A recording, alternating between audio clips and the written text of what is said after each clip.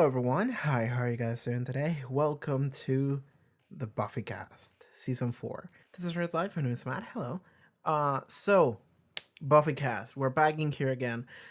In case you're new to this, in case you've never seen one of these, essentially I am going through Buffy the Vampire Slayer, and as I finish each season, I am making this sort of videos where I just recap the whole season and I just give you a general check-in on how I'm feeling about the season, each episode individually, and just the show itself. And again, just in case it wasn't clear, this is my first time watching the show. Okay, so general overall feelings I have towards this season, or things I want to say about it. I'm gonna do that right there at the top. Then I'm gonna start going over every episode individually, which I think is probably gonna be most of the video. Like every time I make one of these, I think to myself like, I'm gonna try not to make it super long, and then the video ends up being like 3.5 hours. So I don't know what this is gonna be. And then at the end of the video, I'm gonna have like a Q&A kind of thing, which is not really Q&A, but it's like I ask people to, you guys, the audience, to give me either questions or just things you want me to talk about in this video, and that's all gonna be at the very end. So yeah, I did that for the people on Patreon. I later asked the people on YouTube. So yeah, that's gonna be the structure of this video. I also want to talk about Angel Season 1, so there might be a small section called the Angel Cast in this video, or maybe I'll make a separate video for Angel, but I don't know if I have this much to say about Angel Season 1, so maybe it will be part of this video too. I don't know. Final thing I want to say is that I probably won't be like recording this whole thing in a single sitting, so there might be cuts in the video where I just warp into the future and then I talk about other stuff at a later point, but it's all gonna be part of the same video. So just so you guys know, there will be cuts in this video. Okay, how do I feel about Buffy Season 4? Buffy Season 4 is very interesting, and it also makes me feel very intrigued as the general perception that people have on Buffy Season 4, because I remember when I watched Primeval and I was just confused. And when I posted that video on YouTube, I remember getting comments from people being like, yeah, like Season 4 is mid. It's not that great, but the final episode is pretty good. And I was sitting there wondering, like, well, at that point I had already seen Restless, and I do agree that episode was a banger. But I was very intrigued how, like, the moment that Season 4 ended, people were telling me like, oh yeah, don't worry about it, it was bad. And I was sitting there wondering, like, is that how people feel about this season? And it wasn't just one person, it was a couple of people that have said over time to me, like, yeah, Season 4 is kind of whatever. So that was very interesting to me, because I didn't feel necessarily negatively towards Season 4 when it ended. I had a lot of questions for sure, and I definitely had this thing of like, well, I feel like Adam might have been like underutilized. Like there could have been more interesting stuff you could have done with that character. But I had people tell me just like, oh yeah, don't worry about it. Season 4 is kind of whatever, which was very interesting to me because people have told me Season 3 is a banger, and I agree. Season 3 is incredible. It's my favorite so far. And people have also told me that Season 5 is incredible. It's like maybe the best season ever or whatever. So that would kind of line up with this perception that people might have of Season 4 being like the weird in between, and that's probably like definitely the case for people who look back at the whole show with hindsight in a retrospective, because everyone remembers like the very high peaks of the show. So whatever is sandwiched in the middle is stuff that people are gonna be like, don't worry about that, like we're excited for you to get to the other point, but that is a weird different sentiment that doesn't really translate for me in the position that I'm in, because like, imagine like a graphic where there's like two mountains, right? It's like a mountain, there's a peak, and then in the middle it has a dip, and then it goes into a second peak. If you're someone who has already seen the whole show, you can see that both mountains, you can see both peaks, and you can see the dip in the middle. I cannot see that. I am currently stuck in the dip, and I'm sitting here thinking like, yeah, this is a good ride. And then people are telling me like, oh, don't worry about it. I'm sitting here like, what's ahead? What is this, the mystical thing that's ahead that everyone keeps telling me like, oh, you'll see when you get there? Don't worry about the mid as fuck piece of garbage that is in the middle. And I'm sitting here in the middle being like, it's good. Like, I don't hate it. It's fine. So like, it's a weird disconnect that I have with some of the fandom here whenever people comment on my videos and tell me like, oh, like, don't worry about the like piece of shit that you're currently sitting in. And I'm sitting here like, I didn't think that it was. I'm sitting here like, it's fine. Honestly, like, it's not horrible. So like, I don't know why people feel that way. But when I look at it with, if I was a fan that has a broader knowledge and knows what's happened and what's coming, then I would probably see the middle point as somewhere where I am overlooking that and I'm excited for what's ahead instead. But I do feel disconnected from the way people talk about season 4, because honestly, people have told me season 4 is just awful, and I'm sitting here like, it's all right.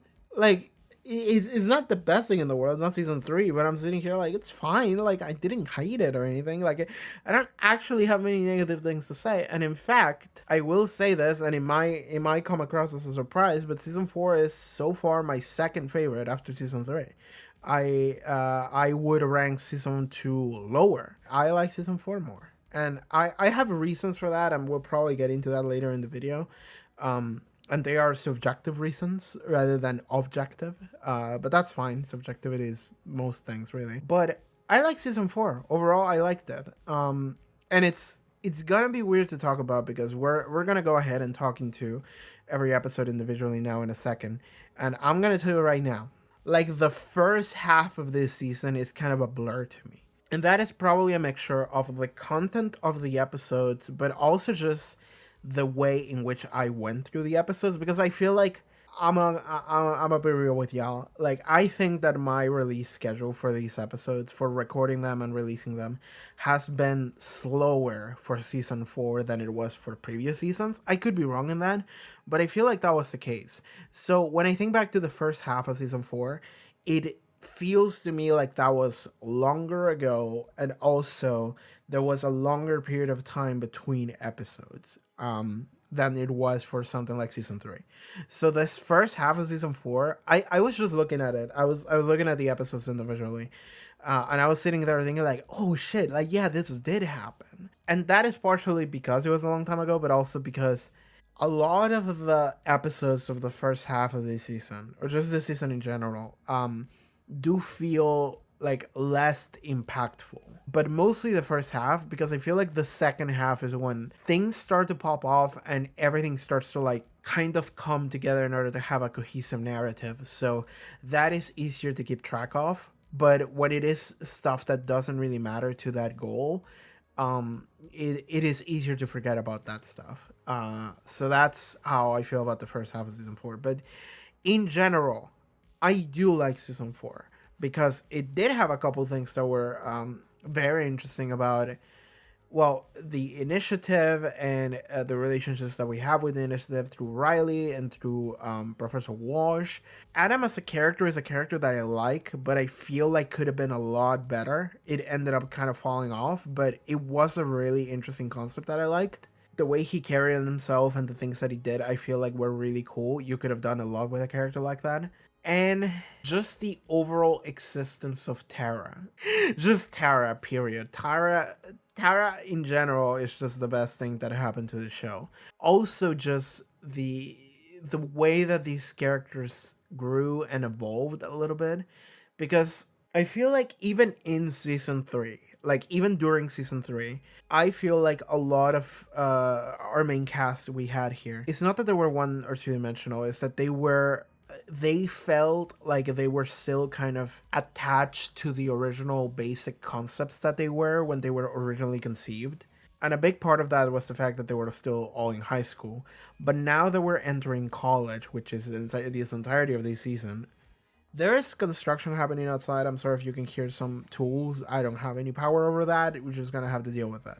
I feel like these characters, like Xander and Willow, they were still like attached to the original concepts that they were conceived as season 1. But in season 4, it feels like, okay, now we're just gonna go all out. Try to like pull them apart and try to develop them in a manner that is more interesting. So even though it's subtle, because I would say it's subtle actually, like, what's happening to Sander, what's happening to Willow, like a lot of that comes as something that's more subtle. What's happening to Giles, even, that's the most subtle of all. If you missed it, I did a video on Restless where I just rewatched the entirety of Restless, pausing the episode as I went through it, and I just talked extensively about like every line of dialogue. And that video is like 3 hours long, so you should watch that.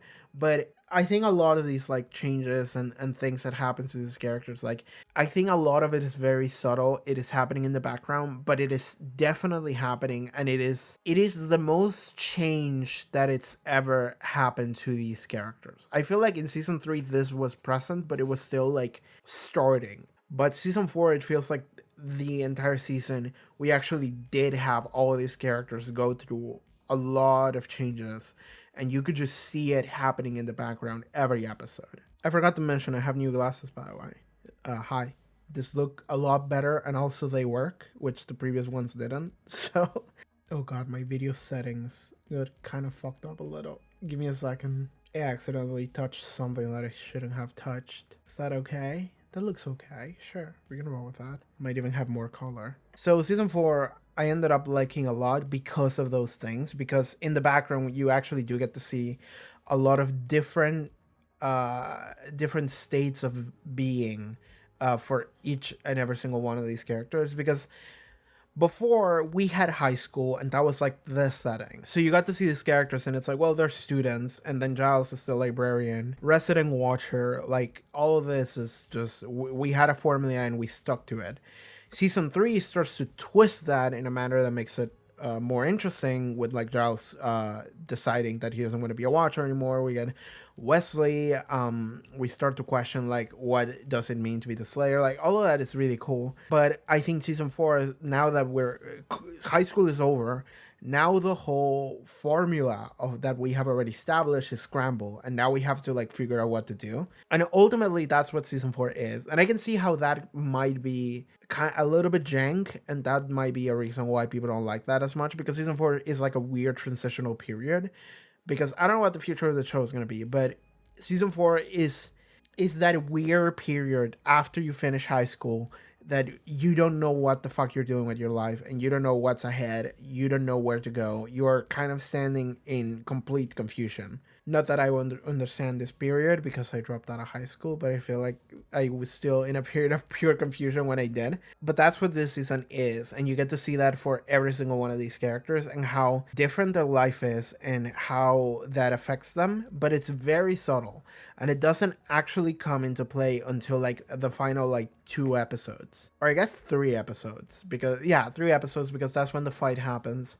The second to last episode is when they actually resolve that and come together, and the final episode is when, through incredibly weird visuals and the directional choices and lines and dream sequences, you actually do get to see have a little bit more insight into that.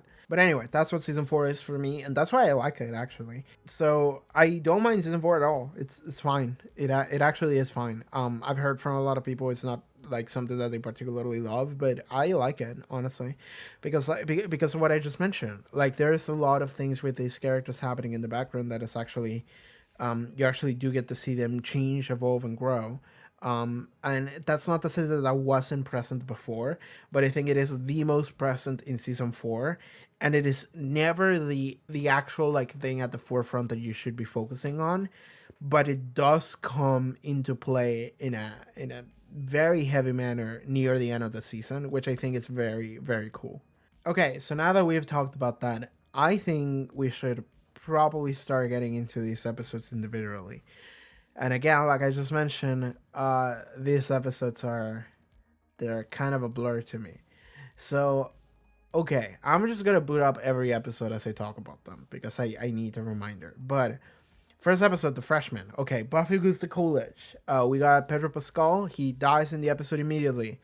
We have roommate. I think her name was Katie. We'll talk about Katie next episode. But right now, it's just... oh yeah, we had like goth vampires or whatever, which is redundant, so there were just vampires. There was like a mean girl with her gang. Buffy broke her wrist, but then she just won anyway. I remember this episode actually did have a little bit more Yeah, Buffy felt really lost this episode. That's what I remember. I remember vaguely that there was something going on with this episode in terms of Buffy's not just loneliness, but just feeling out of place and feeling like no one is there for her. I think that's what it was. Even going back home, and she sees that Joyce has just packed up all of her stuff. I'm seeing that here. And Sander have to give her like a pep talk, which I really like actually. That was one of the best Sander moments. He quotes Star Wars. I think he says, what was it? Like, what would Buffy do? Yeah, he was like, "You're my hero. Like, I look up to you." And like, I'm always thinking like following along to what would Buffy do. Because like she's cool and she always knows what to do. Like he looks up to her. That was really cool and really genuine. But that is also like weirdly putting Buffy in an odd pedestal. But that's what she needed to hear at the moment. But regardless, that first episode, Freshman. I mean, a lot of it is just feeling out of place, feeling like you're having a trouble to adjust to your new situation. And honestly, a lot of this early couple episodes are gonna feel that way. They're gonna feel like, oh, we're in a weird setting now that is different. What do we do? And that applies to both the characters as well as the team that is writing the show, trying to figure out what do we do now. So that's going on with this first episode. I don't know what I can say about it because, like, again, every single one of these episodes, I've talked about extensively when I watch them. And in this instance, I'm going back to like revisit them, but at the same time, man, I don't remember. I trust that I probably said something cool about the episode when I watched it for the first time. So I'm not feeling super bad towards the fact that I can't say anything right now. But I feel like, okay, first episode, Buffy is just she's having trouble adapting to her new life. The second episode is going to be very similar, but then it's also going to be a little bit stupid. The second episode, Living Conditions. Katie. We're talking about Katie.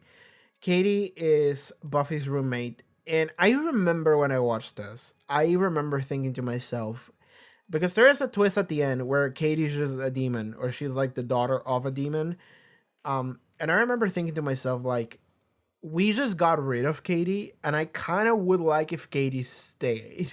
Like, I actually think that that could have been really fun. Katie was a little bit cringe, and she was supposed to be like that really annoying girly that you're like staying in the same room with, and you're having you're having difficulty adapting to her. I think it would have been cool if Katie could stay, but Katie was kind of written to be someone to be disposed of in order to have Willow move in with Buffy. So then we would get to have our two main characters just hang out together. But I actually would have loved if Katie stayed. She doesn't even have to be Buffy's roommate, but it would have been kind of cool if like Katie could stay and just kind of exist in an adjacent place to us. And I think it would be cool if she came back somehow, because I am just a big fan, and this is something that I actually am liking about the show a lot. This doesn't happen all the time, but it does happen where it is cool whenever characters keep coming back. That is something that I always enjoy. That is one of my favorite parts of a JoJo Part 4, Diamond is Unbreakable, which you can see right there. I have an art book for it. I got it a couple months ago and it arrived eventually. But Diamond is Unbreakable is a banger because you have a bunch of people in a community, and once they kept being referenced again and they keep reappearing, you do start to feel that sense of, oh, this is a real world. This is a real community that we're a part of. And that's something I really like about Buffy, that Buffy has been doing, which is characters are just going to come back. They're going to keep being mentioned. You're just going to see them again randomly. And that makes it feel like this world is alive. This is a real world. Not just the world, but just the city of Sunnydale. It just feels real because there's so much density to it. Following that mentality, I would have loved if Katie was someone that would just exist somewhere for us to interact with. She doesn't have to be a main cast. She doesn't have to be someone that appears a lot. She just has to be someone that appears again because she's just around. I think that would be fun because Katie was a fun character. I actually did like her. Another thing that happened was Parker. I'm seeing his mug ass face. I mean, everyone hates Parker. Like, let's be real. Parker just fucking sucks. And we're gonna be talking about Parker. I think next episode. But yeah, we have the Parker arc. God, I forgot that this episode like a competition on who's being more annoying between Buffy and Katie. What's her name, Katie or Kathy? Whatever. And then Willow comes in, and the final singer of the episode is that they're actually annoying each other again. Which is just a normal thing if you just share a place with a different person. Anyway, next episode, The Harsh Light of Day. I mean, okay, this is the episode where we like figure out that Parker's an asshole, right? And then we just hate him, and then we have a fight with Spike, and then this straight up like connects with Angel. I mean, I want to talk about Angel as I talk about the show, but that would get too confusing. But I'm gonna talk about Angel later at some other point, maybe in the same video, maybe in a different video. But right now, okay, Harsh Light of Day. This is the weird relationships episode. We have Sandra and Anya. We have Spike and Harmony. Was that her name? Harmony. And then we have Buffy and Parker. All these girls feel heartbroken for different reasons with their partners. I don't remember exactly what the situation was with Sandra and Anya, which is disappointing because I really like Anya. Okay, I'm watching this scene again. Relationship. What kind do we have, and what is it progressing towards? Sandra just straight up says, "We have a relationship." I guess this was at the beginning of the relationship where, this is the beginning of the season, but I've seen them throughout the rest of the season, so I know that they're together. But I also know that Sandra has issues with the relationship, which means that they have relationship issues. So that is something that will probably be a topic of relevance in the future, because it's not a super healthy relationship, even though I wish it was, because I really want Anya to be happy. We have, I think her name was Harmony. Am I wrong? Used to be a classmate, and now she's just a vampire. And Spike is like hate fucking. So she just randomly came back, and she's a vampire now. Something interesting about Harmony is that we actually haven't seen her like at all since this. And I would have expected to see her more. I feel like we saw her again somehow in some place, but I don't remember where. Maybe she died at some point and I just forgot. But I feel like we've seen her. Maybe it was she was in Restless, wasn't she? I think she was part of the play. I think she was part of Willow's play. I don't think we've seen her since like this, which is interesting because like I like the idea of bringing a character that was just a mean girl bully, part of Cordelia's posse. And now she's just back as a vampire, and she's just has this like interesting relationship with Spike. And it's just this thing of like, this is cool, because I actually do having vampires that are, I like having vampires that are characters, because I feel like a lot of the time we have vampires in the show who are not characters. They are just vampires that we kill. But whenever we have characters that are vampires, it means that they're interesting because they have things to them that make them interesting.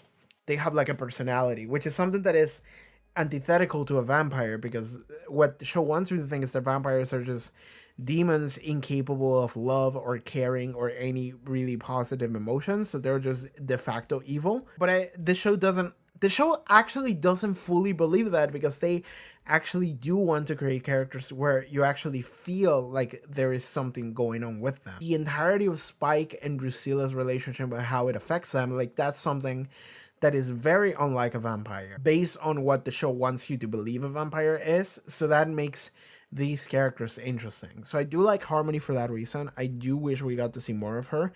She might have died at some point and I just forgot. That is entirely possible. Okay, this fucking Parker bullshit. The thing about Buffy, and I mentioned this before, and I don't mean Buffy the show, I mean Buffy the character, Buffy Summers, is that she's obsessed with boys. She's obsessed with trying to find a relationship. And that is something that I don't know how I feel about, because that is a character trait of Buffy. It is not a character trait that I'm super like in love with. It kind of feels like Buffy is consistently, and I don't know how much of that I want to say is like a bad writing choice, or how much of it is just like, well, no, this is just a character flaw. This is just something where Buffy feels like, in order to like give herself more value, like she has to do that. Or not to give herself more value, but more like give herself something that grounds her. Something that's like loving and caring and cute, but is completely removed from her like wild ass like vampire slayer life. I mean, that is something that is interesting, but at the same time, I don't know how much of it I like, because it does feel like very much like, okay, Buffy's introduced. She wants to have a boyfriend and just fucking not deal with this vampire shit. That's like the very beginning of the show. Then she meets Angel. We have a whole thing with like, will they, won't they with Angel until they do. Then they fuck. Then Angel's evil. And now we do this whole thing where they're in love, but they're fighting each other. Abusive ex-lover. We have to save him / kill him. She does so. She runs away because she feels awful about it. She comes back. She's dealing with the aftermath of the grief of what just happened. Angel comes back. We have this whole thing again where we have the feelings for each other, but we also have this like what just happened thing, so that makes it a little bit feel like forbidden love, which already kind of was in the nature. One of them is a vampire, the other one's a vampire slayer, but whatever. Then Faith is introduced. She adds a spice in the mix of the relationship, because it does feel like Faith actually does have like a thing. She has a thing for Angel, and I actually heard, and this is very interesting, I heard a take where maybe Faith was actually obsessed with Buffy as well, like kind of in love with Buffy as well. I could see that. I can actually see that happening too. Like Faith is desperate for attention, and anyone who gives her attention and kindness on some level, she actually latches onto. Buffy did it, Angel did it, and she actually approaches both people as like, you know, like, I'm gonna kill you, I'm obsessed with you, I'm gonna fuck you up. And she approaches both of them in kind of a similar manner. With Angel, I think it's actually more possessive than it is with Buffy, but she also has so many strong feelings towards Buffy that it's very easy to flip that into love. Anyway, weird love triangle aside, Angel, they come to the eventual realization that the only way we can both like move on with our lives instead of being miserable over the fact that we can't be with each other is the only way to do it is if I just leave and make my own show. So then Angel left. And now we're here, and Buffy immediately goes to college. She's like, I don't know what to do. I'm gonna go get myself a new boy. So then she goes and gets Parker. Okay, we do Parker. And there comes the Parker arc. And the Parker arc, like, it's fine. I'm not gonna say that it's bad that it happens. It's bad that we have a character who just fucking sucks and just tortures their main character emotionally because he's is an abusive piece of shit. I'm not even going to say that that's like a bad thing that you should never do. It's just this thing of like, I don't know if I like the fact that we have like 1 or maybe 2 episodes of downtime between Buffy being like, oh my god, my lover left me, into let me find a new lover. And that's what happens every time. Like I just described the entirety of the show to you from the perspective of Buffy's relationships, and I pretty much covered every episode. And all of it, Buffy has a weird relationship in a romantic sense with some boy of some kind. The majority of it is Angel. It's not always Angel. Whenever it's not Angel, it's someone else that she's actually like trying to have some kind of weird feelings for. But anyway, Parker, he sucks, and we all know he sucks. But he actually does kind of serve as a good life lesson for Buffy, in the sense that, like, okay, season 4 kind of has to feel like adult lessons, you know, like lessons about life, where Buffy is coming to a realization that actually men suck. Parker's a piece of shit. He's superficial. He's gonna lie to you just to get sex, and he sucks. And Buffy realizes that, oh, this is a thing that can happen to me, which is, I'm not sure, is something that Buffy knew beforehand. So like Parker kind of serves as a weird like life lesson as to like who you place your trust in, and like what that can actually be for you. And it is this thing of like, Buffy mourns the fact that happened to her. It feels awful to her. But then she has to come to a realization later that like, it's not worth it for me to actually give a shit about like a guy like this. Which is, we're going to talk about the next episode. I think it's next, 2 episodes from now, actually. But yeah, this episode, Buffy really feels like she had a connection, and then she didn't because Parker fucking sucks. And it actually does make sense that after that happened with Parker, she actually does have a moment. And this is not something I picked up originally on, I think. Because this is the episode where Spike gets this like magical mystical ring that allows a vampire to just operate during the day. And then she gets the ring off of him. And she decides to send that to Angel. And that's something I don't think I picked up on this when I watched it originally, but it makes sense for her to be thinking about her actual lover that they did have a caring relationship with after what just happened with Parker. She was thinking about like, man, Angel was really good. Right, Angel. And I have this thing that I can give it to him. Okay. So then she gives the ring to Angel, and then we go into Angel 1-3. I mean, I'm gonna talk about that in a different video maybe. That's something that makes sense to me. This is the relationship woes episode. Next one is Fear Itself. I'm gonna be real with you, Chief. I don't remember what the fuck happened in this episode. I mean, I do broadly remember it's like the spooky house of jump scares, which is not really a house of jump scares, but it's like the spooky Halloween mansion, and they created a magical circle that made it so everyone's fears became true, which is an interesting concept. But then at the very end, the joke was like the fear demon is like super tiny, and then you just fucking step on it, and that's sad because it's like fear is dumb. Like, you actually being afraid of things is the actual like it's the actual power that it has over you is the fear itself, is not the actual thing. Like, for example, my fear, I have an arachnophobia. I have a huge fear of spiders. The reality is that most spiders are probably never gonna be an issue in my life. That's the truth. It's like, if I saw a spider on my wall right now, I would be afraid of it. But realistically, it's probably not going to do anything to me. However, the fear is the actual power that it holds over me. It's not the actual thing. It's just the fear of it. So when the final monster shows up and it's just like this tiny demon that doesn't actually do anything and you just kind of step on it, it's like, it's the same thing. It's that this entire episode was about you being afraid, but then once the embodiment of fear shows up, it's like, oh, the real thing actually doesn't really matter. So it's really fun. I really like that concept. So that's something that I really liked about this episode. And then the full episode was just fun. It was I remember this episode being fun, being like, oh, we show a lot of fun stuff here. I like seeing Anya in the bunny costume. Giles with a fucking chainsaw was fun. I would have liked if Oz was God, but I guess this was a different episode. The one where they turned into their costumes, that was different. Sander was invisible, I remember, I think. So that tells you a little bit about them. I like that. But anyway, that was mostly it. Next episode, Be or Bad.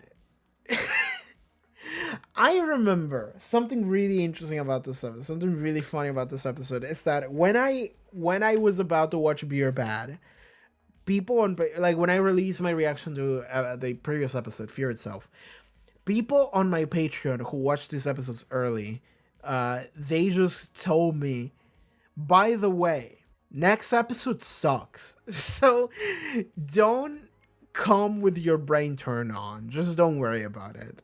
People told me that, and like, no one ever tells me that. Like, that happened like twice, I think. Whenever someone was like, by the way, next episode sucks, don't worry about it. I'm sitting here like, damn, like, I'm actually excited to watch it now, because like, in order to have you, the fucking audience, told me like, yeah, this one is bad, that is actually makes me more intrigued than anything that you could have told me. So I came into Beer Bad with high expectations, not in terms of quality, but in terms of entertainment. I came here, and that actually made me happy, because something. Okay, I'm gonna give you a little bit of insight into my experience doing reactions to this show, and this might not be the most fun thing to hear, and I'm sorry about that, but okay. My experience watching this show in terms of audience interaction, in terms of YouTube comments and whatnot, has been, I think, overall negative. And I'm sorry that you have to hear that. Mostly at the beginning, I will say that. Mostly for seasons 1 and 2, maybe. Right now, it's okay. Right now, it's fine. But back when I first started watching the show, I'm gonna give you an example, because it's the one that is always present in my mind. is that I remember when I released the first episode to the season 1 of Buffy. First of all, that video got a lot more attention than I thought it would. I honestly, whenever I started watching Buffy, for those of you who weren't here when it happened, I just made a Patreon poll and I asked people like, hey, what should I watch? And people, the majority of people voted for Buffy. I actually don't think it was the majority.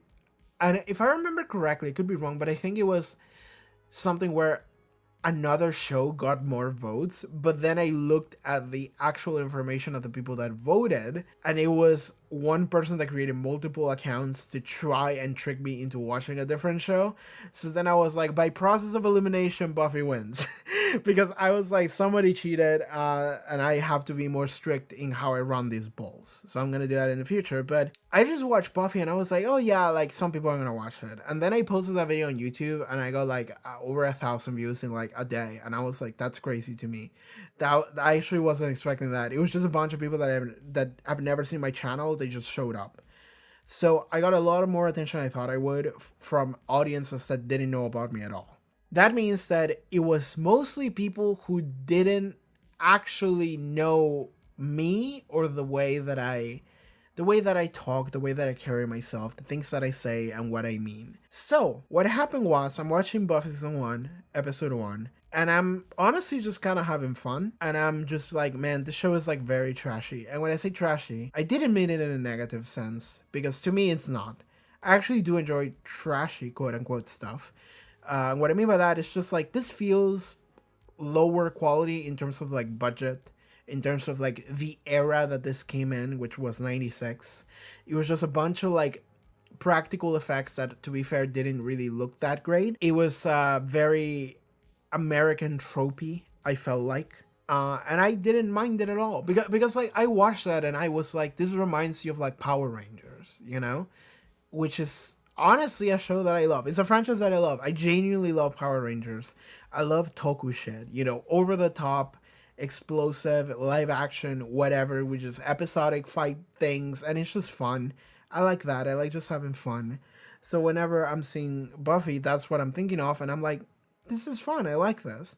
And the one comment that I remember, but this wasn't just one, it was many. But the one that I remember was somebody that was like, they left me this like multiple paragraph comments, which was, I came in here excited to watch a new person getting to this like marvelous show, and you're here watching this for the first time and you're being so disrespectful, so disdainful.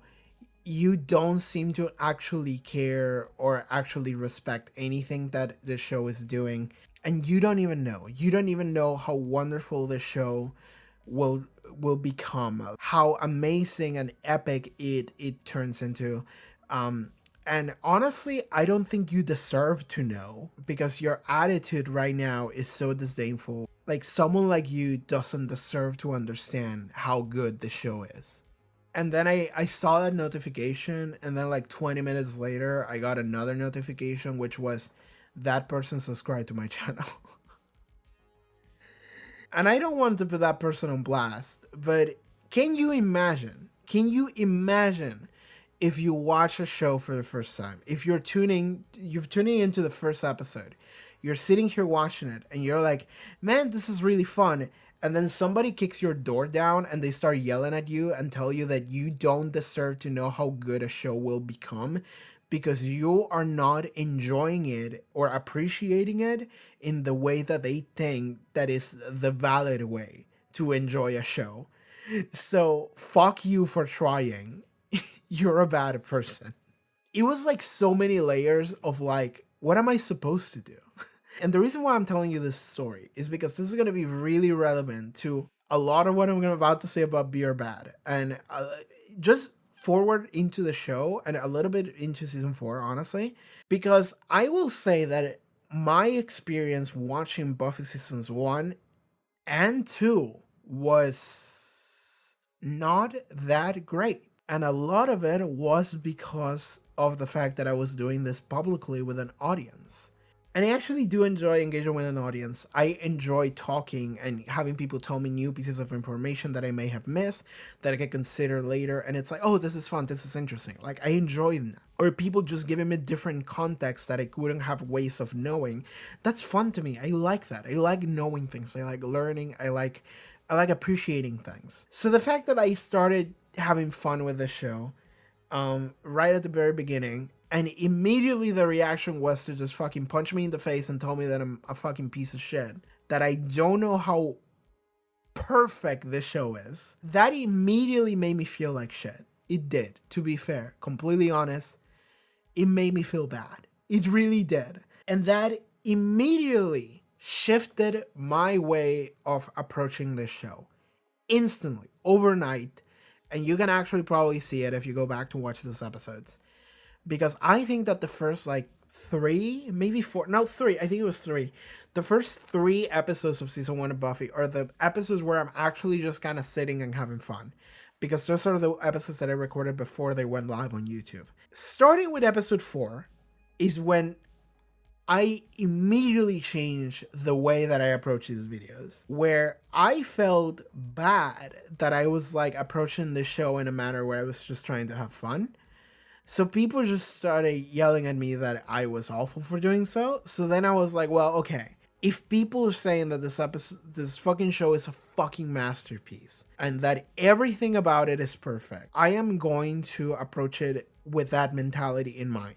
And I didn't do so out of like any like bitterness. I did that genuinely because I was like, well, if people told me that, then there has to be something that I'm missing here. Spoiler alert, that's not really the case. There's a lot of episodes in the show that are just kind of whatever.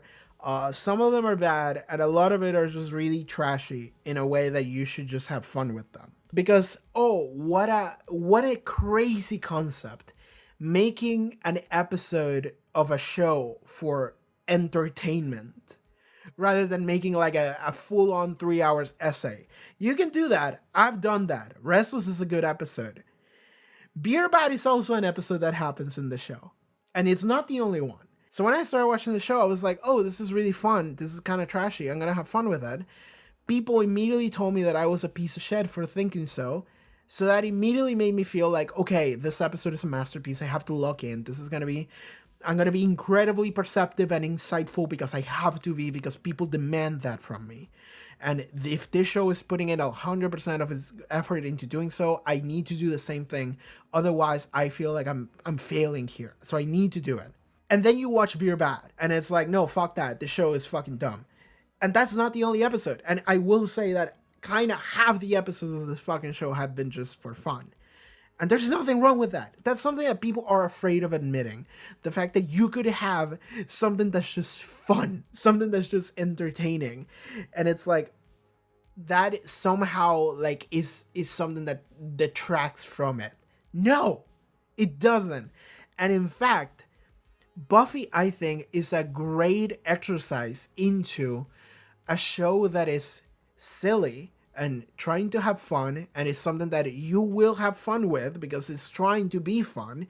You have all these characters being quirky and having funny lines, but then suddenly, if you're paying close attention, you can see an undercurrent of something that is much more serious, something that is much more complex, and then eventually that becomes the main issue that you should have been focusing on. That's what this entire season is. That's what this show is in general.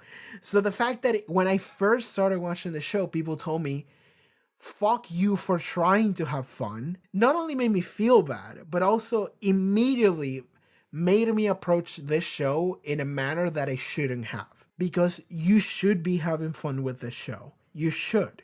If you're not having fun with this show, then you're not engaging with the show in the manner that was intended for you to do.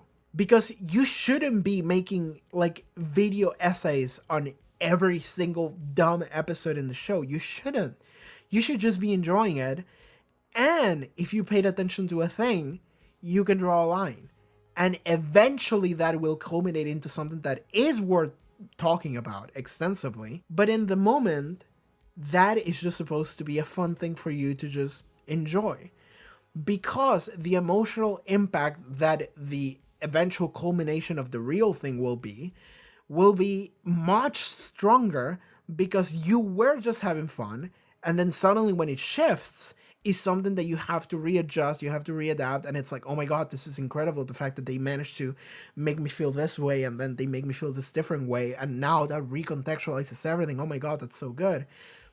Because I wasn't approaching the show in that with that mentality originally, because people yell at me when I did, I think that a lot of my enjoyment of the show was stunted, and a lot of my perspective on it was also stunted. Like I can actually think to myself when I was watching like season 2, watching some episodes, and I feel like a lot of those episodes I was sitting there being like, how do I justify this as like an incredible masterpiece? And you can actually see me try to like do some mental gymnastics trying to be like, okay, what is the most refined, smart take that I can give to this episode? And then the reality is that sometimes that episode is just kind of whatever. It's just kind of a silly, goofy episode, and that's the end of it. Because it's just supposed to be entertaining, and that's it. So, whenever people told me that Beer Baz was an absolute piece of shit episode, that made me really happy. It made me very happy. It made me so happy. Because, like, that's, like, the complete opposite of my mentality in season 1. That is, like, night and day. In season 1, I was like, oh my god, I have to treat every episode as if it was a masterpiece. Whenever multiple people told me, Beer Bad, this episode is coming up, this is an absolute dogshit piece of fuck episode that you don't have to care or worry about, that feel like that lifted a weight of my body that was like 4 tons. It was just like, oh my god, I don't have to lock in. I can just have fun. I can just sit here and be like, god, this is a fucking stupid piece of shit episode. I get to just enjoy it. That made me so happy. So like my take on Beer Bad is that it's actually one of the most fun episodes that I really enjoy watching because of that. That is entirely subjective to my own personal experience, based on my own personal things that happened during my journey through this fucking show, because I was watching it in a weekly, like episode to episode basis, publicly, so people could give input, and I was paying attention to said input. Because of all of those factors, I enjoyed Beer Bad because it was fucking dumb. And people told me that it was dumb, and they didn't care if I called it dumb. And I loved Beer Bad as a result. I love seeing all these like dumb caveman people, one of them being Cutner in House. They're all just running around being like, beer. It was so fun. And then Buffy does the exact same thing. Oh my god, I love this episode. I fucking love this so much. I feel like I locked in so hard for this episode that I'm losing my voice already. Oh god. So I might have to stop right here in a second. But dude, I love this episode because it's dumb and it's silly and it's goofy, and I get to see Sarah Michelle Gellar just acting like a cave woman, and it's just really fun. This is the episode where we start having a little bit of thing with Oz and Veruca. That will culminate later, next episode. Yeah, next episode. But right now, this is just the... Oh yeah, Sandra also had a gig as a barman. So that was good. I wish that would have lasted longer. But yeah, this is the... I mentioned this earlier, but this is when Buffy just fucking punches Parker, and then that's the end of that. And that's the end of the Parker arc. Because... And that's what makes it good from last episode, because last episode, I just mentioned that Buffy had to come to the realization that it's not worth it for me to like lose sleep over a guy like this. Fuck this guy. He doesn't get to own me and make me feel this way. In this episode, you get to just see Caveman Buffy just fucking punching him, and that's it. And then it's just like, fuck him. That's perfect. It's perfect that we get to have that like resolution that is just like, yeah, whatever, he ain't shit, he doesn't matter, and then we just move on with our lives. This is like the dumb Goofy episode, and that's what the culmination of the Parker arc is. I love that. That's really good. Other than that, we have like a barman he was like, oh yeah, my brother's a warlock or something like that. Like, that was so fucking funny. That was the most Buffy the Vampire Slayer as line ever spoken. So I really enjoyed that. Other than that, I don't know what else I can say about this episode. I loved it. It was just dumb fun. And that's why I loved it. And I do want to say, like, I'm sorry if you heard me say those things about my experience with Buffy for seasons 1 and 2, and you, like, either feel bad about me or feel bad about those videos that I made. It's like, no, because, like, I never feel like I was lying whenever I made any of those videos. It was more like I was doing an exercise trying to think about what is something that I'm not thinking about. What is something that if I go deep enough layers, I can realize and I can call it like, oh, this is awesome about this episode. But I feel like a lot of those episodes of season 2 or season 1 mostly weren't made to be consumed in that way. You can just watch them and have fun. And that's what I did with Beer Bad, and I enjoyed it. I really loved it because of that reason. So for seasons 1 and 2 of Buffy, I should have applied that mentality more, but I got dissuaded from doing so because people yell at me when I first started posting these videos. That made me feel bad. But that doesn't really happen anymore. Okay, when we get to fucking pangs, we're gonna revisit this topic.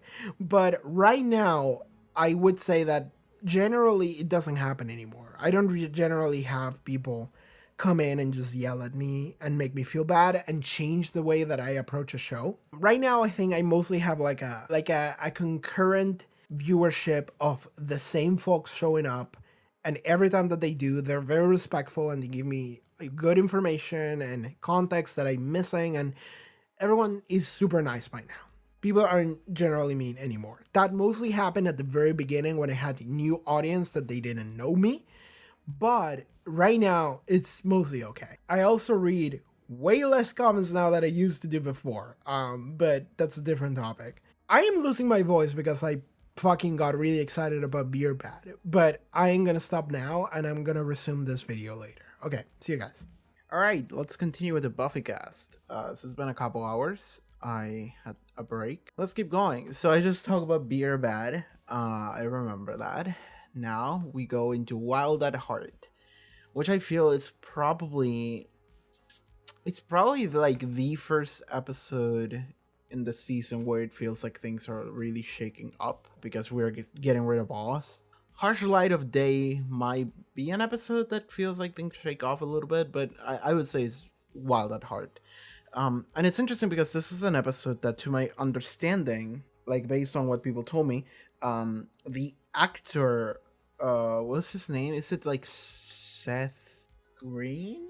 He, to my understanding, from what people told me, he had other commitments, or like he chose to do a movie, and he just decided, I'm gonna do that instead of this show. So he just decided, I'm just gonna go, and they had to write him out somehow. And this was the episode that they decided to do it in, and this was the way.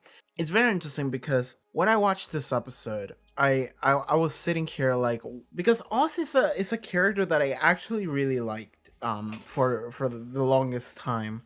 And I think that he's actually genuinely just like a very solid dude. So whenever this episode happened and he cheated on Willow, and people gave me like a reasoning of like, well, the reason why he did that is because he knew that if he didn't, then she would go out there and start killing people. So this was like a sacrifice that he had to make. And it's like, sure, I can see that. I can see that, like, that line of thinking. But at the same time, he knew exactly what would happen as a result, and he seemed to be okay with it. I feel like I have to rewatch the scene where Willow and Oz just fucking fight. Like, this line from Willow, you know what happened with Sander, it doesn't compare. Like, that to me is like an insane thing to say to me. Maybe I'm forgetting like a specific like context that makes that better. But like the fact that Willow would go like, well, when I cheated on you, it wasn't as bad as when you cheated on me.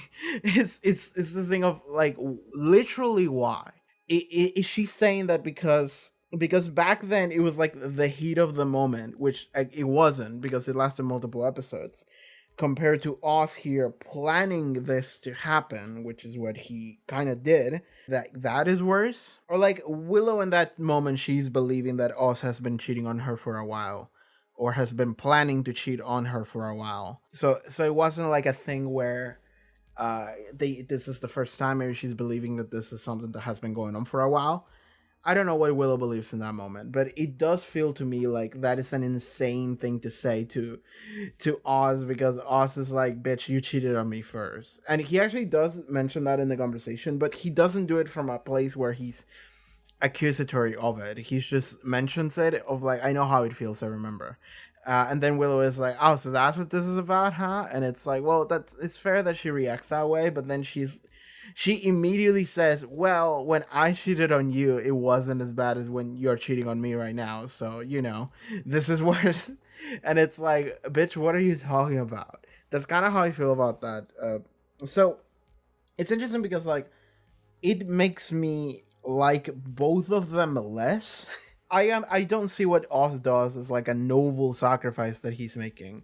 And I think part of the reason why that is because they don't actually spend too much time telling us like how much of a sacrifice is what Oz is doing. Like, if Oz seemed to be incredibly troubled by this, and you actually would get to see him getting really emotional, like, I feel like that would make it better. And I suppose what you get is the idea of him when he leaves at the end. That is what that is supposed to be. It's like he feels really guilty and he feels really bad. But like, that is not like dissimilar to what real cheating in the real world is like, you know? Like in the real world, you don't get people cheating on their partners and being like always being like cartoonishly evil, just like, haha, I'm cheating on them and they won't know. And I love this. It's like, no, a lot of the time people cheat on their partners and then immediately they feel awful about doing that because it feels like they were weak. It feels like they did something that they knew they shouldn't do, so it feels bad for them. So then that makes them run away from their partners again because they don't want to confront that, and then they cheat on them again, and that just keeps going.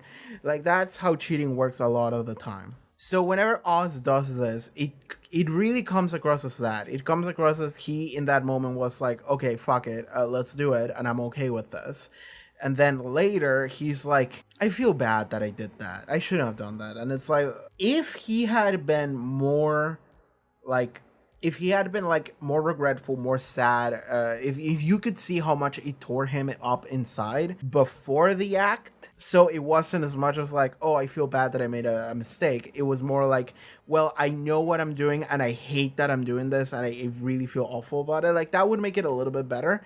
But that, and that could have been what happened.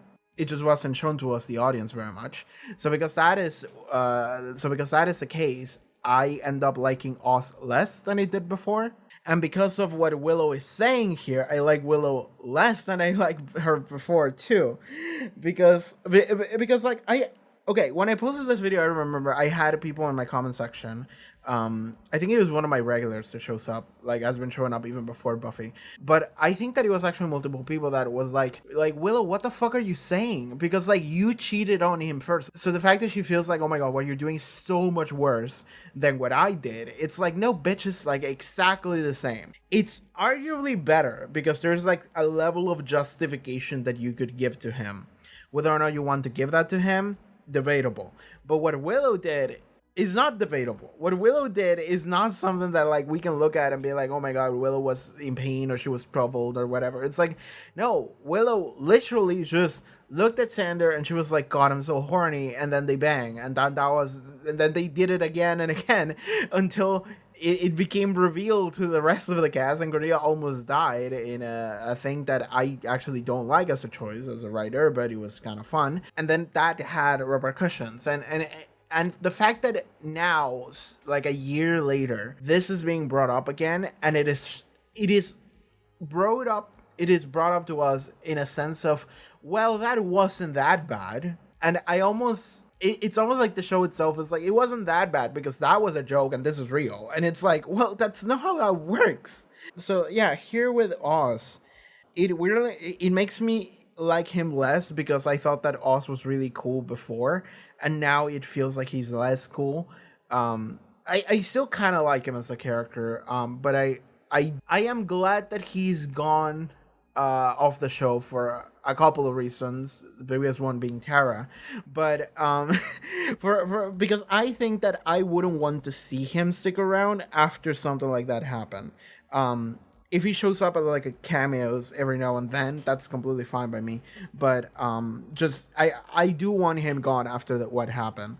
But I also like Willow less as a result of what happened. And of course, everything that I'm saying can just easily be seen as like, well, these are like 19-year-olds, like me being looking at them and being like, well, your words or you're acting irrationally. It's like, whatever. Like, it does make sense on a level that she's saying what she's saying because she just got cheated on and she's saying things because she's very emotional. I get that. So that's not a complaint, but that is just something that makes me like her less. In the same way that it makes me like him less. But yeah, this is the episode of Veruca. Oz, werewolves, they fuck in werewolf form, werewolves fucking, and then Oz runs away. He just runs away, he leaves. It's very interesting because I just remember that there's an episode where he comes back later. So he runs away, he leaves, and he goes to like Nepal and shit, and he becomes a monk. It's funny that all of that happens over the course of a couple months. Like, because like this happens within the same like season. So he goes away for a couple months and he comes back and he's like, I've been enlightened, I've trained, I'm better now. And it's this thing of like, that was really quickly. Like that kind of shit, I would imagine takes a long time for you to like achieve your zen and for you to feel comfortable again. It's like the fact that he came back within the same season makes me feel like, wow, that was quick.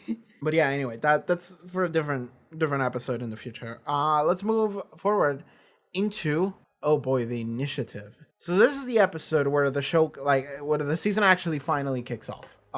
We get to follow Riley. And this is interesting because this is the episode where we actually do get to know about Riley.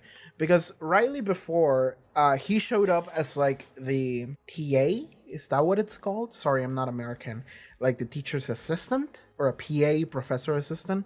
So yeah, he's just been hanging out. You can see him in scenes at class alongside Wash. But this is the episode where actually we do get to follow Riley. And I do love the switch that they do here. Like 25 minutes into the episode, I'm looking at it right now, when they're all at like the party at the dorm, and we have been following Riley practically the entire episode as Riley is asking people about he's coming to terms with the realization that he loves Buffy because Forrest and his other friend, who really doesn't talk a lot, but we know his face, they all keep pushing him until he finally admits that he's in love with Buffy by punching Parker in the face, which was like the hypest moment of the entire season. Sorry, Primeval, but the hypest moment of the entire season was Riley punching Parker. So whenever all of this happens, you're by that point, by the point where you're 25 minutes in, you have been following Riley for a long enough time for you to feel like, I like this guy. I feel like I get this guy. I vibe with him. I fuck with him. So if he wants to date Buffy, you're kind of like, okay, you can date Buffy, you can date our girl, you seem to be cool, right? Like that's kind of where you're coming from with Riley. So you're sitting there thinking like, okay, Riley's kind of a good boy. So then when 25 minutes in, they walk in incredibly casually into like the mirror and they do like the secret agent eye shit, and then it opens up and it's like, welcome, Agent Riley Finn or whatever. And I just sit there being like, holy shit, I wasn't expecting that, because like that is actually kind of really cool. It's really cool to do that reveal like half an hour into the episode. I really like that. You spend like the majority of the episode, just like the entire first half, just setting up this character. You follow him, and it's a character that you've seen before. You just haven't been developing him, but you've seen him before. So it's like, okay, I'm following this guy. I get this guy. This is cool. I like him. Okay. Oh shit. He's part of the initiative. He's part of this like secret Asian collective that you've seen a couple of times throughout the season. And you thought to yourself like, well, they're going to come in and they're going to be important at some point. And they are, but you weren't expecting the fact that it would connect to this, right? To this storyline where Riley is into Buffy and then suddenly, haha, the initiative comes out. It's a really cool reveal. That is a really cool way to connect these two things. So I was a big fan of that. This is also the episode where Spike he gets neuter. and he has performance anxiety with Willow. So this is the point where we start BB girlifying Spike. We start woofying Spike. I suppose you could have started doing that a couple episodes ago, but this is really it. This is really the episode. He gets captured. They put the chip on him. He can't hurt people anymore, and it's like, well, there he is. Buffy is down for this relationship with Riley because Riley seems to be a good boy. This really interesting storyline where they're both essentially secret agents hiding that from each other. And this will come to the climax during, I think, Hush, which, oh god, we gotta talk about Hush. That's a banger of an episode. But this is the initiative. We also learned that Professor Wash is actually Professor Wash. She's the initiative. So that's something that's really interesting. The way they go about revealing this. And also, I think people feel kind of mixed about Riley. I think that's something I remember reading. And honestly, like, I get that. I get that because Riley is like plain white bread.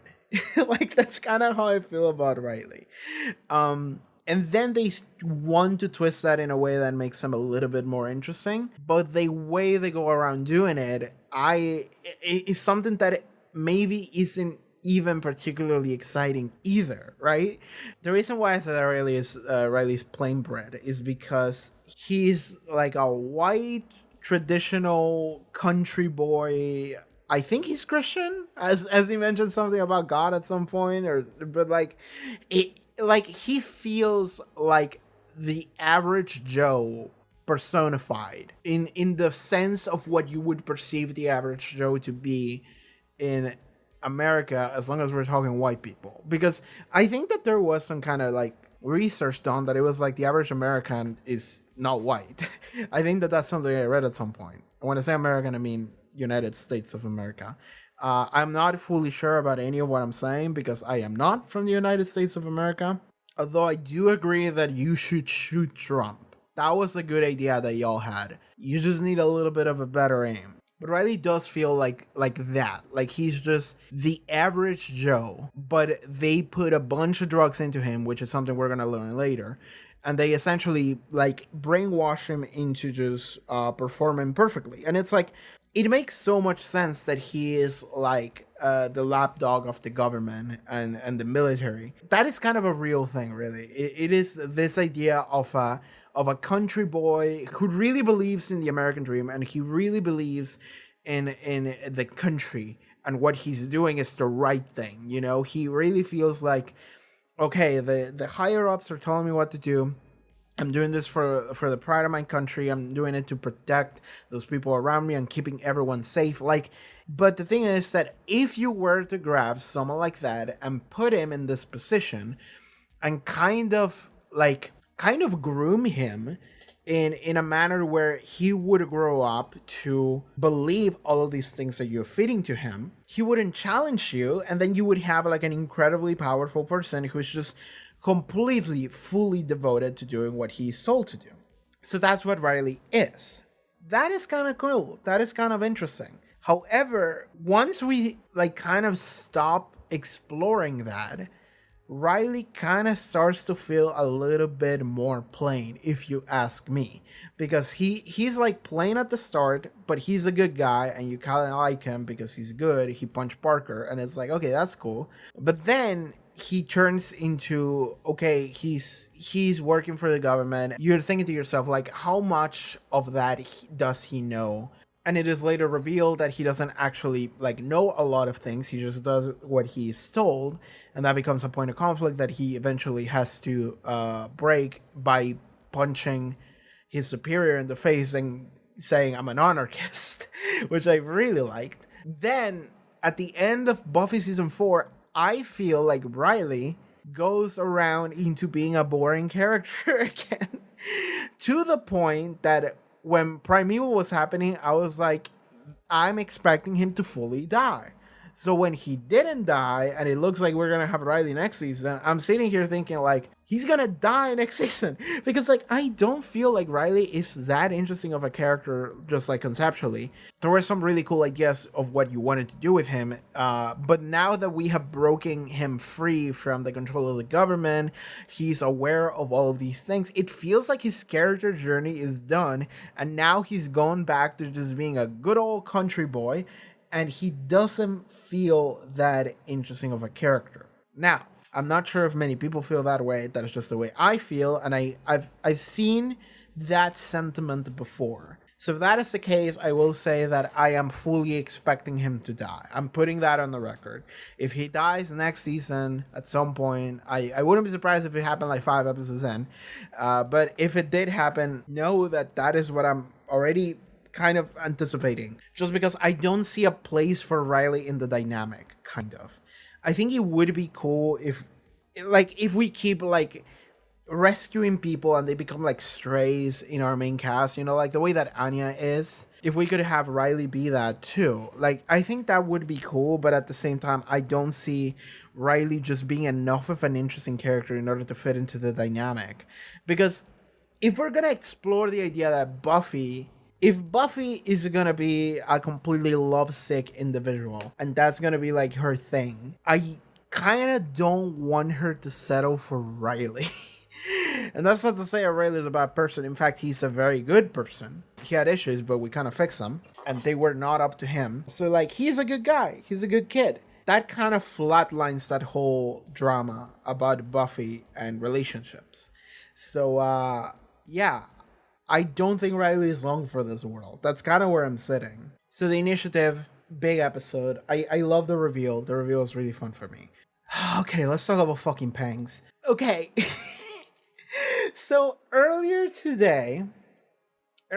fucking day, when I recorded what I said about Be or Bad, I told a story about how I feel like my enjoyment of the show was stunted, it was affected in a negative manner by my audience, by people in the comment section telling me things, especially for seasons 1 and 2. Pangs is another episode that like, okay. There are things I actually want to say about Pangs that I kind of want to rectify some stuff that I said before. However, at the same time, I feel like my general stance on the episode is still kind of the same. I still don't like it. So, this is what happened with my reaction for Pangs. Just to recap. I watched Pangs, and as I was watching Pangs, I thought to myself, I don't like this episode because they feature this, I want to say tropey, but it's almost just parody. And I understand that they're trying to do a parody of the trope, but if you want to do parody of a trope, you have to not fall for the same reasons why the trope is bad. So it feels like the episode is failing to understand why the trope is bad. Instead, they just go, haha, that's a trope. Of showing a Native American spirit that comes back for revenge or whatever for the white people that took their land, and it's like, yeah, this is the bad of the episode. This is the big bad, and the episode ends with we literally just like eat the turkey dinner over the dead body of the native spirit that we just killed. Because like we killed them and then in the same room we just have the turkey and we just eat it, and it's like, hey, happy Thanksgiving everybody, and it really feels really bad. I'm gonna be real with y'all. I was like, this is the kind of episode that if this came out today, this show would not have had a season 5. That's what I said. When I posted my reaction to that episode actually got a relatively big, I want to say bigger than a lot of episodes in the season, amount of views. And I oddly enough think that the reason why I got a huge amount of views was because of its title, which, like, okay, I'm gonna be real with you. I'm gonna be fully honest and transparent here. I don't have a diagnosis for autism, but I do want to get one because I have a lot of suspicions about myself, and I've had that for a while now. When I titled that episode, I titled it, "Don't click on this video if you like this episode." That's what I titled that video as. And the really funny part about that is that I fully 100% believed that if I did that, people would avoid hearing me talk about it. People would just be like, okay, I'm not gonna watch that because they didn't like it. So, I'm just gonna move on with my life. Not realizing that that was like one of the most clickbaity titles I could have titled it as.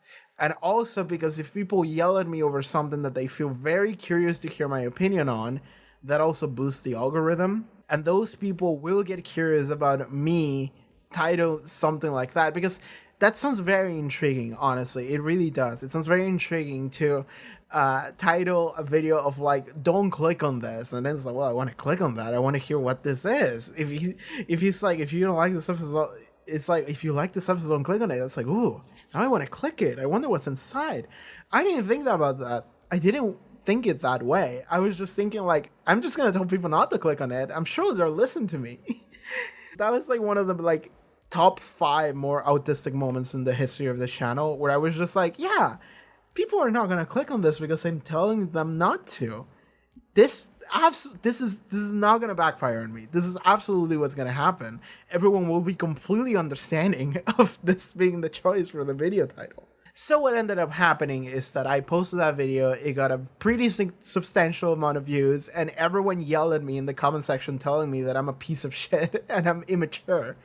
I think I will say I didn't actually read the comment section for that video very much, but like, when you see the bell with the notification on it, and I don't like seeing the notification on it, so I clicked on it in order to get rid of it, and I just immediately clicked on it, and I saw something saying something like, this was a very immature video. And I was just sitting there like, okay, cool. That's the way it is, I suppose. I'm just gonna go. And then I looked at the like dislike bar of the video, and it's like the biggest dislike bar I've had, like, I don't know if ever, but in a while. And I was sitting there like, oh, that's bad. Because like if the dislike bar is like 95%, it's like, well, whatever, it's normal. If it's 90, you know that okay, there's something going on. If it's less than 90, you're like, oh man, that's a bad video. People don't like that one. That one was less than 90, right? Like for sure. So I was like, oh my god, that is a bad video. People hate me for it. I saw a bunch of comments pile in. I was like, I ain't reading that shit. I don't want to know. But something that I did read, and this is something that actually made me reconsider a little bit of the episode, was the fact, and this I think it's completely understandable for me to like not have seen the episode in this manner when I watched it for the first time, but let's talk about it now. Something that somebody said, I don't remember exactly what they said, but they essentially said this episode is such a great like parody of Thanksgiving, or just the Thanksgiving experience. Like, there's a lot of things in the episode. Like, for example, like Spike being the weird relative that's like bitter and hates everybody, but he's just still around because he's just like a relative of the family. Like, that's the role that he's fitting on. Is like the person who's obsessed with just like, okay, we gotta get the dinner done, So it's like all these things of like, this is the Thanksgiving experience, and this episode is actually using that. This is what the episode is going for. We have like this whole conversation about, the origins of Thanksgiving and Native Americans. And the episode in general seems to be incredibly tropey in every single just possible manner. Because it is trying to have fun with the idea of Thanksgiving and the way that Thanksgiving is as an experience that everybody knows about. It's something that everyone understands. I am not American, or rather, I am American. I live in the continent of America, in South America, in Argentina. I am not US American. I am not from the United States of America. Thanksgiving does not exist for me, and I don't understand that celebration. So when I read that, I was sat there and I thought about it, and I was like, that's interesting because I didn't get that, right? Like, the fact that this episode is an episode that could be seen, or rather is, just a bunch of experiences that most people in the United States of America are familiar with, and it is actually iterating on that in order to tell kind of a funny story. That's not something I could understand. And more than that, because, okay, I can understand it in the sense that if somebody explains it to me, I can understand that. But I also don't have the emotional understanding of what I just said to you. Because even though I can understand that as like factually, if somebody explains that to me, I can understand that. I don't understand like the emotional undercurrent that you would have if you live through those experiences. Because if I think about it, it makes sense. It makes sense, and I want you to follow me on this exercise.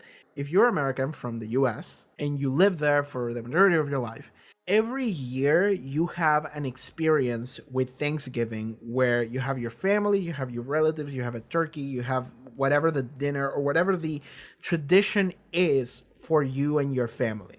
I'm sure it's different for between families, even between maybe states, but it seems to me like it's generally there is an overlap between all these things. You have that experience every year.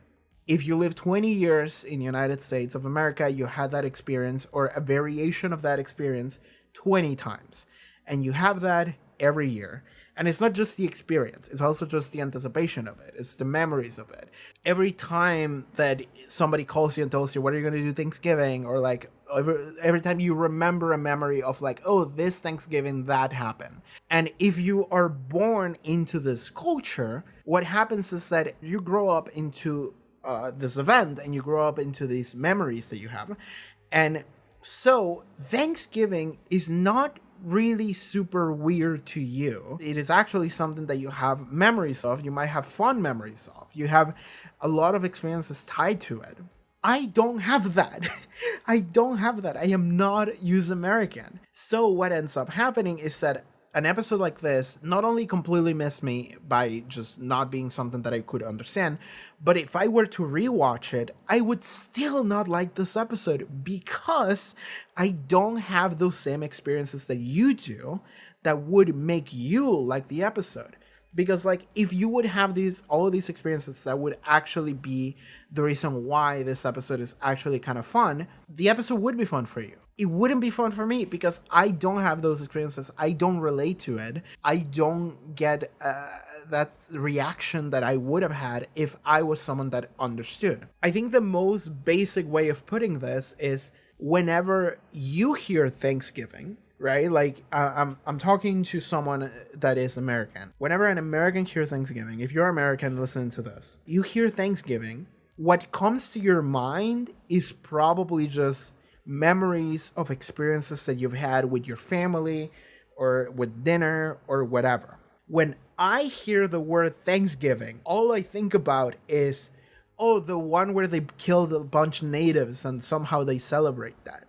That's what I think, because that is my experience with Thanksgiving. Thanksgiving to me is, oh, I went online and I read about it, and now I knew it from like a more academical perspective of like, I learn what it is from like a book rather than from experience. Because again, this is not my culture. So this episode pangs. I will rescind some of the takes that I said during that video, because I will say that the point of the episode, which was to just have fun using a bunch of tropes and experiences that Americans share in order to tell a goofy story, that was lost on me. That was completely lost on me in virtue of me not being American. Should the episode have been written differently? I mean, maybe, but at the same time, Buffy is already incredibly American.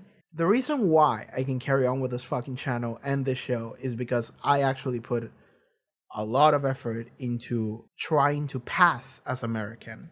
That's not really the goal, but it is me trying to understand what life is like in the United States of America, because if you hang out around online spaces that are English speaking, you're gonna have to learn the way America works, because if you don't, then you don't get to hang out with people. You don't get to understand anything because, unfortunately, America has won the culture war and we kind of have to adapt to it. However, there's a lot of things that I'm just not going to have the personal, emotional connection and understanding that an American would have. There's a lot that I know that is just essentially information that I read in books, but I don't have the experience, and I think that episode definitely missed me for that reason.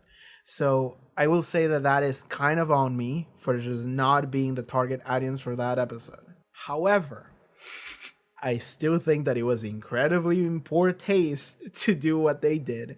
And I could be wrong. I didn't check because I don't dare to actually look stuff up for this show. But I remember somebody told me that Jane Espenson, she was asked about it and she was like, yeah, I probably shouldn't have written that episode. Like, I remember somebody dropped a comment on that video like many weeks, maybe months later, because I just clicked on a notification randomly and I saw that it was a comment for Pangs, and it was someone saying, I don't know why everyone is so angry. Jane Espenson herself said, yeah, this episode's kind of bad. So like, and I think that I read maybe two people say something like that, and I was like, yeah, like, if the writer for the fucking episode herself looks at it and they go like, yeah, that wasn't my best work. Like, yeah, I would have done it differently. Like, maybe I didn't have a lot of time. Maybe I was just kind of fucking high and I just did some bullshit that I regret. Like, sure, that makes complete sense. So if that is the case, and I actually want people to confirm that to me, if you are watching this right now and you know that Jane Espenson actually made comments about Pangs and what that was, the way she views that episode now in hindsight, please let me know, because I want to hold that over people. I just want to feel a little bit better about myself. But like, I will say though that I do like learning and I do like adapting and changing my mindset. So whenever I learned that a lot of Pangs is just built around the experience of what Thanksgiving is, if you're someone that understands Thanksgiving because you are American, then that is something that I was completely lost on me, and that's kind of on me for being Argentinian. I didn't have a choice on that, so, you know, whatever. But yeah, that is something I would like to know. That is something I would like to get a better beat on. Yeah, that's what I have to say on Pangs. It's probably the episode I actually do want to talk about the most, because there's a lot about Pangs that is very is something that it very, very much differs from the way I feel from when I originally recorded it to now. I still feel like I don't like this episode, and I probably wouldn't like it even on a rewatch. Even with all the understanding that I have now, I still wouldn't like it. When is the episode where Tara shows up? It's not this one, is it? This is the episode where fun stuff happens with fucking Spike. And then at the end, they just tell Buffy that Angel was here. And that's like the funny ending. But yeah, sure, that's Pangs. I don't know what to tell you. That goes into a really fucking good Angel episode. That goes into like bangers episodes of Angel back to back. So like, honestly, like when I watched those Angels episodes, I was like, thank fucking God, thank the Lord. Because I'm sitting here like, man, Pangs fucking sucked and everyone is yelling at me for saying that it sucks. So whenever that happened, I was like, thank fucking God Angel's good. Thank fucking God that Angel's cooking, because otherwise I would just sit here being incredibly miserable with myself. Okay, moving forward, episode 9, Something Blue. This is the episode where everyone just fucking goes crazy, right? I would say, what is Something Blue referencing? I think it's like a wedding thing. It's like a wedding nursery rhyme, something like that. I remember looking that up. Again, these are things that I don't know about. It's something that I have to actually look up in order to understand that. But yeah, this is the episode where Buffy falls in love with Spike and Spike falls in love with Buffy because, what was it? Because Willow said a thing. Willow made a spell or whatever, and then that became real. Okay, I don't remember exactly what Willow did. Giles couldn't talk. He lost his voice. Buffy and Spike would get married, and I don't remember what she said to Xander. I'm honestly looking this up to see if like Tara showed up in this episode to see if she said something to Tara like, oh my God, fall in love with me or whatever, but I don't think that was the case. I don't think Tara shows up yet. I think this is more of a funny episode. If I'm going to be honest with you, if I'm going to be real, I think this is more of a funny episode. It's just really funny to see Buffy and Spike just together because they hate each other so much, so that's kind of fun. I don't know what I can say about that episode. Maybe there's stuff to say about that episode. I would have to rewatch it because, like, I'm gonna be real with you, I don't remember a lot. And I'm just excited to talk about this next episode. Let's talk about Hush. Fucking goddamn shit, fuck, Hush is good. Hush is a banger. Hush is so fucking good. Like, my favorite episode of this entire fucking show might be just Hush and Restless. Like, okay, no, that is doing disservice to season 3. There's a lot of episodes in season 3 that I really like. I'm not gonna do like a proper ranking, but for season 4, for sure, no competition is Hush and Restless. Fuck every other episode of this season. It's all about Hush and Restless. Hush, so good, so clean. Restless, same thing. people told me that why Hush exists. I don't know how I feel about the reason why it exists, but I do agree with the result of why it exists, which essentially boiled down to people made like reviews or just critics said that the reason why Buffy was good was because of its like quirky character dialogue, which if I'm gonna be real with you, I kind of agree. I kind of agree that that is the reason why people really like this show. Like, that's the reason why it's very successful. And that's not necessarily something to be ashamed of. Like, that's clearly your forte. You use that, you utilize that successfully, and then that becomes the thing moving forward. People liked it. And I liked it even. Like, I don't like it all of the time, but I do think it makes for very interesting just dialogue that makes for a fun time, an entertaining time watching a piece of media. And then you can utilize that in clever ways as well. That's not a bad thing. So apparently, the one that should not be named, Mr. Whittam, he read that people said that about his show, and he was like, fuck you, I'm gonna prove you wrong. I am going to make an episode where nobody talks. There's gonna be zero character dialogue, and it was kind of just a proof to everybody that Buffy could be good even if characters didn't talk. And it's weird because I would almost argue that this isn't an episode of Buffy because it doesn't feel like it, because Buffy to me is a lot of the character dialogue, is a lot of the way characters say things. That is what Buffy is to me. So whenever I'm watching Hush, I don't think I'm watching Buffy, but I am watching something that's really good.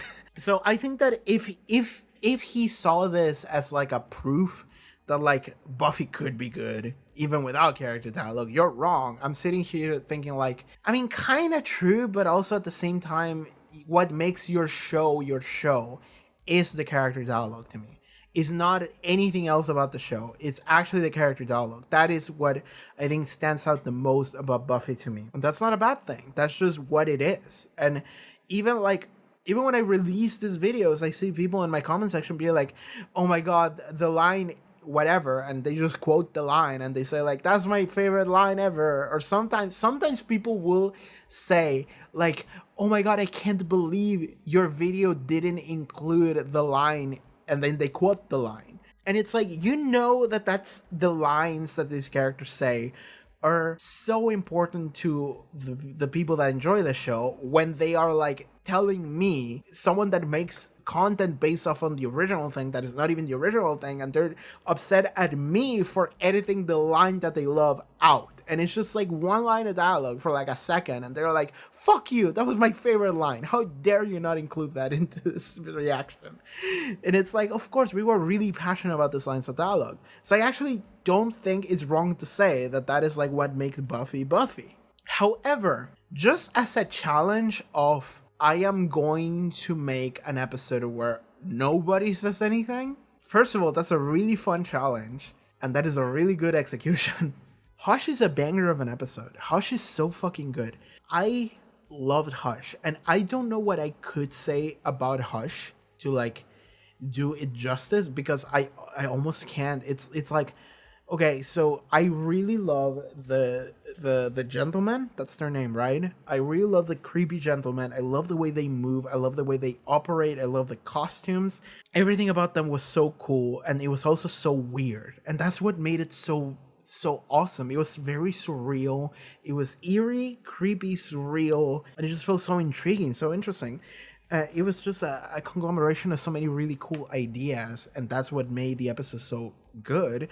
And it was also just the execution, because like an episode like Hush doesn't work if every episode is Hush. Like, that's the thing. Hush doesn't work if Buffy is a different show the majority of the time.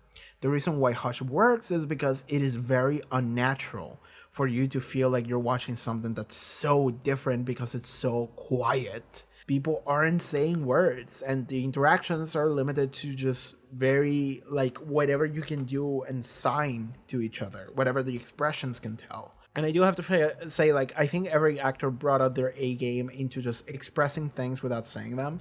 I think they did a fantastic job. I think everything about this episode is just an incredibly execution of a lot of really interesting ideas. The idea of like, what if no one talked? What if everyone was quiet? But then also just this very eerie and creepy like monsters with the gentleman. And I've heard that apparently one of the gentlemen, which was it was someone that was very well known for doing a bunch of really cool like monsters, wearing a bunch of different cool monster costumes in the show and other shows. Apparently he passed away recently, after like a week after I watched this episode originally. It was something like that, and people told me that. So like, you know, rest in peace to that guy. I'm sorry I don't know his name, but that's something I heard and people even told me later. But like, I love everything about Hush. I love when you find out that everyone is quiet and then you get to see how the world moves and works when everything is quiet. And it's just the direction and the choices of making everything feel quiet. It's very unnerving. It's very cool. I really love that. And it's just these ideas of what makes everything creepy, what makes the gentleman creepy. You know, like all of this, I think it's just so fucking awesome. Because like not just even the gentleman, but also the they had like weird monsters that were like jumping around them as they move, because even when they move they just kind of they hovered. They didn't even walk. They just kind of hovered, and they just looked creepy while slowly hovering around, just like So that made them so cool and interesting. And even the weird guys who just like skipped around, jumped around them. That apparently people told me they were meant to look like people from like mental asylums, which there's a lot of conversations to be had about that. I'm not gonna get into that, but I think that aesthetically it adds to the experience of like, this is fucking weird. This is like a weird fever dream what's happening in Hush. So Hush really, really grabbed me, because it really grabs you because it's not a common episode. It's a very uncommon episode. It's rare as fuck. It's just so weird. Everything about the ideas executed, and also just the way the direction and the scoring and just the choice of not having anyone say anything, the way all of that is executed, and the way all of that is it is manipulated in a way that makes you feel uncomfortable. It's incredible. It's really fucking good. I fucking love Hush. Hush is so good. I've heard people tell me like in the comments to that video, like, this is like my favorite episode of the show, and I'm like, yeah, I can see that. I can see how anyone could say that, because this episode is just so unique. It's just so fucking good. This is my favorite episode of the season alongside Restless. I don't know which one I like more. I do like Restless a lot more after doing my like weird dissection of it. So if you haven't seen that, again, it released it very recently. It was like a 2.5 hours, 3 hours long video where I just talk about everything in Restless as I watch through it again. But Hush is not an episode that you should do that with. Restless is, so they are two very different episodes, but I still love both of them more than any other episode in the season. And I think more than any other episode in seasons 1 and 2 as well. I think the only episodes that compete with those two are episodes in season 3. So I love these two episodes. These episodes are fucking peak Buffy. I fucking love Hush. Fucking banger of an episode. I love it. So I'm looking at things and I'm noticing that I'm running out of time. So I'm just going to stop the recording here. I'm looking at the time and I've been recording for like a full hour. And it's really interesting how, like, whenever I'm recording these things, I'm sitting here thinking, like, I feel bad because I feel like I didn't say enough things about whatever one of these episodes. You know, when I was doing The Freshman, and just now when I was doing fucking Something Blue, I was like, I don't feel like I have much to say about these episodes. And then I look at the time and it's like, oh, it's been a full hour. It's been a full hour and it's just been like 5 episodes. We still have like 12 episodes to go. And I'm sitting in the Q&A and I'm sitting here like, okay, this video is gonna be off doozy. I feel bad that it's short or whatever, and then I look down and I'm realizing that I'm actually just crazy. So, okay. All right, I think that's gonna be it for this recording. I'm gonna probably resume this tomorrow. Man, this is a loaded fucking video already. Taking multiple recording sessions, but I think I did this as well with season 3, but that's okay. All right, see you guys later. Bye. All right, day 2 of the BUFFYCAST. Hello. Third recording session. Let's talk about episode 11. But before we do that, there's actually something I wanted to talk about that I think this is probably like the right moment to start mentioning it, because this is an important thing that happened in this season. And that is Spike. Is the character of Spike. So let's talk about Spike for a second. Okay. I love and I've said it multiple times as I was watching the season, I love what we're doing with the character of Spike. Spike was introduced as a main villain in season 2. And then halfway, like a little bit over halfway through season 2, his role as the main villain was kind of undermined by Angelus, which was it was more powerful, it was more cunning, it was more violent, it was more sadistic, and it was also someone that clearly had a deeper connection to Buffy. So it's clear that that was meant to be the main antagonist. So Spike kind of gets left a little bit by the wayside. So that's why Spike comes over and it's like, Buffy, let's help each other out, because I fucking hate that dude. He's taking my girl, So like Spike is, even in season 2, an antagonist that he's a very good antagonist in the sense that he has a very strong personality. Spike is a good character because you're coming off of season 1, and season 1 had the Master, which I really love, by the way, but the Master was kind of like a Power Rangers villain, right? Like the Master was incredibly cheesy, incredibly over the top. Would love to see him again. We did see him a little bit during like an alternate universe episode, but I would love to see him again. And then we had the child, the anointed one or whatever, which, like, okay, the thing about that child, the anointed one, is that is like conceptually what they're trying to do, which is something that's kind of interesting, is grabbing something that is perceived to be as innocent and pure as a child, and then twisting that and turning that into like the ultimate evil. And like the dissonance between those two concepts, it's like, oh my god, like an evil child, that makes it interesting, right? In fact, like there's an episode of Angel this season that actually did something like that, where it's like, oh my god, the child was evil all along, and that's like fucked up. So that's the interesting part about that concept. The thing is that in practice, nobody gives a shit about that child. I didn't, and I don't think many people did either. And that also goes to the writers of the show. It felt like as soon as season 2 started, they were like, well, this is what we left over from the previous season, and we kind of have to roll with it. And then they were like, well, fuck it, just kill it good immediately. Instead, we're gonna have this cool guy and this cool freaky girl, and it's gonna be awesome. And then it goes into Angelus later. Spike has a strong personality right out of the gate. He's a very cool character. He's just evil, but he's evil in a way that kind of makes you want to root for him a little bit. Not always, because he's still evil, but like he really feels it, like he really feels whatever he's going for, and that kind of makes you want to root for him. Like whenever you have a character that like really cares about something, it is something that actually for you as a person kind of makes you want to root for them to achieve the thing that they want to get, like maybe you don't actually want them to achieve it because it's a bad thing, but it is something where you can empathize with the feeling a little bit, because we all understand that feeling. We all understand the feeling of like being frustrated over something or really caring about something and really wanting to achieve it. So Spike becomes like a weird character where the audience connects with him on some level, despite him being just like an absolute piece of shit. So like whenever I saw that, I was like, oh, no wonder that this is a character that people really love, because I immediately saw I immediately saw like people being like, oh my god, here's my boy, here's Spike, here we go, my childhood crush, and I'm sitting here like, okay. And then as the show went on, I started to feel that more and more, where it was like, oh, this is a real character that like has a lot of personality to him. So season 3 rolls around, Spike's gone, he comes back for one episode. It's like one of the best things that happened in the entire season is Spike being like, oh my god, dude, why don't she love me? Like he's just like really sad over the fact that his relationship with Drew's not going well.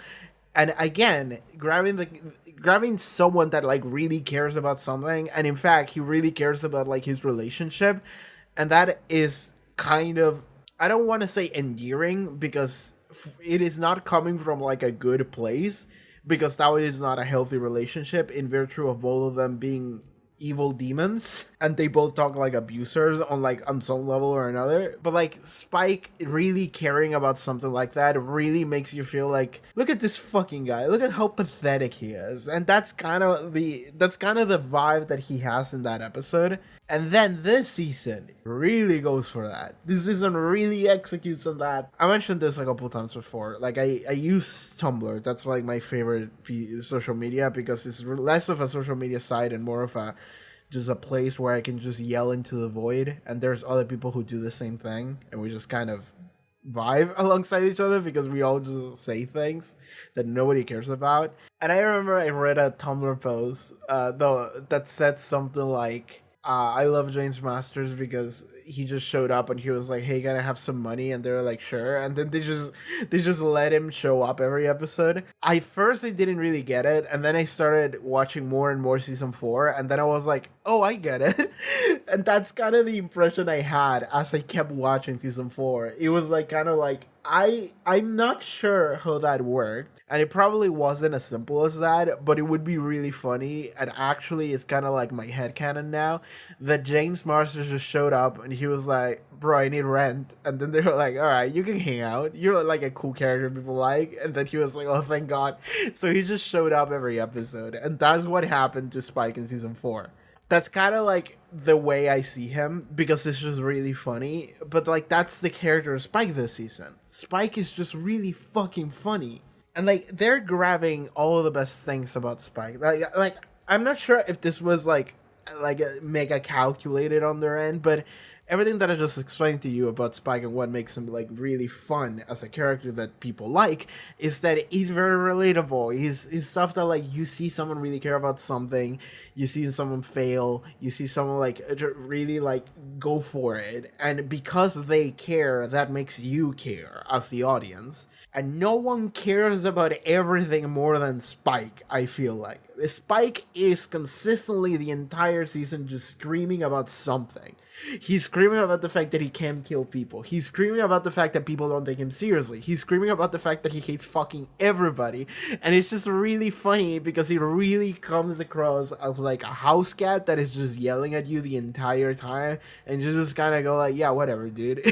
Because like, he complains and he bitches and he's like, I'm gonna kill all of you. And then it's like, can you give me food? Like, I can't get food. Can you give me some? And then like he goes out and other demons like beat the shit out of him, and then he comes back and it's like, I need help. They beat me up.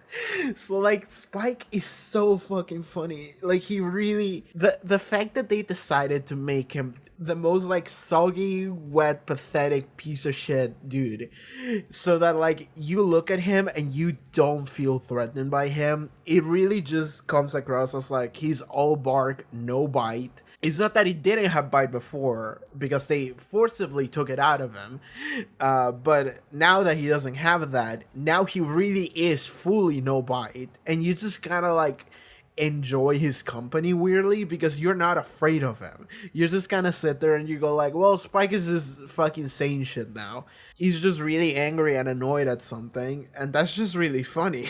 Because there's something to just the idea of torturing this man, because you know that he's a piece of shit, you know that he deserves it, but at a certain point it really does feel like the show is just fucking kicking this guy while he's down, just like, fucking eat shit, and he's just lying there in the floor like, oh my god, stop, please just let me kill someone. And that's just really funny. That's just so hilarious. That's such a good idea for about what to do with the character Spike. I love that. I think that out of the entirety of season 4, what they did with Spike was probably the most genius thing. Season 4 does a lot of things and it explores a lot of different concepts, but Spike being just a pathetic dude that you actually don't get rid of, he's just here every episode and you kind of grow used to him, that's just really good. That's just the most amazing thing I've ever seen. And I have to say, James Masters fucking kills it. Like, he fucking kills it. He's such a good character in the way he plays them, and like the way everyone interacts with Spike as well. Like the fact that he's literally, he's just like, he's like a freeloader. Like he just lives in Giles's house, and he just comes in and just fucking drinks like blood out of a mug, and he's like, "You're a bitch," and then he walks away, and they kind of just let it happen. Okay, so moving into the actual episode 11 here, Doomed.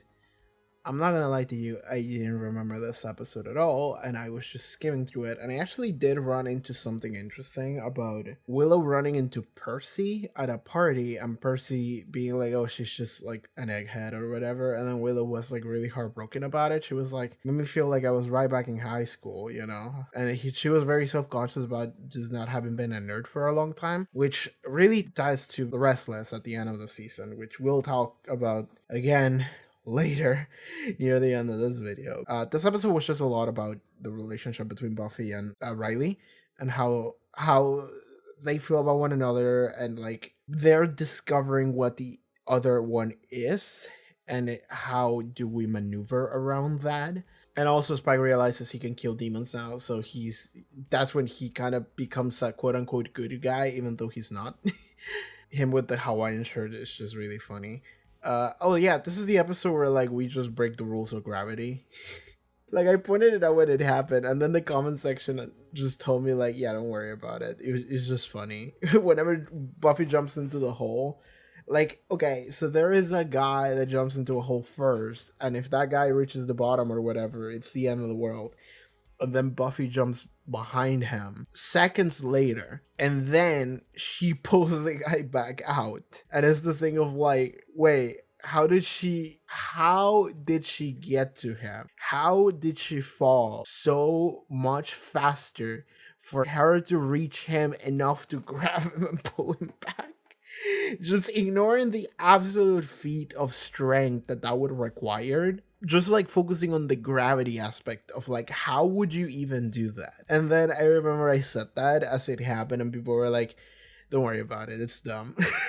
Like, this is an episode that's like weirdly forgettable, despite this episode being like an episode where it's like, oh, it's the end of the world, and it's like, well, that's like every Tuesday with the show, so like whatever. Now we move forward to a new man. Oh, okay, this is the Giles turns into a monster episode. Okay, I like having a Giles episode, I do, and like we didn't really have much time to like delve into Giles and how he feels and what he's going through, so I like this episode being more about that, and then enough for him to like have a night with Ethan and just being like, you know what, I'm gonna get drunk with my buddy, like fuck it, I need this. So he does that, and immediately Ethan just fucks him over and turns him into a demon who can like speak and shit. Just in general, this is a trope of an episode where it's just like, what if no one recognized you? What if everyone just wanted to fucking kill you? It is kind of a trope in media sometimes to have an episode like this. And the way that Buffy finds out, it's like, well, your eyes. I was like, bitch, the eyes? Not anything else about his actions or whatever, it's just the eyes. And then at one point, I think like Giles fights back, and it's this thing of like, why is he fighting back? That was like, is the demon taking over or something? Completely unexplained, doesn't really matter.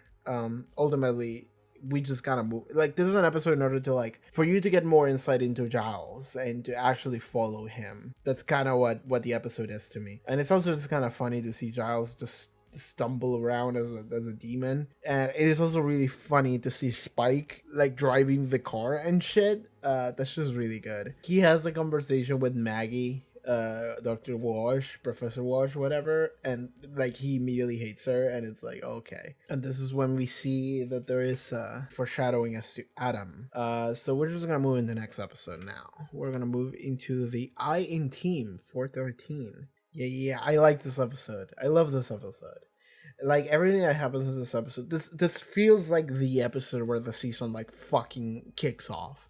Like we've had a couple episodes like that, like this before. Like the Initiative 4-7 is the episode where it feels like, okay, this is what we're doing. But when you get to 413 is when it's finally like, okay, the thing just exploded, and now we have to deal with that for the rest of the season, which is, it has been brought to question how much can we trust Riley, how much can we trust the Initiative. It's just like this like government force, they're just like hunting demons, we don't know what the fuck they're doing. I just stop at a random point where I got to see a still of Tara being very shy and anxious, looking down while talking to Willow.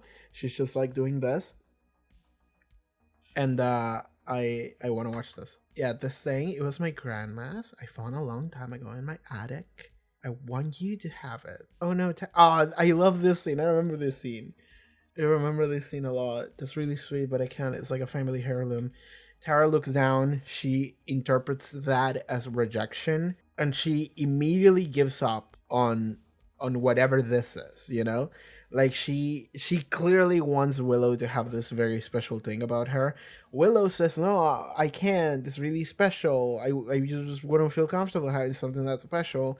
And Tara hears that, and she immediately gives up, and she's like, "Oh, she rejected me." She immediately looks down. She doesn't look at Willow's eyes at all anymore. She invites her over for tonight to do spells together. Willow says she has other plans, and then Tara immediately just gives up again.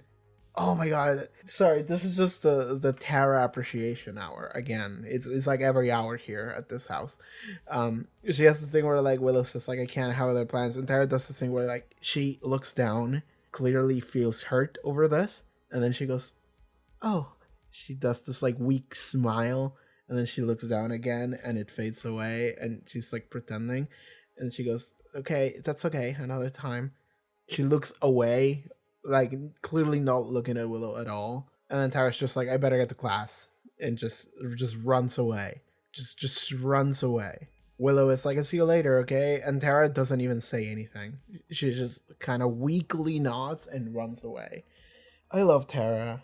I fucking love Tara so much. She's okay. We talk about Spike. Let's talk about Tara. Fuck whatever this episode is. It's a really good episode. The IE team will come back to it, but let's just talk about Tara now.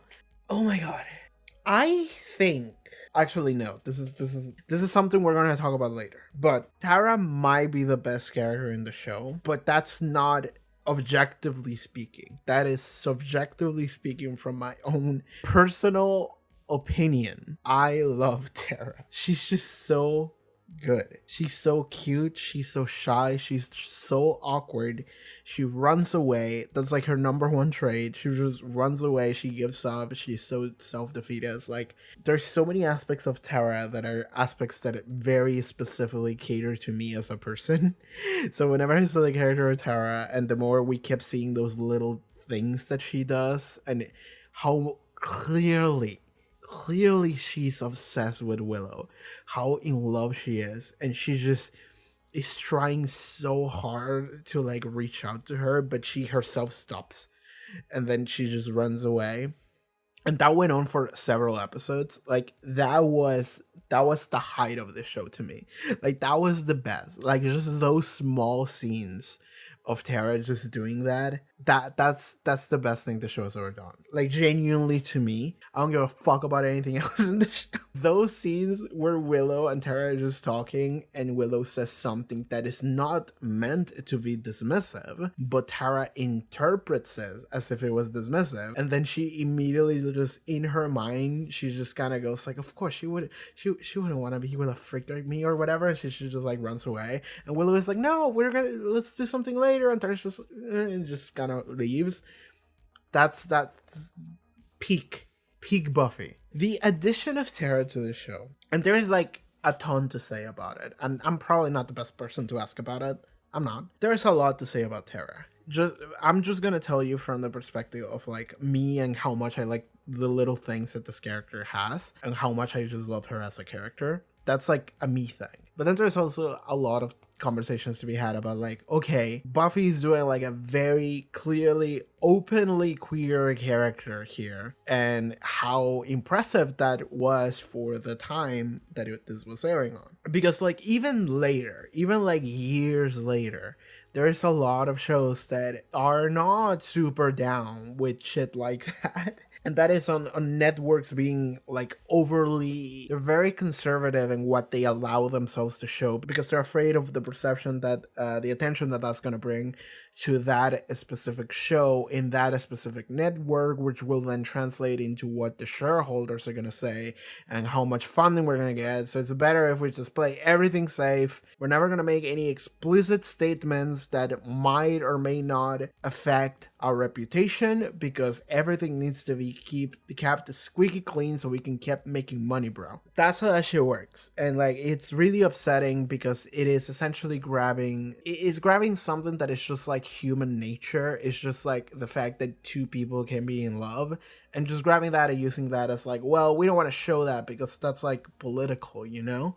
So we need to be making money, and we can be political if we want to make money. It's the idea of like grabbing something that is just natural and making it as if it was like a weird statement. So like that's fucked up. I genuinely I want to know the full history. And people have told me little bits and pieces, but I do want to know the full history. Just let me know in the comments if you know. Let me know. What is the full history of things that happened or might have happened around this time with the introduction of Tara and her relationship with Willow? What did people say? Is there any statements from the people who work on the show? Are there any statements from the producing company, the network that ran the show? I'm not sure which network ran it. Was it like Fox or something? Like, I don't know who it was, but like, I want to know everything. So like, let me know in the comment section, like what happened around that, because I feel like something must have happened. Year 2000, something must have happened. There must have been like some comments that people made. There must have been like comments that like maybe the network made, or maybe some actions that they tried to like, okay.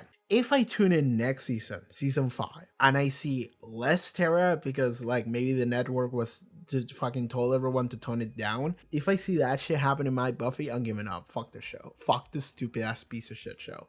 Like if that were to happen, I would be so upset. But I do want to know if there were like actual comments from people talking about it in a broader sense in the context of the society that this episode came into. Not this episode, sorry, essentially this whole storyline came into that specific place and point in time. You know, like white suburban America with Christian and Puritan and conservative values. Like, how did this go over? That's what I want to know.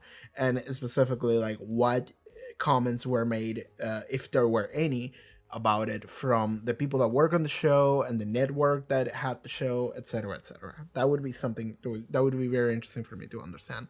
I would love to know that. Tara, I love. Moving forward, let's keep talking about this episode. This is the episode where like Maggie dies, but more than that, we had to see Adam. But more than that, the absolute pop off that is. So earlier in the episode, Buffy does want to like work with the initiative. She wants to like cooperate with them, but she has too many questions. You know, she thinks for herself too much, and we can't have that here in the army. Anyone who works for the United States government. So yeah, Maggie wants to get rid of Buffy, and she actually does want to get rid of Buffy for really weird reasons, because she was definitely coming from a more personal angle, because like Buffy had sex with Riley and Maggie was just watching that happen from like a hidden camera, and I was just looking at that like, that's so fucked up, that's so weird. And I was thinking like, where is that coming from? And I thought to myself, like, it could be coming from two angles. It could be coming from a very concerned mother angle that is very restrictive, or it could be coming from a very unhinged pedophile woman groomer who has weird feelings towards Riley and definitely doesn't want him to hang out with other women. So it could be one or the other, because like Maggie is evil. Like Professor Walsh was evil, so to me that wasn't like a huge weird step to take into, if you wanted to go with the fact that, you know, she's just crazy and also really wants Riley for herself. So I wouldn't see that as incredibly weird, but the answer is probably just like a weird mother angle, but ultimately it doesn't matter because she just fucking dies like immediately. So we don't get to explore that too much, and that's fine. But like, I love how fucked up this lady became, because like Professor Watch looked mean at first, but she also came across as like, you know, one of those teachers that is like mean, but she's smart and clever and on some level caring. You can tell that she cares. If she didn't care, she would just be checked out, but she's not. So there has to be something that motivates her. And then we get to see when all this comes down, it's just like, oh no, she's fucked up. She's like evil, right? It's not like she doesn't care. It's that like she cares way too much about the bad things. So when then the absolute pop-off moment comes where she sends Buffy into this mission that is just a lie and a trap in order to get her killed. And then has to have that moment where she is telling Riley, like, I'm sorry, she died. She went into this mission. I tried to stop her, but she just went, and oh my god, it was horrible. I'm sorry for your loss. And Buffy just shows up in the monitor in the background, and I started just going like, oh shit. Like, it was so cool. She just shows up in the background and she's like, Professor Wash, you tried to kill me. Fuck you. Die. And then Riley just looks at that and it's just like so clear. It's like it's never been clearer than that moment. And that was so cool. And then it takes a couple more turns, a couple more twists, because it has to take longer in order for the storyline to like drag on a little bit. And what I mean by that is that you could totally grab that moment and say like, well, that's a moment where Riley just turns and becomes a homie. But it actually took longer because we had to go this angle of like, well, Riley's getting drugged and he's losing his mind a little bit, and then Maggie dies, but he maybe still believes in the initiative because Maggie was acting out of like a weird personal reasons, which actually is true. But then he actually has to come to terms with, actually, no, the whole thing is bad. Just fuck it. Just fuck this whole thing. Eventually we get there, but in this episode, that could have been it. And I thought that was it, but it's not. So wait, damn, I'm watching a scene here. Willow has a sweater that has a black star in the middle. You know, like that David Bowie album. I actually had a shirt like that. I had a shirt with a black star on it. It like fell apart because the quality wasn't great, but I did have a David Bowie Black Star shirt because I saw Peter Capaldi wearing a David Bowie Black Star shirt, because I think he did that after he died and he was like kind of repping him, and then I was like, I'm going to do the same thing. So shout outs to Willow Rosenberg's David Bowie Black Star shirt, like 16 years before that album came out and he died. Anyway, that's that episode. Let's move forward. Goodbye, Iowa. Yeah, just from the title, this is Riley episode, you know? Yeah, this is the episode where he's losing his mind. We get to see that he's been drugged, just essentially groomed, and then Adam comes in and this whole thing with the initiative happens. Like, everything just fucking pops off. I'm looking at the next 3 episodes and I really want to talk about them. I really want to talk about the next 3 episodes instead of this one. But yeah, this is an episode where Buffy and Riley are coming into conflict again, but this time Riley's losing his mind, so the conflict is a little bit more justified. He's at a weird place where he doesn't know what's happening around his life, around the things that he believes in. He's having a bunch of different crises at once, you know, a crisis of faith, a crisis of guidance, and then his body is also crumbling apart and he's losing his mind. Not going great for him. So like, that's why I don't really hate Riley for the way he acts in this episode or in some other episodes, because like you can actually see how a lot of things are happening to him, and honestly he really didn't deserve the treatment that he got and the way that he was manipulated. So like, that's really not his fault. So even though he comes across as an absolute piece of shit in this episode, you have to understand that this guy is just like, his existence is kind of tragic. So like, that's how I feel about Riley at this point. And it's like, yeah, like I am understanding of Riley. It's not something that I particularly like fully enjoy or like as a character, but it's something that I understand. So it's like, I'm cool with that. All right, gotta lock in for this one. Fuck Riley talk. Let's get into next episode. 4:15. This year's girl. It's time. The best character in the show comes back. Here's Faith. Here's fucking Faith, dude. Let's fucking go. I love Faith. You should all love Faith. Faith is so good. I said this before. Season 3 so far is my favorite. The reason why season 3 is my favorite, I mean, the quality of a lot of the episodes was incredibly high, but also just, it was really just the existence of Faith. It was really just single-handedly Faith that makes season 3 be my favorite season. There's so much richness to the character of Faith. There's so much for you to latch on to. There's something that's so tragic. There's something that's so understanding. There's something that's so visceral about Faith's existence and how she feels and how she acts and everything around her. So Faith in season 3 was just incredible. It was just something that I couldn't believe how good it was and how much I loved it. So then this season comes in. I boot up this fucking episode and there she is. That's my girl. She's waking up and it's like, oh my god. It's time, motherfucker, we're popping off. And this episode was, I mean, this is a 2-parter. This is only the first part of the two-parter, so it doesn't matter as much as the second part that we're gonna be talking about, because I think that is definitely the most interesting part about oh my god, how do I talk about Faith here without talking about Angel? Fuck it, I'm gonna talk about Angel after I'm done talking about these 2 episodes, because then this goes into Angel and I have to talk about Angel as a result. Because they resolve this storyline in Angel, and I'll talk about it because god damn, it was good. Faith wakes up. Faith finds out that the Major died. He failed in the plan, because Faith has been in a coma ever since the second to last episode of season 3.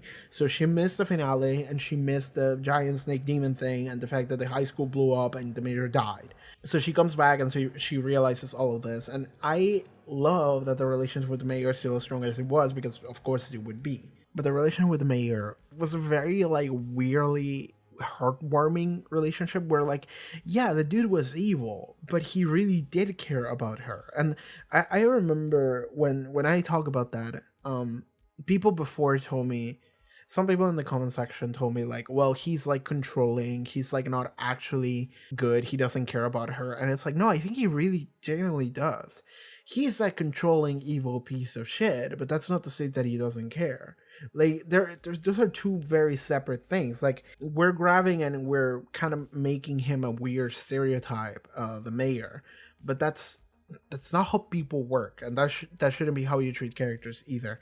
Like, we can see how the Mayor actually genuinely does give a shit about Faith. That's not something that you could fake, and you could see it like when he's like at the hospital and shit. Like, he really does give a shit about Faith, and he really does love her, and it's this like very weird relationship where, like, and that's what made him compelling, and that's why he was less compelling in the final episode. But like, seeing the Mayor actually have this like weird relationship with Faith where, like, of course the Mayor was kind of like a weird representation of white America, if I'm gonna be honest with you. Like, that's what the Mayor really, like, the way he carried himself and the things that he said and everything about him was really much like, you know, like, we follow tradition, we're very conservative, like that's kind of what he was, let's be honest. And so that the way that he was treating Faith was as a conservative dad would treat a conservative daughter, almost. He was like, okay, it's like, no, where's our manners? Like, oh, but here's a gift, here's sort of word, because you behaved so well. And it's this thing of like,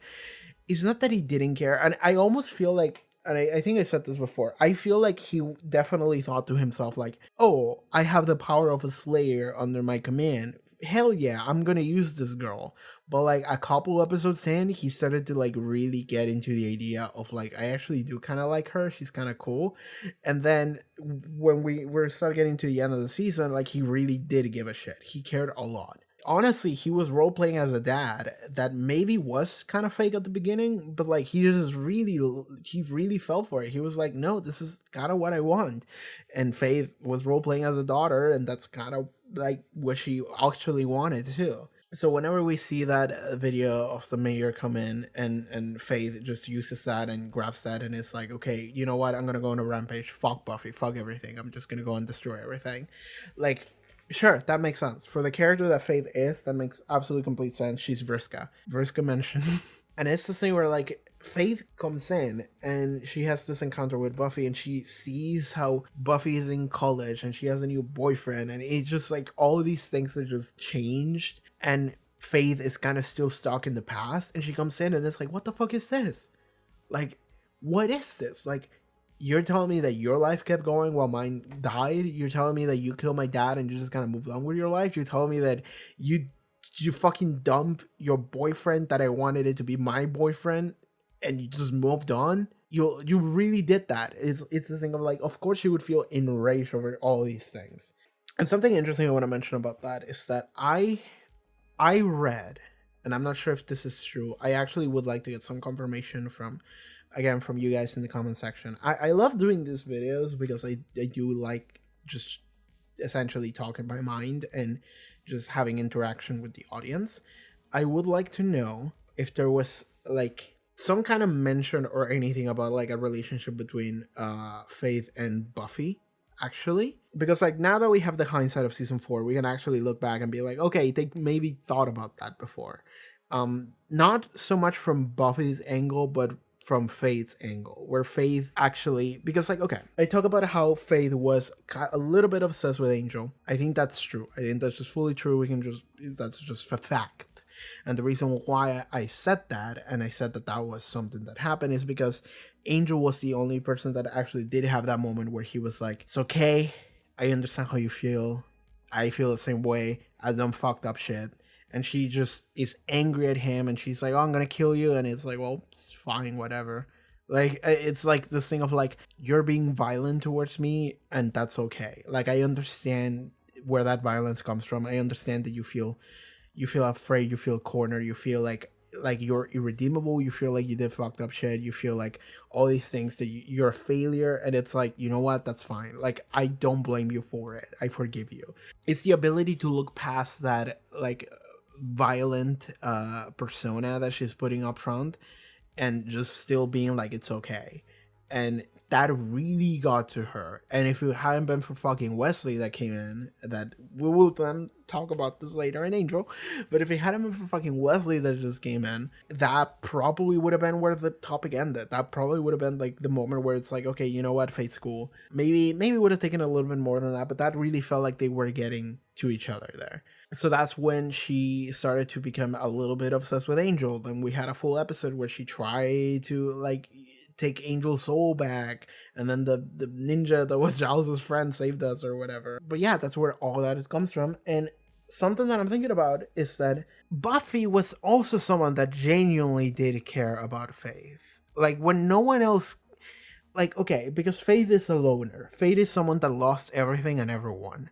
So she really struggles reaching out to people. So whenever someone makes an effort to reach out to her, which Buffy did do genuinely, Buffy gave her many chances. Like, to say that she didn't is just, that would just be wrong. She did. She genuinely did try to reach out. She genuinely did try to be there for her. And Faith just decided to not take those opportunities, because Faith sees herself as an irredeemable, impulsive, aggressive, bad person. She sees herself as someone that is fundamentally, inherently bad, instead of someone that deserves any degree of kindness. So she just doubles down on that idea, because it's like, well, what else do I have? But so when Buffy actually does give her chances, she does give her that kindness, Faith does feel like she doesn't know what to do with that. God, Faith is so relatable. Faith and Tara are the most relatable characters in this goddamn show, like, for real, for real. So I'm wondering if there was something about Faith actually having some weird mixed feelings towards Buffy that maybe might have landed a little bit more on the more romantic side, where like the only two people that actually did give a shit about her were Buffy and Angel. The difference is that Buffy gave her an X amount of chances before she decided, all right, fuck this girl. And Angel just kind of kept going. He was like, it's fine, because no one is irredeemable. Everyone could always change and grow. People don't necessarily have to forgive them, but they could learn to forgive themselves. Because like, that's the thing, is to like, the first step is just recognizing what you did was wrong. The second step is then just hating yourself for it.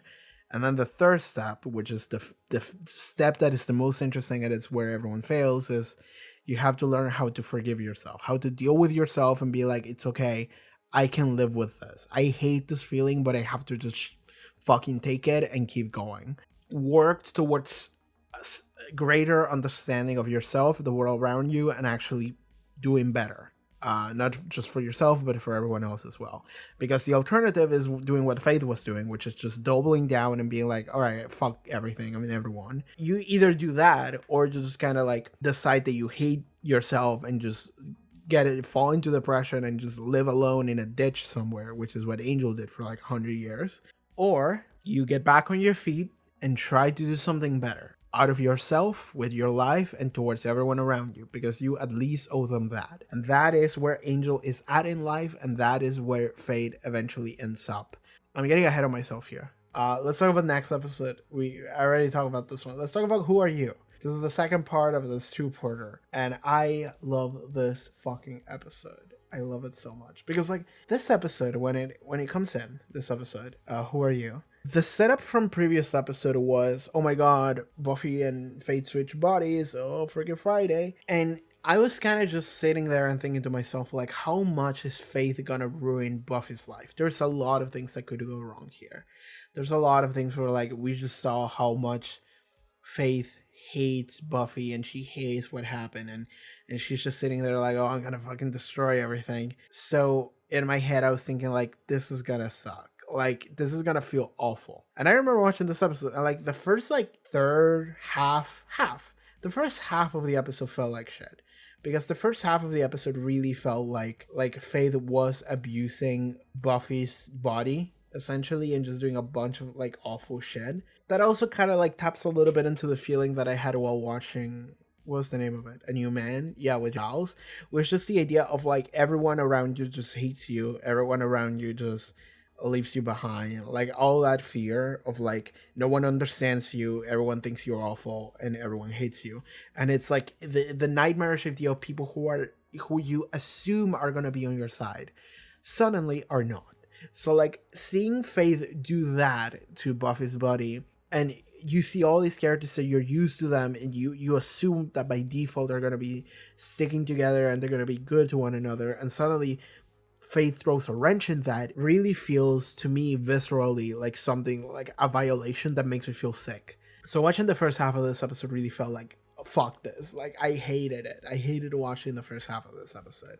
However, this episode is incredible because even during the first half, but it really comes together during the second, what happens is Faith actually is trying to throw wrenches into Buffy's life, and she kind of succeeds, but she really falls apart because she realizes that the world doesn't work the way she thinks it does, which is beautiful to see because Faith assumes that she is an irredeemable brat. Faith assumes that she is just inherently fundamentally evil and wrong. Faith assumes that everyone hates her for it. Faith assumes that everyone makes fun of her for it. Faith assumes that everyone looks down on her for it. Faith assumes that Faith is just wrong. So Faith's incredible surprise happens like immediately when she talks to Joyce, and she makes a comment about like, you know, like this crazy bitch or whatever, and Joyce immediately goes like, don't say that. I think that this girl really needs a lot of help. And it was a very concerned mother moment of like, this girl, there's something wrong with her, but like it's not coming from a place of spite. It's coming from a place of like concern. It's coming from a place of like, I care about her. And that immediately shakes her. That immediately just fucking throws her off. Like immediately Faith is like caught off guard of like, oh, weird that somebody said a good thing about Faith. Nobody says good things about Faith. Not even Faith. So that immediately kicks that off. And then the episode keeps going. And there are a bunch of moments of Faith just doing chaos in Buffy's body. But then the more it goes, the more Faith realizes that people don't hate Faith because Faith is like inherently bad. She has a moment where she's talking to Willow and she's like shit talking Faith. And Willow is like, well, yeah, I do hate her for all that stuff that she did to you, you know? It was the thing of like, Willow did have a moment where they like they almost killed each other with Faith. I remember where she like kidnapped Willow, I think. And even Willow was like, she said I hate her, but she didn't say I hate her because she fuck her. She said I hate her because she hurt you. So it was this thing of like, I don't hate her because she's inherently bad. I don't hate her because she's Faith. I hate her because of the actions that she did to you specifically. So it's not even hatred that Willow had from herself. It was hatred that she had secondhand because of Buffy. So it was the thing where like Faith starts to realize just over time that like everyone she assumes hates her and just bullies her, and it's just like everyone just sees Faith as something that's like fucked up. She realizes that they don't see her that way at all. They see Faith as someone who needs help. They see Faith as someone who like, there's a lot of issues with her, but we don't actually hate her. We actually do think that she just needs therapy. So the fact that Faith realizes that Faith is not inherently evil. Faith just makes really bad decisions. But the thing is that that's just kind of the same thing, isn't it? At least in her head. If you feel like you always make bad choices, if you always just keep swatting everyone who tries to help you away, if you always put up this violent facade, if you always just put up all of these walls for no one to get past, then how is it not your fault too? Which is something that like is true. That's just a fact. But that doesn't make you irredeemable. And that we're actually getting ahead a little bit because I actually do think that I've had a question from someone on my Patreon, shouts to the Patreon folks, which was, do you think Faith is redeemable? And yeah, I guess getting a little bit ahead of myself here, and it's like, well, yeah, everyone is. I really like Angel. By the way, just in case it wasn't clear, I really like the thesis statement of Angel, at least season 1 here. I don't necessarily like every episode because I feel like Angel season 1 kind of reversed back to a little bit of early Buffy seasons where it's just like, yeah, every episode is a little bit whatever because it's just like episodic monster of the week, except that it's like victim of the week or like problem of the week that we have to solve, someone that we have to save. But just the conceptual idea, the theme of Angel being understanding and forgiveness and redemption, to me, I fucking love that. I think it's fucking perfect. I love that. And this episode continues there, and we're gonna go back to that in a second. But this episode actually grabbing Faith and putting her in a position where she's starting to realize that nobody hates her. She's starting to realize that people don't see her as someone that's just fucked up. People see her as someone who's hurt. People kind of weirdly pity her, but they pity her from a place of care. And that's something that to Faith was like insane. She couldn't understand that. And another thing that Faith just saw that was insane for her was she had sex with Riley. And that was a crazy scene because of what happened during and after it. Faith approached Riley and she was like, oh yeah, you want to fuck me? Like, you want to get to it or whatever? She was like very like forward, kind of like wild about it. And Riley was just like very grounded and very sensitive and very like caring. And Faith just immediately, she was uncomfortable by that. She was like, oh, because like Faith assumes the worst out of everyone because she applies that same logic to herself. Faith assumes that the world fucking sucks because she thinks that she herself sucks, so everyone else must too. So like whenever Buffy like nags Faith or whatever, Faith assumes that Buffy is like being a hypocrite. She's just getting on her high horse and pretending to be better than Faith, but we all suck, you know? Faith is very goth in that aspect. But whenever she starts to see that, like, Riley doesn't see her that way, like, she's just being incredibly forward, and it's like, you know, like, come and take me, like, I'm sure that this is what you want, and then Riley's like, no, like, I actually do want to just be caring and loving. Faith is like, oh, that's weird. She doesn't get it. Then they do have sex, and the sex for her is just too much. I don't remember exactly how it goes. I could just watch it, but from my memory, she just fucking freaks out. Yeah, she goes like, no, get off. I think he said, I love you, didn't he? Like, just now. Like, yeah, he did say, I love you. Like, 5 seconds before that. They were just embracing, loving, soft, I love you. And then Faith freaks out. She doesn't understand that. She doesn't get it. Faith has had sex before. She has had sex numerous times. That's like a thing that Faith has going on.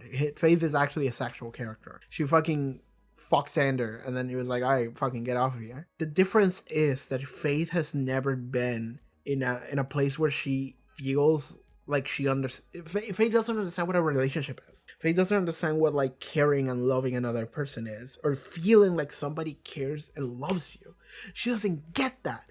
So whenever that happens to her, she's in a position where that is just, this is really weird because like this can only happen in fantasy, but it's this thing of like another person is just very clearly showing you all of these things and you know that they're true, you know that they're being honest, and her internal logic just shatters. She cannot comprehend what's happening to her. And what is it that she says after that that's like really fucking good? She runs away. Riley's like, what's wrong? And Faith says, Faith in Buffy's body goes, who are you? What do you want from her? And that's like an insane line that is so good. Okay, she says, who are you, expecting him to just be a secret agent or something, which he kind of is, but it's like this thing of like, you have to have some kind of underlying motive. What do you want from her? It's the thing where like immediately in that moment she just drops the act. It's like, I'm not Buffy. What do you want from Buffy? What are you doing to her? It's like weirdly coming from a place of like almost like protection over Buffy, because she cannot comprehend the fact that this man would actually just be a caring and loving partner. She doesn't understand that. So she immediately assumes like, oh, this guy's, I don't know, Hitler. This guy's the worst. What is he doing? What is he doing to her?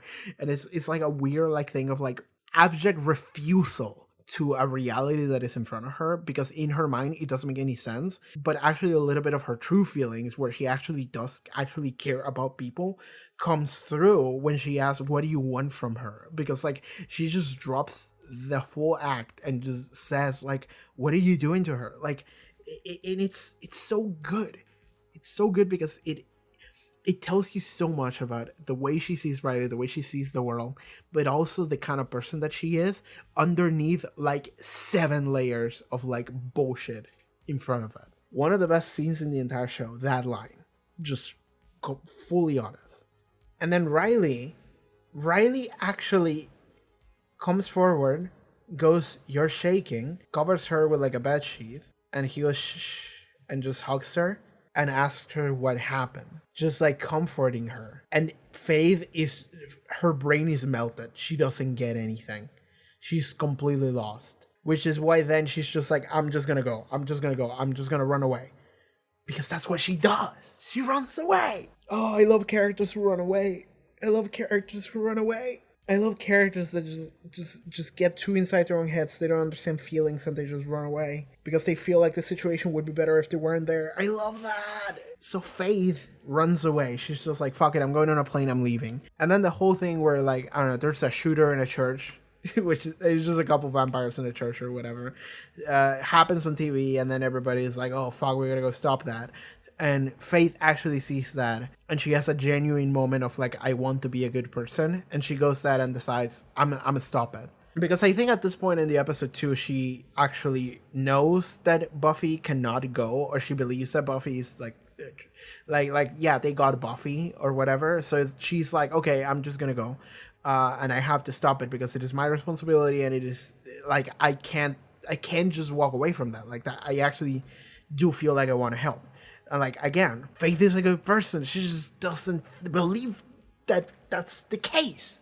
So then she shows up, she starts kicking ass, and then Buffy in Faith's body shows up, and then she starts kicking ass, and then they just start fucking fighting each other. And another one of the banger scenes of this entire show is whenever they're fighting each other. And I want to get the exact lines. Is whenever Faith in Buffy's body is punching Buffy in Faith's body. So she's punching her own body, her own face. She gets on top of her and just starts beating her up. And she says, and I quote, "You're nothing. Disgusting, murderous bitch. You're nothing. You're disgusting." As she literally just like grabs her own head, just like, "You're nothing. You're disgusting." It's like, that's so good. That's so good. That's so good. Faith is so good. She's perfect. I do feel bad for anyone who like maybe doesn't like Faith. Well, I feel bad for you because you don't get it. But I also feel bad for you because like I talk about it a lot. So I'm sorry if you ever come to these videos expecting me to like not get it. Just not harp on Faith as much as I do. But like I do, because to me, like the peaks of the show so far have just been everything about Faith and almost everything about Tara as well. I actually have heard people tell me about like, you know, like, oh my god, season 2 is one of my favorite seasons. Like, I love what goes on between Buffy and Angelus and how fucked up that is. And I'm sitting here like, I don't care. I'm here for Faith.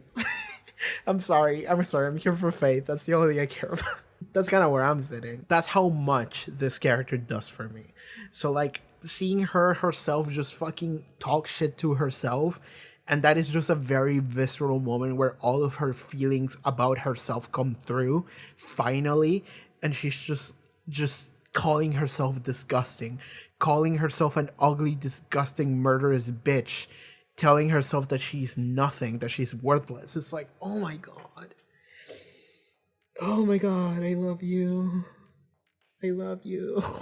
So then Buffy, they do the body swap again. Buffy comes back into her own body and Faith is back on her Faith's body.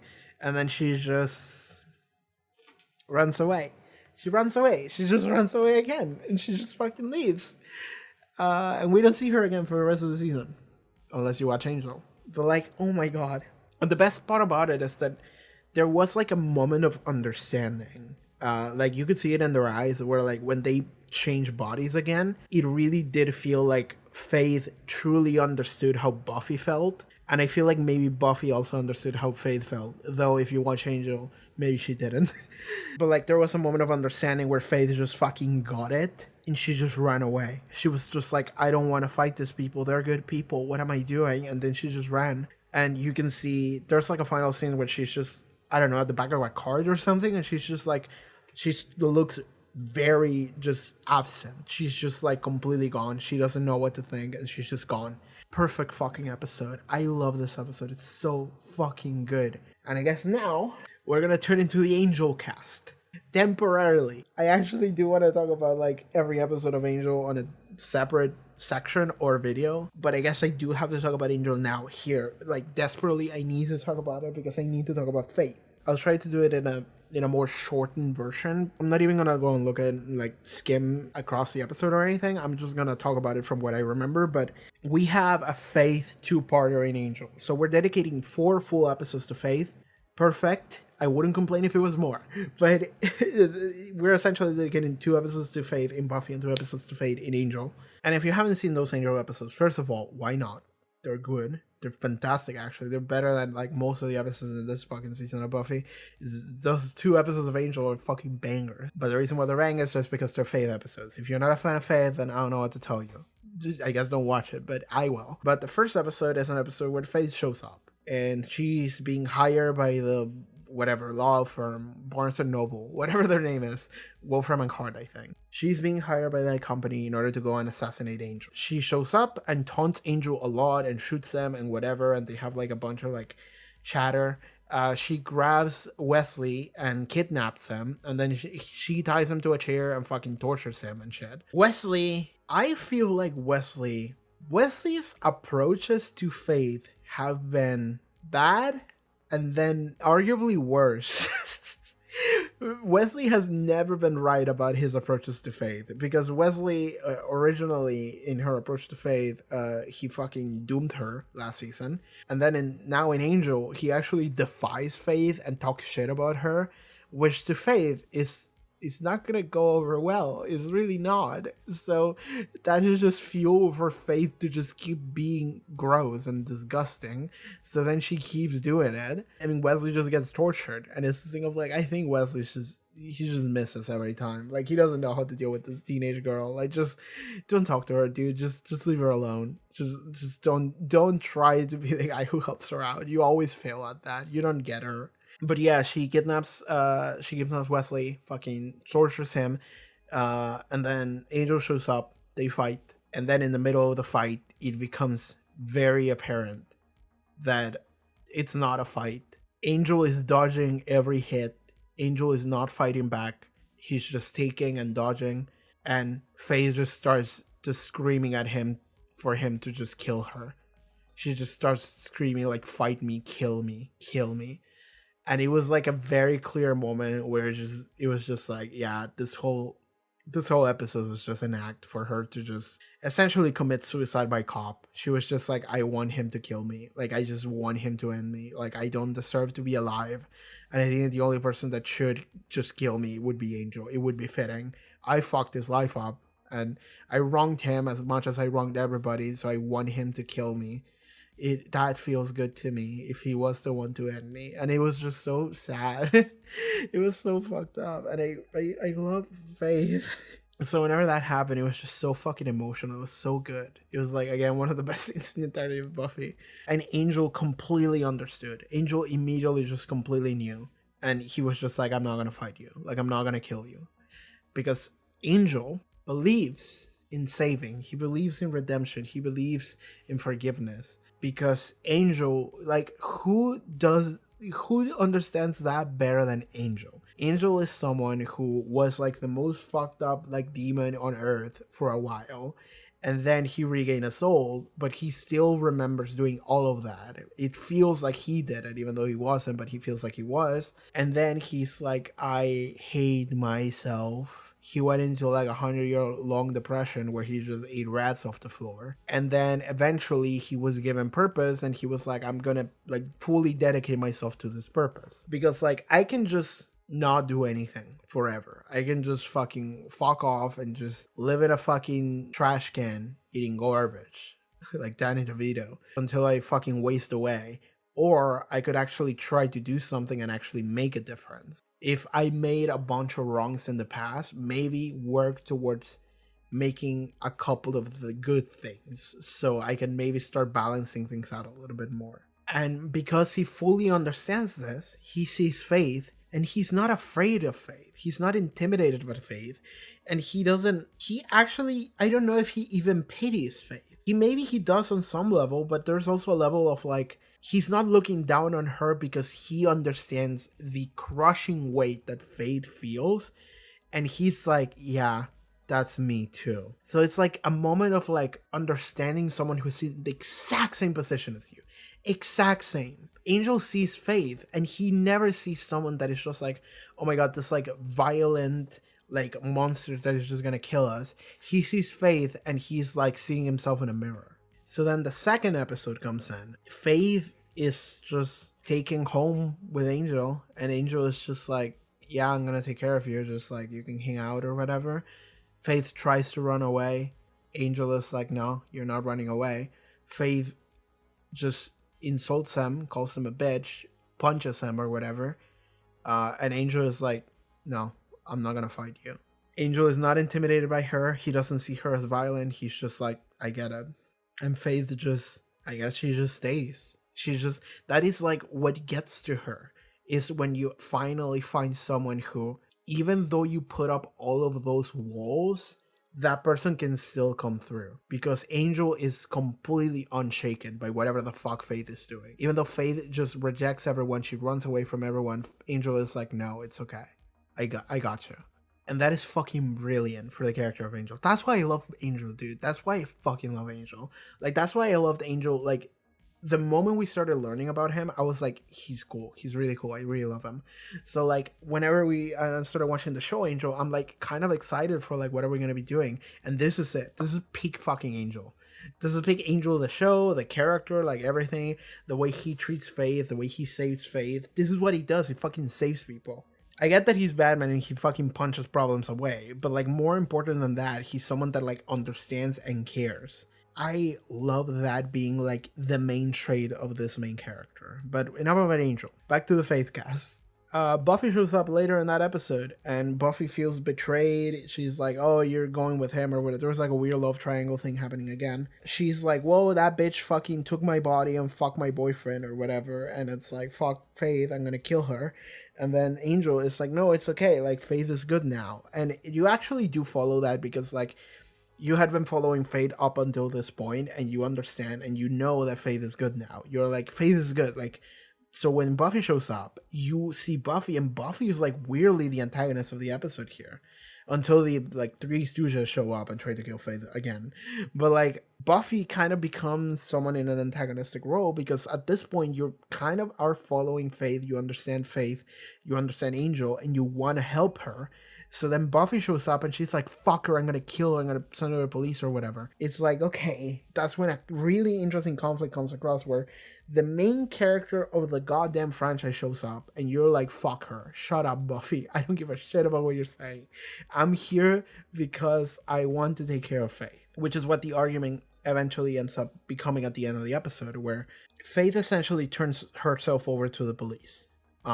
Because she did murder people. She very much did murder people at some point. And this is done because Angel tells her that she didn't tell her go in jail, but she did tell her, like, you have to make amends with yourself. Because, like, I don't remember exactly what he said, but it was something along the lines of, like, sometimes people are just not gonna forgive you. Because Buffy is not forgiving Faith, and that's okay. Like, people are just not gonna forgive you. If you wrong someone in the past, maybe they're not gonna be able to get over it. Maybe they're not someone that's gonna move on from it. Maybe that's just something that you did fucking happen, and that's the end of that. You can't change that. What you can do is move forward. What you can do is not let that become the core basis of your person. Like, oh, I fucked up, I'm a fuck up, I'm gonna continue to fuck up, so might as well just give up. It's like, no, you should grab that and you say, I'm gonna be better. I'm gonna be better, I'm gonna change, I'm gonna grow, and I'm gonna make sure that the things that I do in the future are gonna be good, are gonna be better. So when Angel essentially tells her, like, it's okay, like, even if people hate you, even if you make mistakes and people don't forgive you, even if you have made many wrongs, that's okay, because you can still move forward. You still have a future, you can still change, you can still do good things. You're not inherently bad. That is just something that you make as a choice every day. And even though it's hard to live with yourself after something like that, what else can you do? Like, this is the best thing, and it actually does feel good to actually do good things. And we know that that's true, because we know how much Faith fucking hates herself, because she sees herself as someone that's fundamentally bad who makes mistakes. And it's like, well, what if you didn't do that? What if you actually just tried to do good things? Wouldn't that feel nice? And Faith just has to admit, like, yes, it would. So Faith turns herself over because she feels like that is making amends for mistakes that I've made. And it's true. It's like, she made mistakes, she murdered people, and it's like, well, I'm gonna go in jail, and I'm just gonna sit here and I'm gonna gather my thoughts, you know? And I'm sure that Faith could just escape the prison if she ever felt like she needed to or whatever. But, like, it's one of those things where, like, Faith just comes to just terms with, like, I would like to just sit by myself and think about how I feel and how I see things. Just to kind of sit alone and just ponder, you know? And that is so good. That is such a good ending to that storyline. And I'm sure that that's not the ending to Faith, and I would be upset if it was. I would love it if we got to see Faith again, but it doesn't have to happen often. It doesn't have to happen soon. I would just like to see Faith again at some point, because I would like to see a renewed version of Faith after everything that we went through. Like, how much would she change, and how would she see the world, and how would she interact with people? I would love that Faith. I want to see that Faith so badly. So the fact that that is the end of the storyline for this, like, 4-parter, essentially, is perfect. It's so good. And then we have, like, a full argument between Angel and Buffy, where Angel just really stands by Faith, and Buffy is like, well, fuck her, you know? And it's, why are you defending her? And it's something that's, like, it was weird, and it almost felt like it was drama, because then later in another Buffy episode in the future, we had to have Angel come back so we can have another, like, weird love triangle drama with Riley. But just getting to the core of the Faith situation, where Buffy feels like she cannot forgive Faith, and Angel believes in nothing more than that. So, because his whole existence hinges on that, on the fact that, like, people can be helped, people can be redeemed, people can be saved. And if he didn't believe in that, then everything falls apart. So the fact that Buffy challenges that, and it's just like, I fucking hate that bitch, fuck her, I don't believe what you're saying, why are you doing this? Of course it gets to Angel, because she's essentially challenging everything that you stand for, everything that you believe in, and everything that you are. And it's not just a random person. This is your ex that you still have feelings for. And she's just essentially calling your whole worldview just shit. And the people, someone you care about, because there's someone in the same situation that you are, calling her shit. And it's this thing of, like, of course he's going to feel affected by it. And, like, I was wondering whether or not the show wanted us to, like, root for any of them specifically when that argument happened. But I read the comment section after that video came out, and a lot of people were like, yeah, fuck Buffy. Like, she was fucking being mean here. She was just being upset. And I'm sitting here like when I recorded that video, I was trying really hard to try to give Buffy leeway. Just being like, you know, like, I don't understand what it feels like to be in that situation, to be in Buffy's shoes, to feel as violated as she was, like, because that's true. That's just true. Like, that, all of that did happen, and it was fucked up, and I don't understand what it feels like to be in that situation, because I am not the fictional character Buffy Summers. I am not that person, so I don't understand how that feels like. must feel awful. So it would be justified for Buffy to be as angry as she is. However, on a fundamental ideological level, fuck whatever Buffy's saying. Again, we love Faith here, Faith Gang. That full argument at the end of that episode, crazy. Man, I didn't want to talk so much about these episodes of Angel because I'm just going to do it again later. But, okay. I love Faith. I really, really do. Anyway, next episode of Buffy. We have to move on with our lives at some point. We have to stop talking about Faith. Superstar. I love this episode. I do. And it actually is a little bit upsetting that I actually didn't see the intro when it happened for the first time. But that was maybe for the best, because it actually did make me feel like I was watching a real episode for like a minute until I caught onto it. And then I saw the intro like after the episode was over. I went back and I was like, wonder if the intro's different. It was. And I was like, okay, perfect.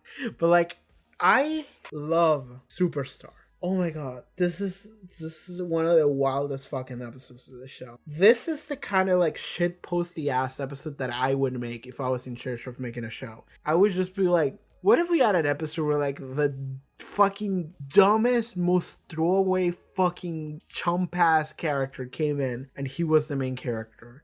And we just really lean into that joke. What if I did that? Wouldn't that be fucking funny? It would be. It would be really funny. Would it necessarily make for a good episode? Probably not, but it would be funny. Like, I think Superstar is kind of a mid episode. It's just kind of whatever. Like, let's be real with ourselves. Whatever happens in that episode is just like, we get insight into Jonathan, I guess, which, like, that's what everyone wanted to see. We wanted to see insight into Jonathan. Everyone's favorite character, Jonathan. And like, that's not to say that's not a character I didn't like before, because like he was a character I actually did like when we saw him, and it was like, okay, we're gonna explore into this guy. It's cool that we get to see people that were directly affected on an emotional level by what Buffy does. But then this episode shows up, and it kind of like, it doesn't undo that, but it actually adds another layer that makes it a little bit more confusing, because he actually just made the whole world just think that he was the best guy ever, and that was just like a thing that he actually desired. Which, like, of course comes from a place of, I want people to like me, but then when it gets to that level, you should just be like, all right, I didn't want this. But, like, no, he was actually really leaning into it. He was like, I love this, man. I love having my, like, hot threesome with my 2 Swedish models or whatever the fuck he was doing.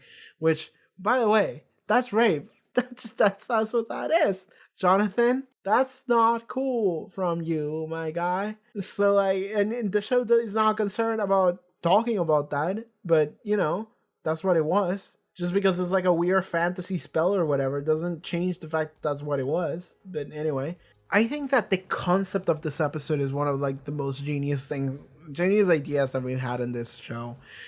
Just the concept of like, yeah, this guy is everything.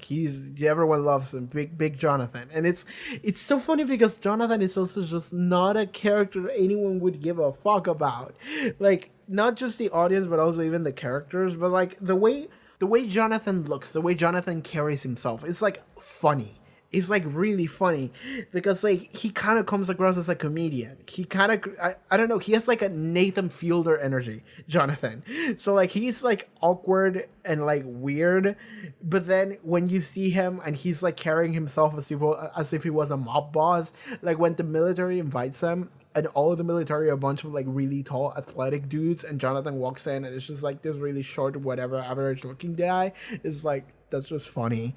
Everything about Superstar is just really funny. I love the leaning into the joke. I love everything about Superstar except for the fact that the episode itself is just kind of whatever. I think conceptually this episode is fucking brilliant, but everything else about it, like the actual flow of the episode, is not that great. Because honestly, like an episode like this one, you play your hand really quickly. Like you play your hand really early on. I think that the concept of the episode is really fucking funny. Like, what if we did this? Haha. And it's just hilarious. But then when the episode actually starts and it's like, okay, the joke became clear 3 minutes in, we still have 40 minutes to go, right? So then the episode keeps going and it's just like, okay.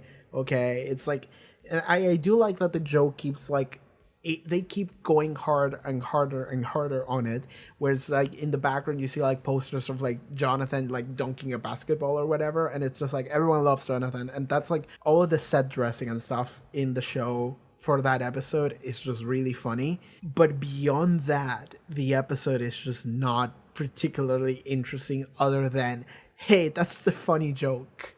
And then at the end, they do try to like actually be a little bit more real about what just happened, because you kind of have to. But it only makes it like a little bit more weird, because it's like, well, you either like go super hard on the joke, or you try to have like a moment where we understand Jonathan on a more deeper level. And I think that I would have preferred if they had just went 110% on in the joke. I don't know how they could have done that without it just fucking absolutely killing the show, but I would have liked that. I would have loved it. Just if the whole episode was just funny. If it was just funny, I would have been cool with that. Anyway, that's Superstar. I love leaning into a joke for Jonathan too. Like, that's such a good Jonathan episode. Like, that's just such a good episode for a joke. Honestly, it's one of the best jokes this show has done. It reminded me of the Seppo. It really reminded me of the Seppo. From season 3, which, bit of a controversial take. The Seppo might be my favorite episode of season 3. Maybe, I'm not sure. Maybe, could be. I don't know. It's just really good. I really like the Seppo. It was just like this like execution of this dumb joke of what if Sander was the main character. This episode is like an extra level after that. It's like, what if Jonathan was the main character? Except that it's different, because in the Seppo we only followed Sander. But in Superstar, we don't follow Jonathan. Jonathan is just the main character of life, right? Like, Buffy's the main character of the show, but Jonathan is the main character of, like, the world. So, like, we live in his world, and that's what's different. But it's just, like, a dumb joke episode like that actually... In the Seppo, it was banger. In this one, Superstar, not so much, because the episode is just kind of mid, ultimately. Like, the plot, it's just whatever. Okay, I'm gonna be real with you. I want to keep talking about this fucking show. We have, like, 5 episodes to go. I can do that in a video. I can do that in a single video. But I'm out of time now. So this was the 3rd recording session. It was a good one. It was almost 2 hours long. What am I doing with my life? I'm just gonna stop, and I'm gonna resume later for the final recording session, I guess. Hopefully. So yeah, see you guys next recording. Might be tomorrow. The BUFFYCAST, Season 4, Part 4. Let's go. Recording this is fun because it's like a journey that I'm going through over the course of a couple days as I just recall the entire fucking season. And I wish I could do it all in a single sitting. I really do. But like as you could see, like during the like first hour or whatever that I recorded, my voice was already dying. So it's one of those things where like it's gonna take me a little bit. But okay, last time I talked about like 7 episodes because I think it was like 7 episodes of Buffy, and then I talk about like 2 episodes of Angel. So I settle on because I can't shut up. So now we're going back with episode 18. Season 4, episode 18, Where the Wild Things Are. I'm gonna be right with you, Chief. I was looking at this episode and I thought it was a different episode. Yeah, I thought it was New Moon Rising. That's what I was thinking about. Yeah, this episode. This is the episode where like you go into a house and if you touch a wall, it jacks you off or whatever. That's what happened that episode, right? Like everyone went into a horny house and Buffy and Riley, like, I guess that's my question. Where like Buffy and Riley's actors, Sarah Michelle Gellar and whatever the name of Riley's actor is, were they like busy or whatever? Like they were recording something else. They were like, let's make an episode where like they are just not a part of it. They're just fucking in the other room the entire episode. And that's actually like the plot point of the episode. I do like that we kind of weirdly elevated Anya into main character territory for this episode. I do like that because I do like Anya. Beyond that, this episode is like kind of this is like a season 1 episode almost. Like that's how it feels like to me. I do like that what actually happened, what the answer here was, is that there was like this orphanage, if I remember correctly, like a foster house, and there was this old lady who immediately when you see her, she comes across as someone that there's something wrong with her, that it very soon becomes clear that she's messed up. Like she was incredibly strict and traditional and I guess like Christian. So she was forcing all these children to just suppress a bunch of desires and then punish them physically when they did, and not even to mention emotionally. So like this woman just messed a bunch of children up, and I like that they actually confronted that. They were like, yeah, fuck you, old lady, you were fucked up. And that's something that was kind of cool. But then beyond that point, the rest of the episode is just that's kind of what it comes down to me. And I think this was also one of those episodes that like people told me like, don't worry about it. This is one of those episodes where you shouldn't worry about it. It's just like whatever. I think people did tell me that about it. So yeah, I'm like whatever towards this episode. It is one of those episodes that like, sure, do you think things look better if I change the color balance here a little bit? Like that's yeah, sure, that's fine, I think. So I was looking at it and it was bothering me. It was like too blue. But now I think it might not be blue enough. Anyway, this is one of those episodes that I've said this before. I would actually be cool if Buffy's seasons were like 5 episodes shorter, I think. Like I actually don't want to say very short, because I think nowadays in the modern like media landscape, what happens a lot is that a bunch of streaming sites are just funding like 6 episode seasons, and then it's like, yeah, here you go, 6 episodes, and then it's like 5 years pass and it's like another 6 episode, and it's this thing where like it all happens so quickly and it is given to you in a way that it's like, you know, you should stay tuned for the other thing, but also at the same time you should everyone stops caring the moment that that stops airing, because another new thing comes out and it's another 6 episodes thing. So it's this thing where like constantly there's this constant feed of information. I wouldn't want that to happen. I actually don't want that. I like having these shows that actually run for longer. And there's like a lot more to actually grab and digest with them, as shown by the fact that I'm watching this honestly like 25 years later, and I'm still like talking about it. I'm like, hell yeah, this is cool, and there's people still championing the show.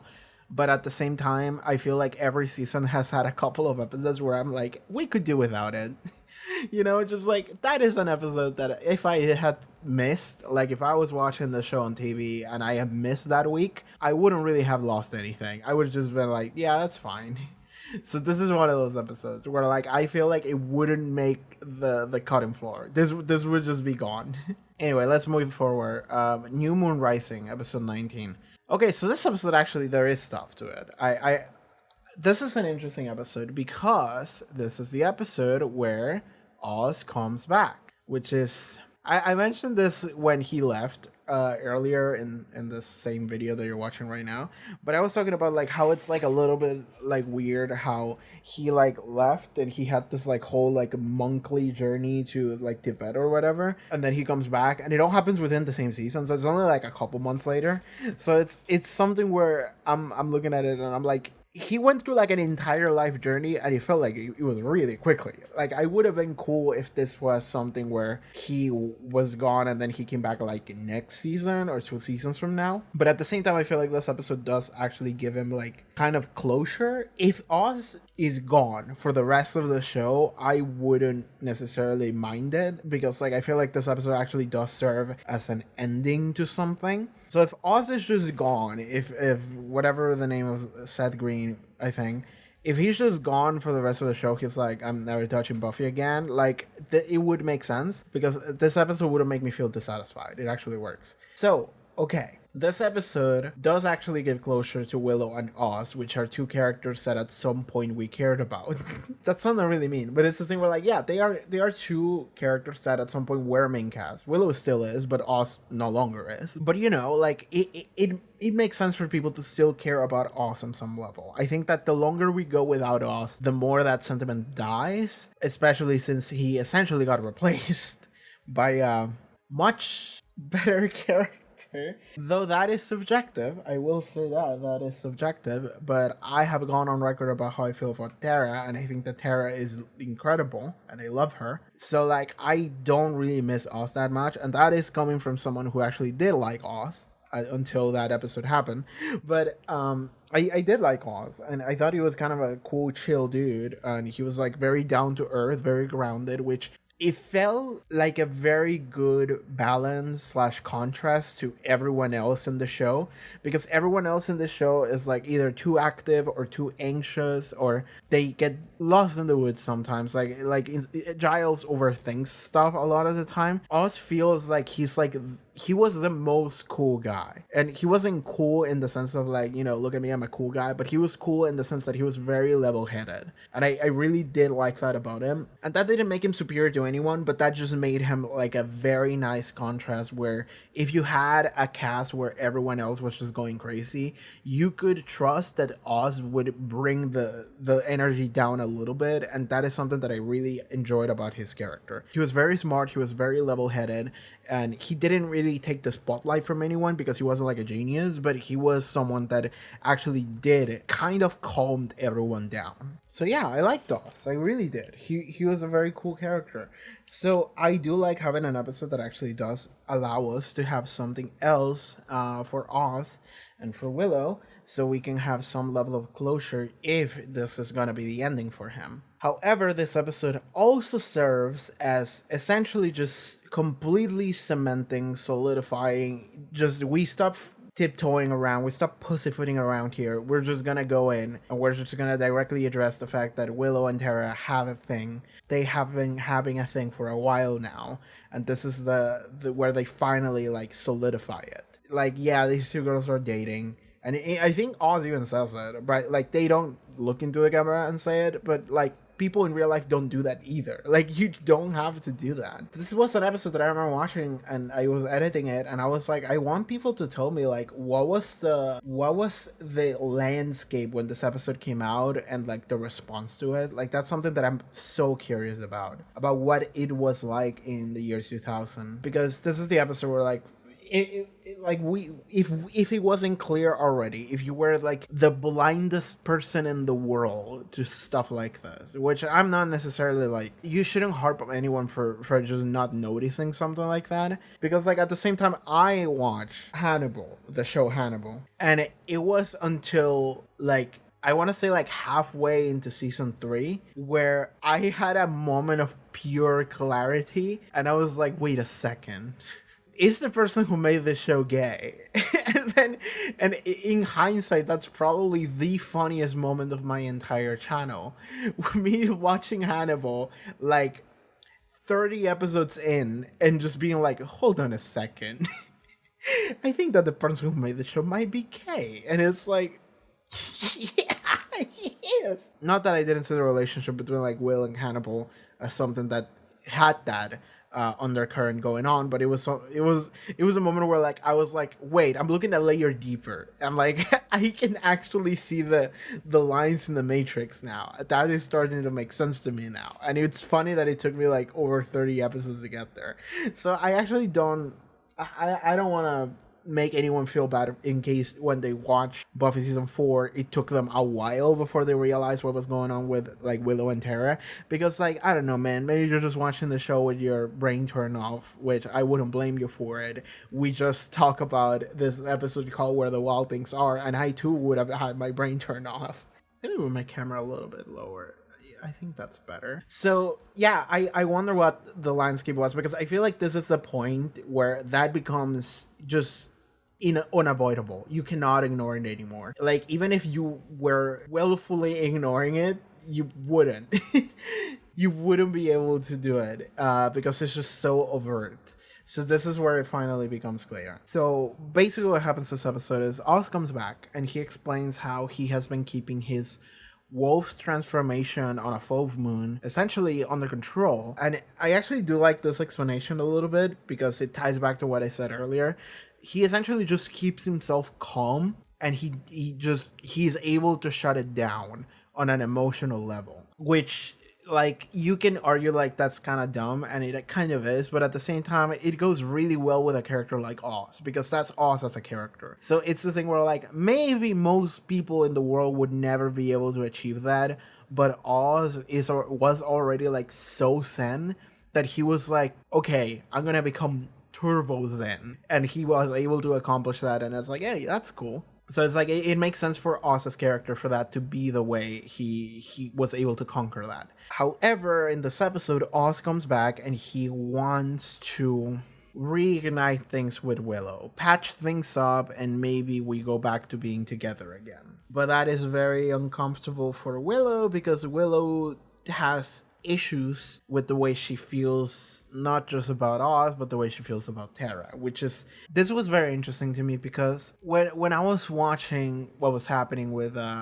Willow and Tara, it was so obvious to me that this is the way they were just fully dating, like 100%. There was no way around it. We basically watched them fuck on screen at this point. Just whenever they were doing spells, I know what they were doing. At this point, I was like, oh yeah, they're fully dating. So whenever Oz showed up, I was like, I'm sorry, my man, this is not gonna happen. But then the actual episode actually did dedicate a bunch of time and thought and feelings to how Willow felt and how she was wondering what to do. And I was sitting here like, oh, this wasn't like a solid thing for her yet. And that's interesting because I remember, and I guess I'm gonna bring up a little bit about me reading comments like a long time ago. I remember when Tara first showed up and I said something along the lines of, oh, because of the era that this was in, maybe we're gonna be seeing a storyline where Willow is like coming to terms with the fact that she is attracted to girls or whatever, and that's gonna be like another layer of coming of age from that angle that we're gonna explore. Like that's gonna be the storyline, and I'm still not sure if that's something we're gonna be doing, but it doesn't seem like they're interested in doing that because Willow just feels very comfortable with that. So it might be a layer deeper where it's just like, now that we're here, what do we do? That sounds like that's more likely. But I remember I said something like that and somebody replied with, I don't remember what it was, but it was essentially dismissing that thought as like, that's too tropey or whatever. And like the show wouldn't do that. And I'm like, the show does have a bajillion tropes. It could absolutely do that if it wanted to. But because you responded in that way, I'm going to like think that it doesn't do that. So I just assumed that the show was just gonna go right into it, and it mostly did. But that's also why this caught me off guard, this episode, because I was sitting here thinking like, okay, Willow and Tara is just a thing, and it's just, we all accept it as a thing. So when this episode happened, I was like, oh, Willow hasn't fully accepted it yet. Neither has Tara, actually. For Tara, that makes more sense, actually, because for Tara, I feel like Tara's the kind of person that if you were like 8 years into dating, you moved in together, you adopted a pet together, which actually they did. I didn't even think about that when I said that because it's just like a very romantic thing to do. But like, if you're at the point where like you moved in together, you live together, you sleep together, it's like all these things. I feel like if you told Tara after that amount of time, like almost a decade together, oh, we're not actually like dating, you know, like I don't actually like love you that much, I feel like Tara would kind of just not be okay with it, but she wouldn't like fight you about it. I feel like she would almost just be like, oh, sorry, I misunderstood what this was. I feel like she's the kind of person that would be so just dejected by her own self that she would just kind of like apologize to you for misunderstanding what it was, even though like you're the piece of shit for doing that to her. I feel like that's the kind of person Tara is. So whenever Oz gets thrown into the mix here and Willow is kind of confused about what to do, whenever Tara sees Oz and Willow mentions like Oz is back and Oz is like, there was like one or two scenes, yeah, there was a couple where Oz runs into Tara and it's just the two of them, where Tara she's just like, I'm just gonna run away, because that's what she does. That's the kind of person Tara is. And like Tara just fully doesn't even consider the possibility that her and Willow could be a thing. She just immediately sees Oz back and she's like, well, that was that, you know, just like, of course she's gonna go with his boyfriend. They were always together, you know, and it was like, honestly, it was really dumb when people think that they weren't. So I'm just gonna let them do that. I'm just gonna let Willow be happy because that's what she wants. And honestly, that's a cool guy that will make her happy because I cannot do that. So I am just gonna go away. I love Tara. I really do. But whenever that happens, it's very interesting, and that's kind of like the the drama point of the episode is Oz wants to be with Willow because in Oz's mind, he hasn't moved on from that. And it makes sense. He hasn't moved on from that. He essentially is dealing with a lot with his like werewolf transformation and what happened in the episode with Veruca or whatever. Like he's dealing with a lot of that. He hasn't moved on from it. In fact, he went to train and to try to center himself, to try to like find peace. And now he comes back. He's like, okay, I did all of that and I'm gonna go back to my life. Willow has moved on from that. And that's actually the best thing you could do, honestly. Like you can't fault Willow for moving on from that. In fact, it took her a couple of episodes to move on from Oz. It took her until Tara, essentially. So it's very healthy for you to move on beyond that relationship and the struggles that you've suffered. So it's very good that Willow started dating Tara. It's very good that Willow is no longer thinking about Oz. So whenever Oz comes back, we have a weird mix of Oz wants to go back to his old life because he hasn't moved on from it, and Willow really has moved on from it. She has moved on from it so hard that she's already seeing someone else. So now Willow and Oz do not really see each other eye to eye. They're not on the same level. They're not in the same point. They're not at the same point in life, weirdly. And the reason why that is so interesting is because they do genuinely care about one another. That's what makes this good. That's what makes this interesting, because Oz really cares about Willow. Willow really cares about Oz. They genuinely love each other. And I don't mean love each other in like necessarily a romantic or sexual sense. It's they love each other in the sense of like they are both people that care about one another. Like this person means something to me. I love them. So we're now in a situation where they both have to come to terms to the fact that like things are no longer the way that they used to be for a variety of reasons. And now we really have to maneuver around what it's like to be in a situation where we don't want to hurt one another, but because we care so much about one another,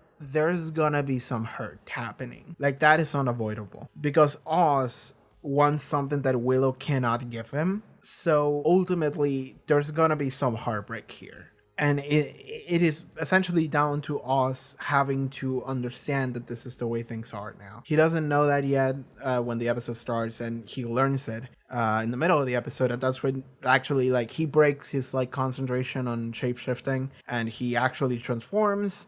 And that's when the initiative come in and a bunch of bullshit happens. I think this is the episode where Riley becomes an anarchist too, right? I'm an anarchist, and then punches him in the face. That's cool. That's cool as shit. Somebody told me, by the way, in a comment section, like the reason why Riley says he's an anarchist is because the guy earlier said, you know, there are a bunch of anarchists. You shouldn't hang out with them or whatever. And I'm like, I know. Like, I know that. I know that. That's what the episode did. I get that. It doesn't make it less funny. It doesn't make it less funny of a line. It's just really funny to see Riley go, I'm an anarchist, and just punch this guy in the face. It's really funny because Riley is like the most plain white bread guy I've ever seen in my life. And that's what he has been for the entirety of his existence. So see him just evolve like that and give like the cheesiest one line like that is like just really funny to me. It really got to me. Anyway, that's what the situation is with Willow and Austin. That's why I really love it. It's also like I don't want to get too personal in the show, but like it is a situation that I personally understand well. On some level, I understand that because like something similar has happened in my life where there was someone else that like it felt like one person didn't move on from something and the other person really did, but both people really care about one another. So it was a situation where like we are not quite seeing each other on the same level, but that doesn't mean that the other person doesn't care about the other anymore. So now we're trying to like maneuver this like weird social angle where we don't want to hurt one another, but there is like a level of misunderstanding happening. And there has to be a reality check happening here. Something similar happened to me a couple years ago. So it's something I really understand. It's very similar. It wasn't like 9 months or whatever the amount was between us leaving and us coming back. It was more like almost a decade. So it was a lot more, stuff that happened in the middle. But it was something similar. I do understand that. And that's why I liked it. I feel like we need to talk about Riley here. because this is the episode where Riley finally just fucking turns. He's just like, this is fucked up, because he sees what they do to Oz, and he knows that Oz is just a guy, and he's like, what you're doing is fucked up, and I don't agree with it. And then that's when he turns into an anarchist or whatever. I do like that. I think that is a good storyline to bring Riley in. I guess it took a little longer than I probably would have done myself, or I would have expected, but it is not something I dislike. It's kind of cool to see that be the direction we take Riley in. Unfortunately, I feel like Riley is a character that, like, this is the point where we're kind of done with him. Like, whatever we do with Riley after this, it feels like I don't know what it is. Like, for the remainder of the episodes of the season, it doesn't feel like Riley really does anything other than just be Buffy's boyfriend. So, like, Riley, to me, is just like, this is the point where, like, his character just kind of is over, right? So that's why when fucking Primeval happened, I was like, they're gonna fucking kill Riley. They're just gonna fucking finish him. They're just gonna fucking end him. Like, who gives a shit about this guy? Like, we're kind of done with him.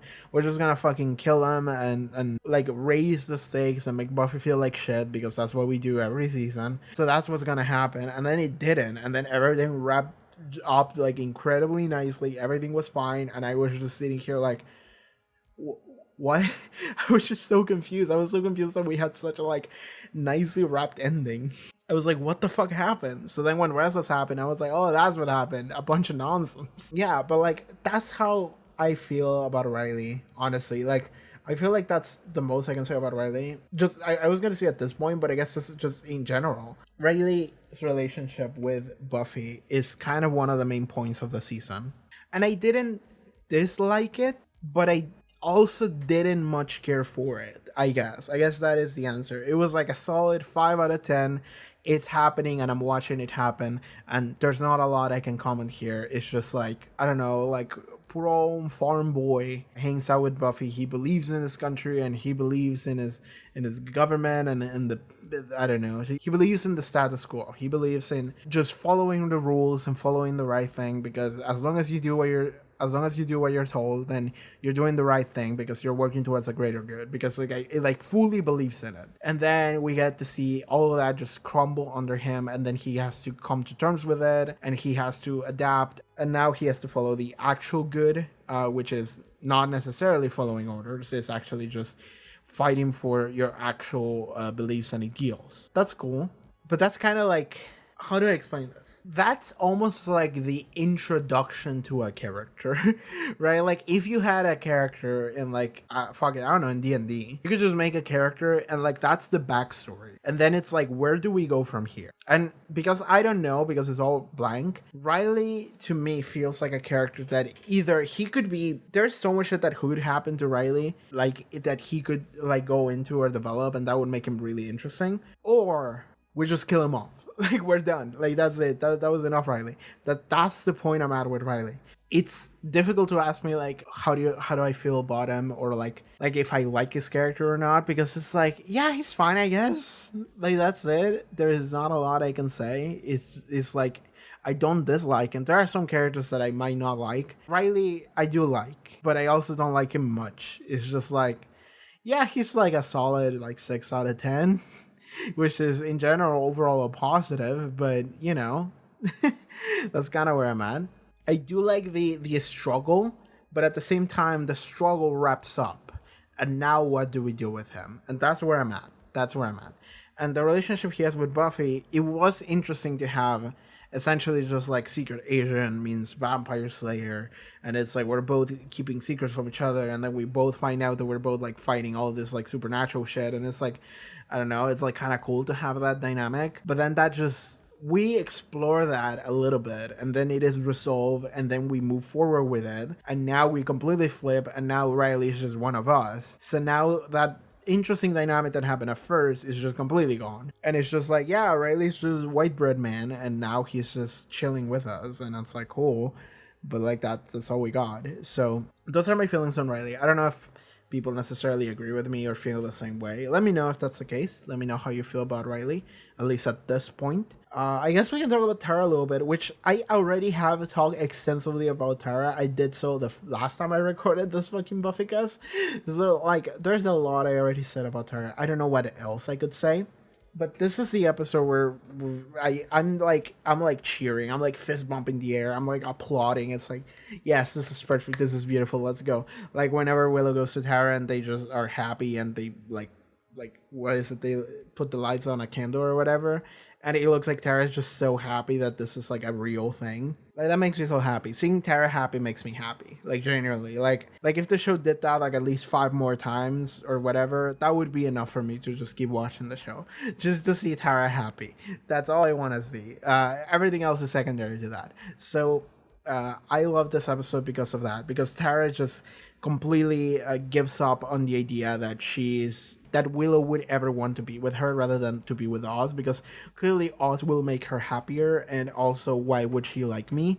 Even though they have basically been dating already for a couple months now. So I fucking love Tara. I love that the way she reacts is to just like completely give up and just run away, which is again one of the most relatable things about the character. She's so good. I love that that's what happens, and I love that Oz. I actually do love that Oz is like the first person that says it. Because Oz is the first person that like smells it out of her. And he was like, are you two dating? And that was like, it's weirdly enough like the first person who said it. Because like Willow is unsure about what to do. Tara just doesn't believe that Willow would want to be with her.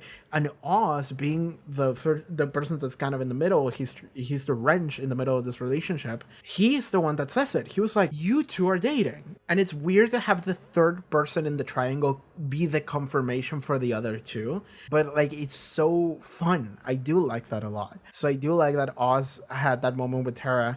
And I do like that the way Tara was acting in that scene was like, she was not looking at him. She was like trying to run away. She didn't have any answer. She was like stuttering. She was like, she was so awkward. I love her. But the way that Oz reacted, I mean, it was a little bit emotional, but it would make sense for him to be emotional about something like that. And then he wolfs out. And I do like that even after he wolfed out, Tara was like, no, it's like she tried to like tell the initiative to like not capture him or whatever, but she's Tara. She couldn't get the words out. Love her. I feel like I need to stop talking about Tara, because every time I do, I essentially just detail something that happened, a scene with Tara and the way she acted or something she said, and I immediately pause and I go, love her, and then I keep moving on. And maybe we don't need that. Maybe that's too much. Maybe we can just move on with our lives. Episode 20, the Yoko Factor. Beatles reference. I actually do love that the episode is titled that, because like when I read the title of the episode, because I actually do see the titles of the episodes before I watch them. When I saw the title of the episode, I was like, I don't know what that means, you know? I know a couple different Yokos. You do have Yoko Ono, which was the reference here, which is John Lennon's, I think they were married, yeah, his wife. And a lot of people just attribute just the Beatles falling off to her, because quite honestly, misogyny, maybe a little bbit of racism, and surely like a level of glorification of the Beatles as a group. But I was thinking like, I don't know who you're talking about, like Yoko Taro, Yoko Kano, like there's a lot of different Yokos that it could be. I follow Japanese media, I know different Yokos, but no, Yoko Ono, I do like that reference. It's like a weird mix of popular enough, because by God, the Beatles were mainstream, but like obscure enough for you to read the title and be like, what the fuck? And then when Spike says it, you're like, oh, okay, I get it. Now you get it. And that's like really cool. So this entire episode is just Spike coming in and essentially just disrupting the entire group. I mean, half the episode is that. The other half is angel drama with Riley. We have a love triangle episode into another love triangle episode. But let's talk about Spike again here, because I talk about Spike and how he's a soggy, wet, pathetic kitten, and how that is a genius decision in part of the show. But this is the episode where Spike actually comes in and he's like, I am going to fuck shit up. I hate these fucking assholes. I'm gonna mess with them psychologically. I am gonna set a trap for them, and finally I'm gonna get rid of them. Like, this is Spike actually being evil, which he is evil. I'm not ignoring that, and we shouldn't. Like, if you're a Spike fan, we shouldn't ignore the fact that he's fucking evil. He will do bad things. However, this is very interesting because Spike has been a character that I've said he's like a cat. He's like a stray cat that we just adopted. We just welcome him into our home. And now that he's in here and we have acclimated to him over the past like half a year or whatever, so like he shows up and he's like, I got information, and they're like, sure, what you got? Like they just listen to him. Spike starts talking shit and he spreads rumors about each other's characters and what they said about them, and Spike is just literally saying shit out of his ass, and everyone is listening to him because it's like, of course I would trust whatever Spike says. He's Spike. You know, like we don't fear Spike. He's like whatever. But really the reason why they believed him so easily was because he was targeting specific weak points that it was insecurities that they have already had inside of them. Spike was able to utilize his knowledge of them that he has observed over the past amount of time, whatever amount of months it was, and then he was able to use that successfully. It's like, that's really good. Good job, Spike. He was a very good spy. Like, he wasn't a spy at first, but he became one. He decided to say, fuck these guys, and it actually worked out. Very good for him. I was told that apparently, like, okay, so next episode, the episode after that, Spike goes and says how, like, I succeeded at all this, and he was so good. And then Adam tells him, like, how is she gonna fall into the trap if they don't talk to each other, so they don't give each other the information about the location? So how is Buffy gonna come here if they all hate each other? And Spike has a moment of like, you're right. That was a bad plan. Somebody told me, I could be wrong, but I think it was someone on Patreon. Please tell me if this is true because this is really funny. That apparently the writers, whoever was writing that, they were like, they wrote themselves in one corner. They were like, yeah, now they're not going to talk to each other, so they're not going to come to the trap. So like, this is actually a plot hole. How do we go around fixing this? So that moment where Spike is like, sorry, I was dumb. It was a moment where actually the writer was like, yeah, sorry, I fucked up. Like that, I didn't think about that. So if that is the case, please let me know because it's like really funny to me. And I actually love, this is something that like a lot of people see it as a negative. I don't. Like, okay, I love being able to take like a peek behind the curtain and seeing the person working and what they're making and how they're making it. That's something that I genuinely enjoy. And whenever there's mistakes, I enjoy seeing that as well because, you know what, mistakes are very normal. And I love seeing something that somebody made that a lot of people love, and there's still mistakes in it. It's still like rough on some edges, and it's like, that's good because nothing is perfect. It's good to have mistakes on things, and it's good for people to realize that you don't have to be a perfectionist. You can see something and there can be some like messes in there, and it's like, you know what, it's completely fine. I still love it. I remember I watched an episode of like, I don't know, season 2 of Buffy, and I remember there was just a shot where there was like a cameraman in the background just walking, and I remember pointing that out, and it was like, yeah, there was just something that happened in the background. It's like, that's not perfect, but I still love it, you know? That actually does make me very happy. I have a bunch of JoJo shit in here, and I'm probably gonna get more in the future because I love JoJo, and JoJo is like 90% plot holes. It's just like nothing in it makes sense, and that's fine because it's just fun. So if that is the case with Spike's plan, please let me know because it's just fucking funny, dude. I love that. But okay, the other half of the episode is Angel coming in and just being like, what's up, motherfuckers? We have a crossover episode. I couldn't take it, couldn't stand another minute. Couldn't bear another day without you in it. And I don't actually fucking remember what was the last episode of Angel before this one. I don't think that there was something that tied it back in. I think that even if you're an Angel viewer, this would come to us as a surprise to you because I don't remember if there was an episode of Angel where it tied into this. This was just an episode where Angel showed up and they were like, here's Angel, and Angel is like, I had to come in because I felt bad about the last conversation that we had, which makes a lot of sense. Makes a lot of sense because the last conversation they had about Faith was just them yelling at each other and essentially just disagreeing in the way they see not just Faith, but just kind of weirdly the theme of Angel, the show, where Angel believes in people and believes in redemption and forgiveness and actually like growing and changing. Meanwhile, Buffy is like, fuck that bitch, I want her dead. Like, fuck that Faith for doing what she did to me because like I can't forgive her after what happened. And Angel was just like, no, I will stand by her because this is literally what I believe in. Because Faith is almost like a mirror of Angel. So that led to a whole fight that happened at the end, and they just yell at each other about a bunch of things. Angel was like, "Don't you come here and tell me what to do. This is my show, god damn it. You don't have power here." And Buffy was like, "Fuck you, I'm just gonna leave." And then they all left, and they all felt bad about it, clearly. So Angel came in, and he was like, "I'm sorry about that. Like, it sucks that was a past conversation. I didn't want to leave it at that. I wanted for us to actually, like, have a level where we just like chat and like make it even, make it right."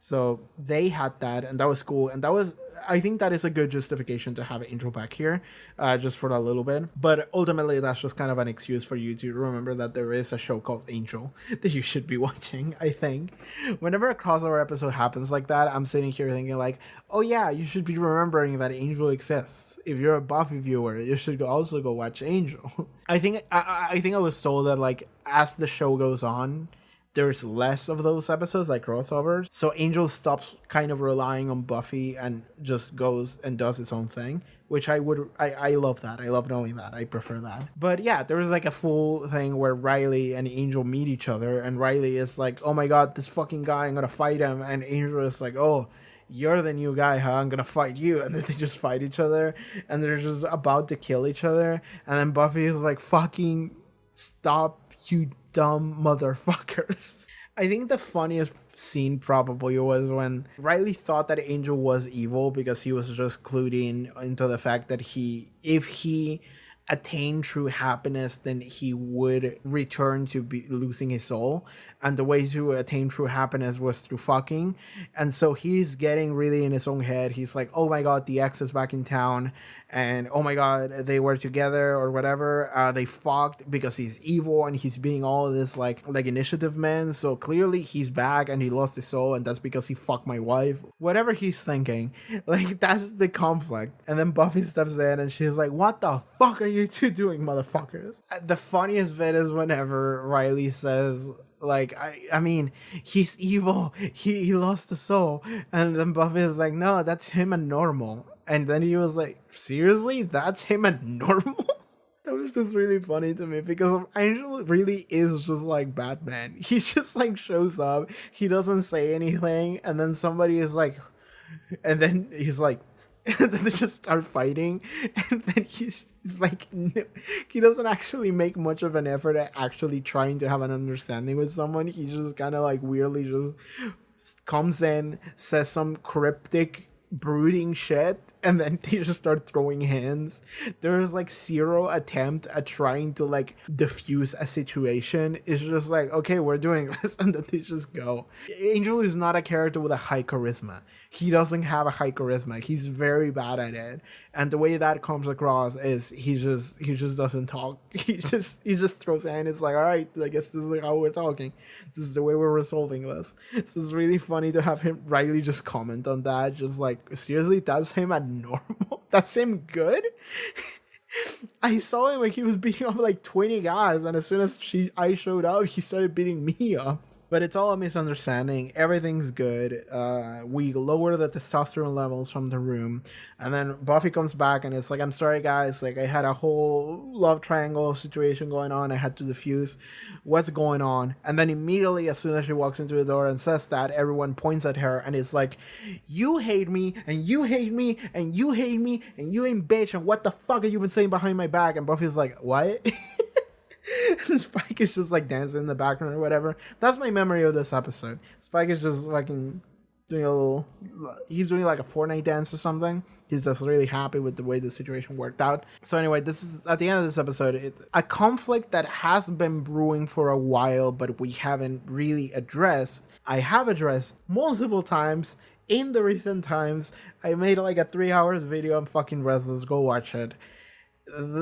Something that happens this episode, which is a culmination of something in the background of all this entire season, is the way everyone feels about themselves and their life after high school and how that conflicts with one another. Willow is very insecure about what she's capable of and just herself. She's also insecure about the fact that she is dating Tara now and how people will perceive her for it.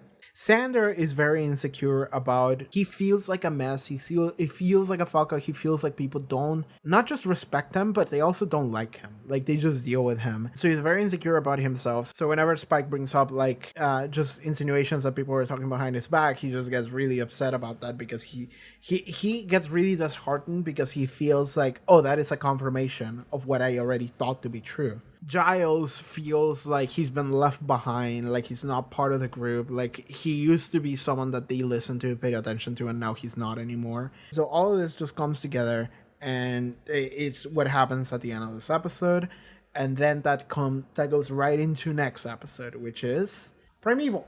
This episode fucking threw me for a loop, but essentially this episode is the quote-unquote final episode of the season. Not really, but functionally, this is the final episode of the season because it's the ending to a storyline where essentially all of our characters are at a place where they hate each other, they feel very self-conscious, they have a lot of issues with one another. They just never talk to each other about it because they just don't. Like, Sander has all these issues that are happening to him as a person, and he doesn't talk to anyone about it. He just kind of like comes in and does a couple jokes, but he doesn't talk to anyone. Willow escapes and just does spells, quote unquote, with Tara, and that's like her safe spot, but she doesn't really have a safe place with the other members of the gang anymore. Tara has become like her shrine, but she doesn't really bring that energy into the normal group anymore. So she still feels like she doesn't fully trust them, which is what makes her susceptible to actually falling for something like whatever Spike said. And that actually comes from a place of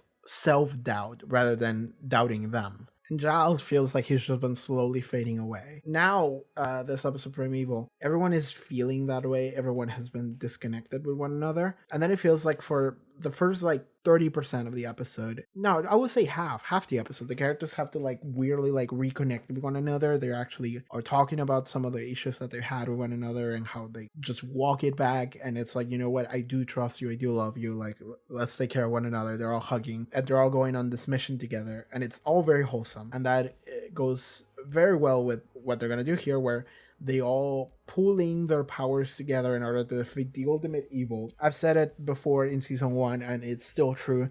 Buffy truly is an anime. The power of friendship defeats the big bad. We all just combine our elements, and through our, heart, mind, spirit, and hands, we create the ultimate avatar of power, and that will kill Adam, and that's what it does. We do the Kano Mortal 1 fatality on him, and then that's it. Everything's good. We're everything's fine. We Gucci. We move forward with our lives. That's it. That's really weird to me, because like when I watched this, I was like, is that it? There's an extra episode. What the fuck are we doing? I was so confused. Something I did like a lot about this episode was seeing Professor Walsh and fucking Forrest. That's his name. Forrest, the toxic yaoi guy, seeing them being like this weird, fucked up, like reanimated zombies, Frankenstein abominations just walking around, Adam's mercy. I really love seeing that. I was like cooking some insane storyline with that, because I think that is really interesting. I was thinking in my head, like, they're gonna kill Riley, and then we're gonna use the technology that he has, that he managed to acquire and use in order to try and revive Riley, something like that. And that would actually make it really interesting. If we did that, it would be really fucked up. I would be super down for it. That's not what we did. We did something completely different, but I really love what I was cooking there. That is something that sounds interesting to me, because I think one of the most interesting things about this episode, I mean, not interesting, but like cool to see, was seeing all those like reanimated corpses just walking around. It was like, Jesus, that's really fucked up. Because like seeing some random like guy in a costume that's just a random demon that we just pull out of our asses, it's like, okay, that's just a demon. But seeing like a reanimated corpse that just looks like a reanimated corpse of someone that we used to know, it used to be a character that we used to like care about on some level, that's something that to me is like, oh, that's fucked up. I do like that. So yeah, they kidnap Riley, we save him through the power of love, I guess. He rips the chip out and fights Forrest and fully kills them in true toxic yaoi way. You cannot write gay men without them just wanting to kill each other. That's just like a thing that we have to do. Again, I watch Embassy Hannibal. Really good show. Go watch it. Buffy becomes the avatar or whatever through the power of friendship, and she kills Adam, and then we're gone. And that's Primeval. And I was like, what the fuck? What the fuck do we do? What is this? Like, honestly, like, I don't know what else I can say about Primeval. That's kind of it. Like, it was just very confusing to me. Actually, something that I think I mentioned, but just again to clarify in case it wasn't super clear, or maybe people didn't hear me. When I watched Primeval, I was so confused about whatever the next episode could be. I went and checked that there was an extra episode. There, in fact, was an extra episode. I was like, what is it? How could it be? What are we doing? Because Primeval just really wraps around. Like, that's it. It just wraps up. We're good. We're gone. So I actually went and watched Restless before I even edited or posted Primeval. I was like, I'm cooked, dude. Like, I'm just gonna do Primeval and immediately I'm gonna go right to Restless. I'm just gonna go watch it. I have to. Usually I wait between episodes. In that case, there was a delay between when the episodes came out, but for me watching them, I actually watched them really close to one another. Just because I wanted to know. And because I felt stupid watching fucking Primeval and not getting it. I felt so dumb. I jumped into Restless and I was like, you know what? I was right being that confused, because Restless is not a normal episode. Restless is not actually a continuation of a previous storyline. Restless operates on its own, and it's more like a final cap to put on the season. Everything else is already wrapped up, and Restless comes in right at the very end as a kind of weird summary from the perspective of the characters' feelings, where they're at in life, which I find fascinating.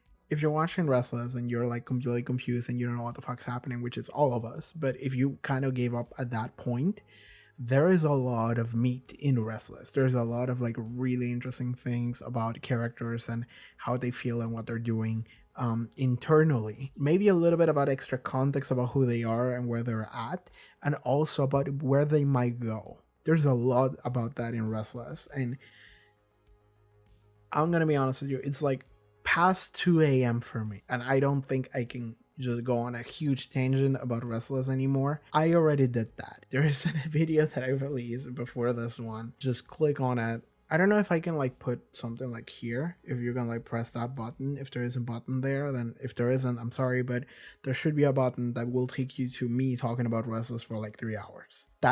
I love Restless. It's one of my favorite episodes in the entire show.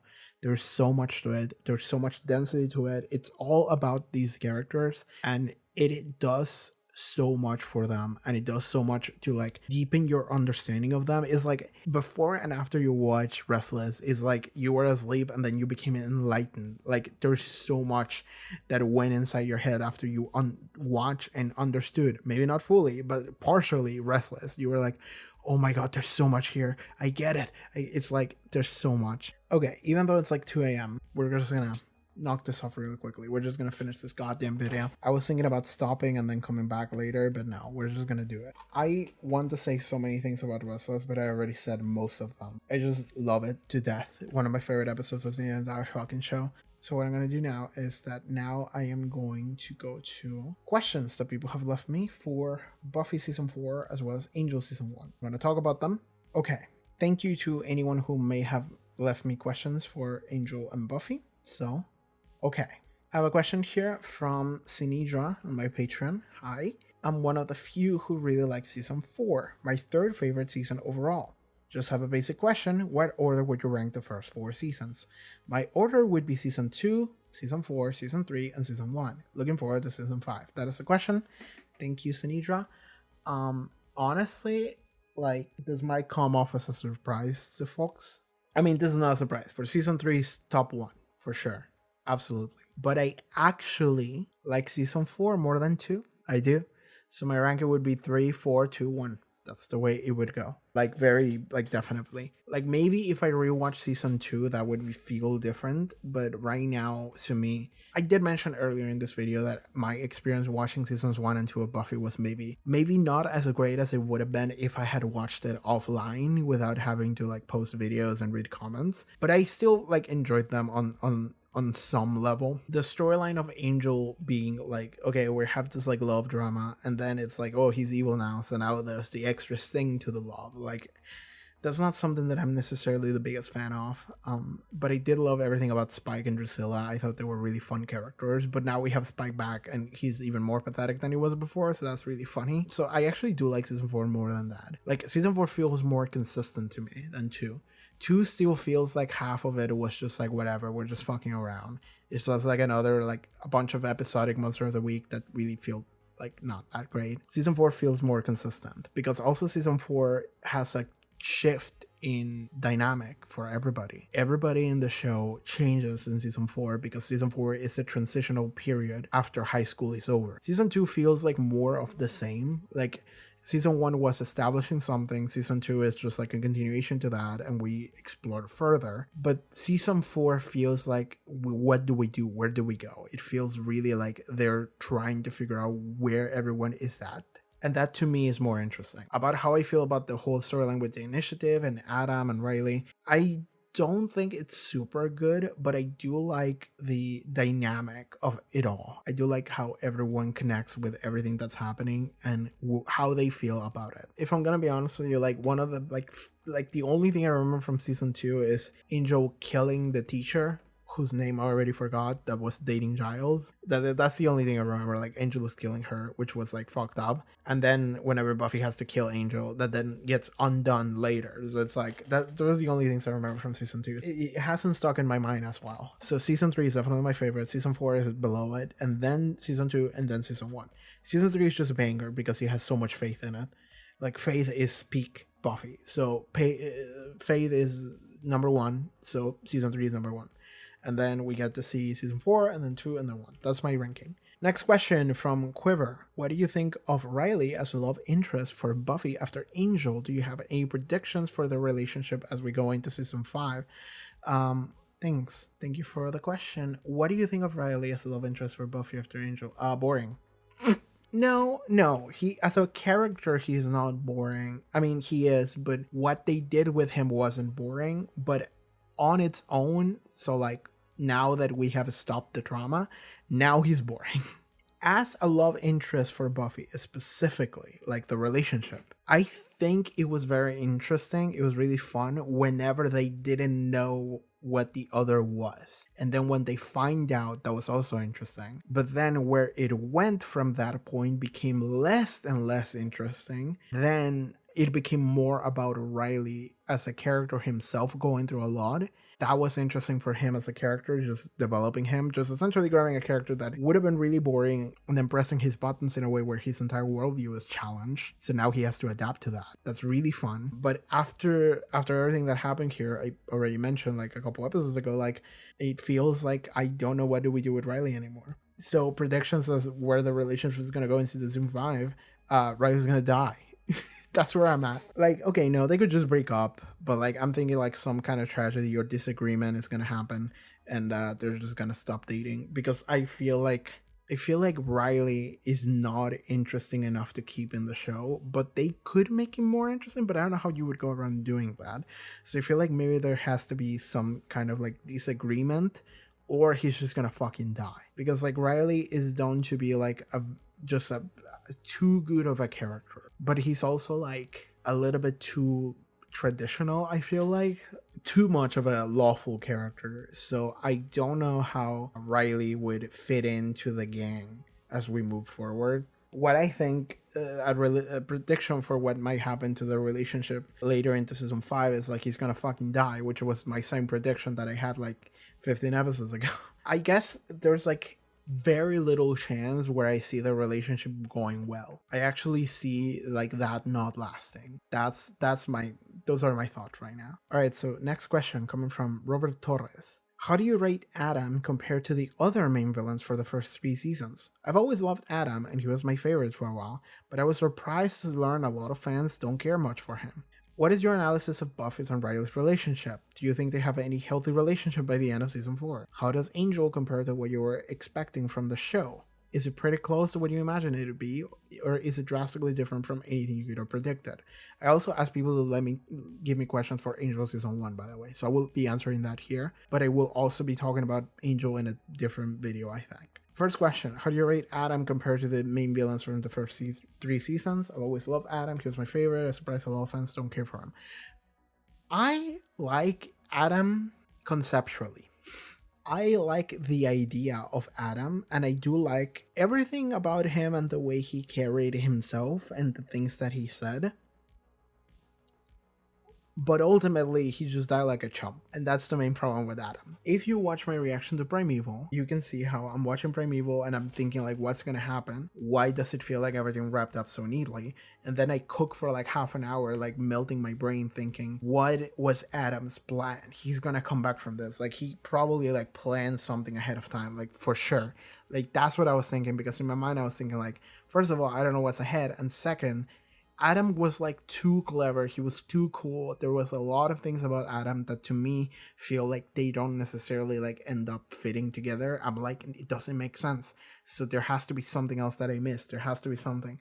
And I was thinking about like how Adam at some point said something like, like I can calculate just like all this like infinite possibilities, and I already am like many steps ahead of you because I already like predicted what would happen. That was really cool. That's a really cool concept that I like. I do like the idea of like grabbing a perfect fusion of like human and monster and demon and machine, and creating this like weird mishmash monster fuck of shit.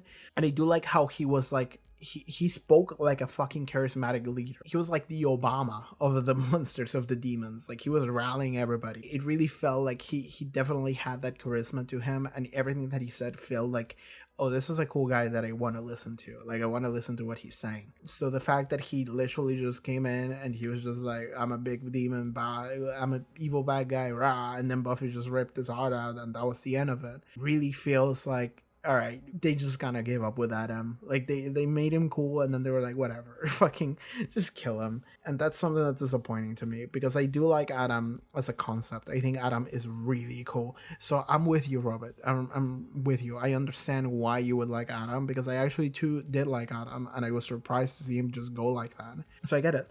The actual question is, how would I rate him compared to the other main villains for the first 3 seasons? That's interesting, because I do like all of them. Because, like, okay, the Master from season 1. Maybe people don't like the Master, but I do. I love the Master. I fucking love the Master. Arguably more than any other main villain, actually. The Master, I think, might be my favorite. And it's because the Master is a Power Rangers villain. The Master is so like flashy and flamboyant, and the way he carries himself, and the way he talks and speaks, and the way he treats everybody around him. He's so unique in the way that he acts. And that is really appealing and kind of weirdly endearing. Like, when I see the Master, I'm like, that's a fun fucking character. Like, the way he looks too, it was just like this like fucked up bald guy. And then the way he like moves and speaks and everything that he says, it's just like, this is a really fun character. He's just really cheesy. So I love the Master entirely because of that, because it's just a cheesy fucking dude. So weirdly enough, I think the Master is my favorite. The Master is my favorite because he's just so fucking cheesy. Is he like the character with the most amount of depth or whatever? Fuck no. That's not necessarily what I care about. Like, there's a lot to like discuss about the mayor. We'll talk about the mayor in a second, but like, the Master is just so dumb. That I love that. It's just like the character itself just does so much for me. It's just so fun. I love that. I love fun. That's something I say a lot that maybe people don't realize, is that I just love fun. I love fun. I genuinely do love fun. So whenever something's just fun, something that makes me happy. So the Master is probably my number one. Then we have Angelus, unless you want to count Spike and Drusilla. I do love Drusilla. I do love Spike. But we're going to go with Angelus here because he was kind of like the final boss for season 2.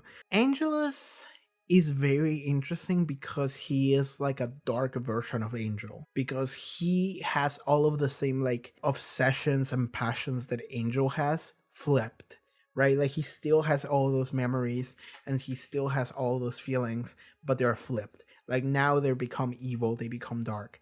So it was really interesting whenever I saw like Buffy was answering the phone and learning that the teacher was killed. I'm sorry, I forgot her name.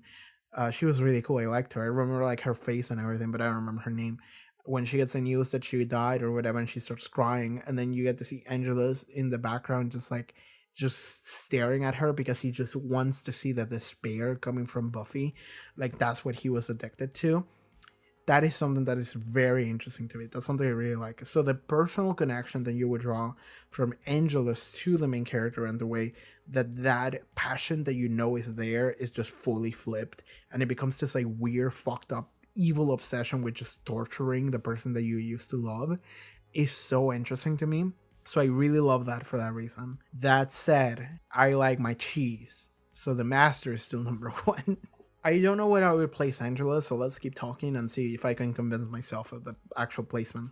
The mayor. The mayor from season 3. The mayor is a very quirky dude, but at the same time, he was like kind of weirdly enough the representation of white suburban America. Like honestly, like looking at him and the way he carried himself and the things that he said and the way he treated like Faith and shit, it felt like he was a very traditional man, and that was his entire deal. He was like the contrast of this like very traditional man that is just really obsessed with like not making messes and keeping our manners and shit, keeping other people in line, but at this and trying to play off this like friendly persona while simultaneously having this like cabinet full of like skulls and shit for like demon rituals. And it was like, it's a really funny contrast. So that's fun. That's a fun character. Angelus was like fucked up. The mayor is like fun again. However, he wasn't flamboyant enough. The master still wins because he's infinitely cheesier. He's infinitely more flamboyant. He's like all over the place. He's fucking nuts. I love that guy. The mayor is like a parody of a real like politician, but the master is just like this like weird dude, which I just really like. The mayor is a really fun character though, and honestly the best aspect of the mayor, the most interesting parts of him, was his relationship to Faith, actually.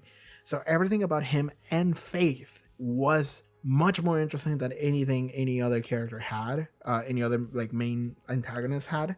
So that gives him a bunch of points, but that's less talking about him standalone and more talking about his relationship with Faith, which is just the best character ever. So I don't know if that is fair judging him based on that, but I will, because it is important to his character. So I love what the mayor had with Faith, and that's something that definitely elevates him, because he's just really like the way that he cared about Faith made him like a lot more interesting, give him a bunch more depth, because it really felt like he didn't care for her and then he really started caring for her, and that changed everything. However, that didn't really evolve past that point because he just then died. So like that doesn't make him as interesting as he could have been. Kind of really similar to Adam, where Adam had a lot of things that made me feel like he could have been super interesting, but then didn't. He just died. So, like, yeah. So I guess then we go into Adam, where Adam is, again, everything I just said. I think he was really interesting in the way he carried himself, the things that he said, the way he spoke, his charisma, and it felt like he had a goal and a purpose, and then he just fucking died. So Adam feels like to me like a character that didn't accomplish anything, which is like I'm sorry to do this to you, Robert, but I feel like I'm gonna place Adam in number 4. And that's weird because I don't actually think that he's as a bad. I think he's a good character that they did dirty. I think that's what I think, because I actually do like him. But I think that in the ranking of main antagonists, I love the Master and how cheesy he is. I really like how Angelus has this like weird fucked up obsession, and I do like how the mayor really cared about Faith, and he was also just like a weird parody of a real dude. But Adam, I think conceptually Adam is fantastic, but in actual execution, Adam doesn't end up doing much, and that's my main issue here, right? If Adam did more things, if Adam actually had accomplished like literally anything, I would have been super down with Adam, but that didn't happen. So I'm sorry to do this to you, Robert. I'm sorry to be like, yeah, Adam's cool, but then also he's number 4. As for who is number 2 and 3, interesting. I could just say like Master 1, Angelus 2, Mayor 3, Adam 4, just like follow the same numeration as the seasons. And that would make sense actually. But I could also see just saying Mayor number 2, Angelus number 3. Because Mayor is just fun. He's just a fun character, and I love the connection with Faith. But there's something so interesting about the Angelus' like dark obsession with Buffy. That's like a sadistic version coming through. And that's what makes that is the most interesting part of season 2, honestly. Is like that fucked up obsession of wanting to torture someone so much because they used to be someone that you love, and you feel disgusted over the fact that you love them. That's like so fucked up. That's so interesting.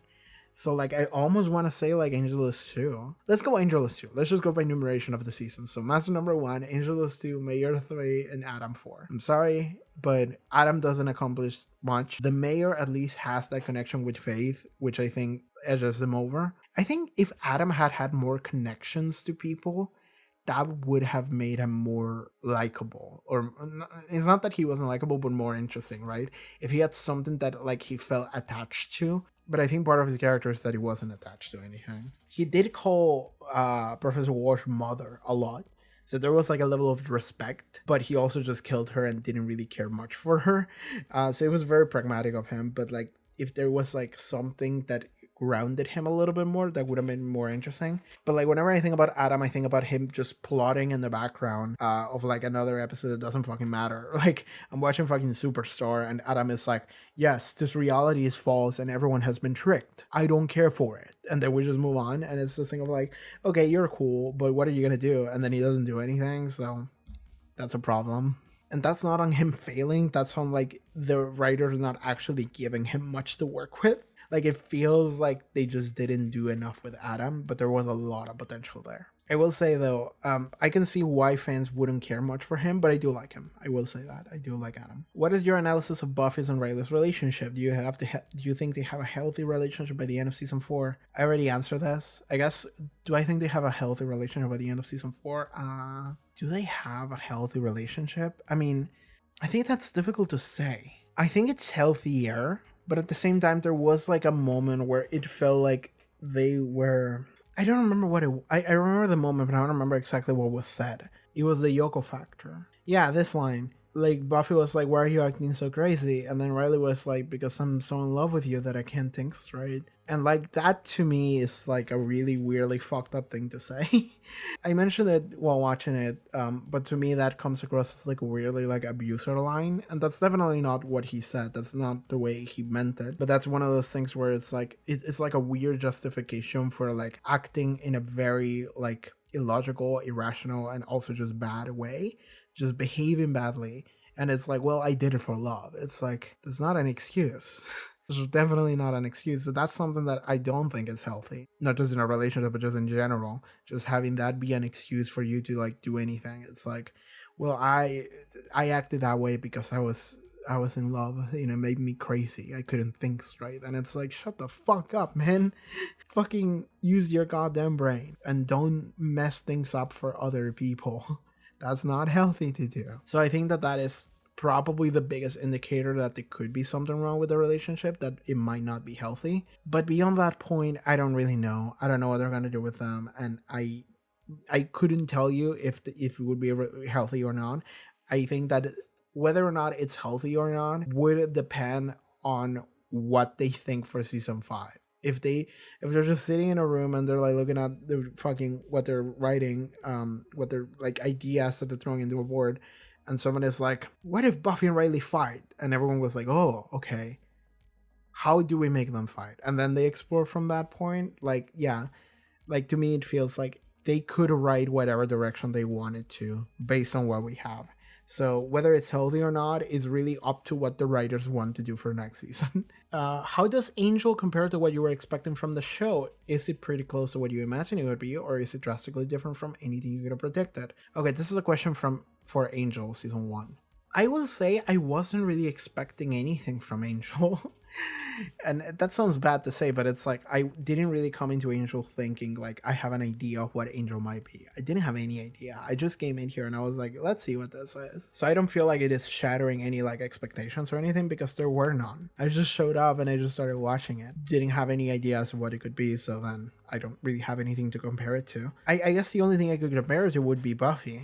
So that's what I was thinking. And on that level, it is something similar to Buffy and earlier seasons of Buffy mostly, but it's also very different in a thematic way, which I really like because also at the ending of the Faith episodes where Buffy and Angel fucking fight, that's when that really comes together. That's where it really comes across what the difference between these two shows is, and it's Angel's like view on the world and its people, and then that's when the entire like thesis statement of the show really comes together. And I was like, that's awesome. I love that. That's why I really love Angel, and or so far what I've watched about it. So the only comparison I would have would be Buffy. I really, really love it. It is different in a very subtle way, but it's a significant way if you're paying attention. So I really love that. Okay, I'm gonna say more things about Angel at a different point, but I guess that answers that question. Okay, next question. This is coming from Rex. Do you think Faith is redeemed in your eyes or on the way to redemption? Do you think she'll be back in Angel or Buffy again? And if so, do you think she will continue the redemption arc or fall back to old habits? I mean, redemption is a weird topic because ultimately, and this is something I mentioned when I watched those episodes, like what is redemption and who is the person who decides if someone is redeemed or not? And I suppose this question is asking my personal perspective on it. My personal perspective is always going to be absolutely, like, I love Faith. I would absolutely, I would be good with Faith, like absolutely 100% of the time, always. Because in a similar manner to Angel the character, but also Angel the show, that's the way I see the world, and that's the way I see people, and that's the way I would see Faith, because that's the way I see her. I love Faith as a character because I love a character who made so many mistakes and continues to make mistakes, and she digs a hole and she digs it deeper and deeper, and the reason why she does that is because she feels like there is no other way out. She feels like the only thing left in her life is to just keep digging, because what am I going to do? Just stand still? There's no other way. Faith doesn't believe that there is a possible world where she could become a better person because Faith feels fundamentally wrong. Angel, the character as well as the show, tells you that no, you can change, you can grow, you can make things better, and you can actually help. It's gonna take a lot of effort, and most of the effort is gonna be towards you feeling like you can cope with yourself, you can deal with yourself and not hate yourself, because if you do, you're not going to be able to move on, and being able to deal with the reality that people are not going to necessarily forgive you or like you ever again. If you ever fail someone, if you ever hurt someone and they hate you for it, that's probably not going to change. If it changes, perfect, that's a miracle. But if it never changes, if that person hates you for the rest of their life, kind of have to come to terms with the fact that that's a reality that you have to deal with. I love that's where that storyline went with Faith. Like, and that is something that I genuinely agree. I believe that from the bottom of my heart.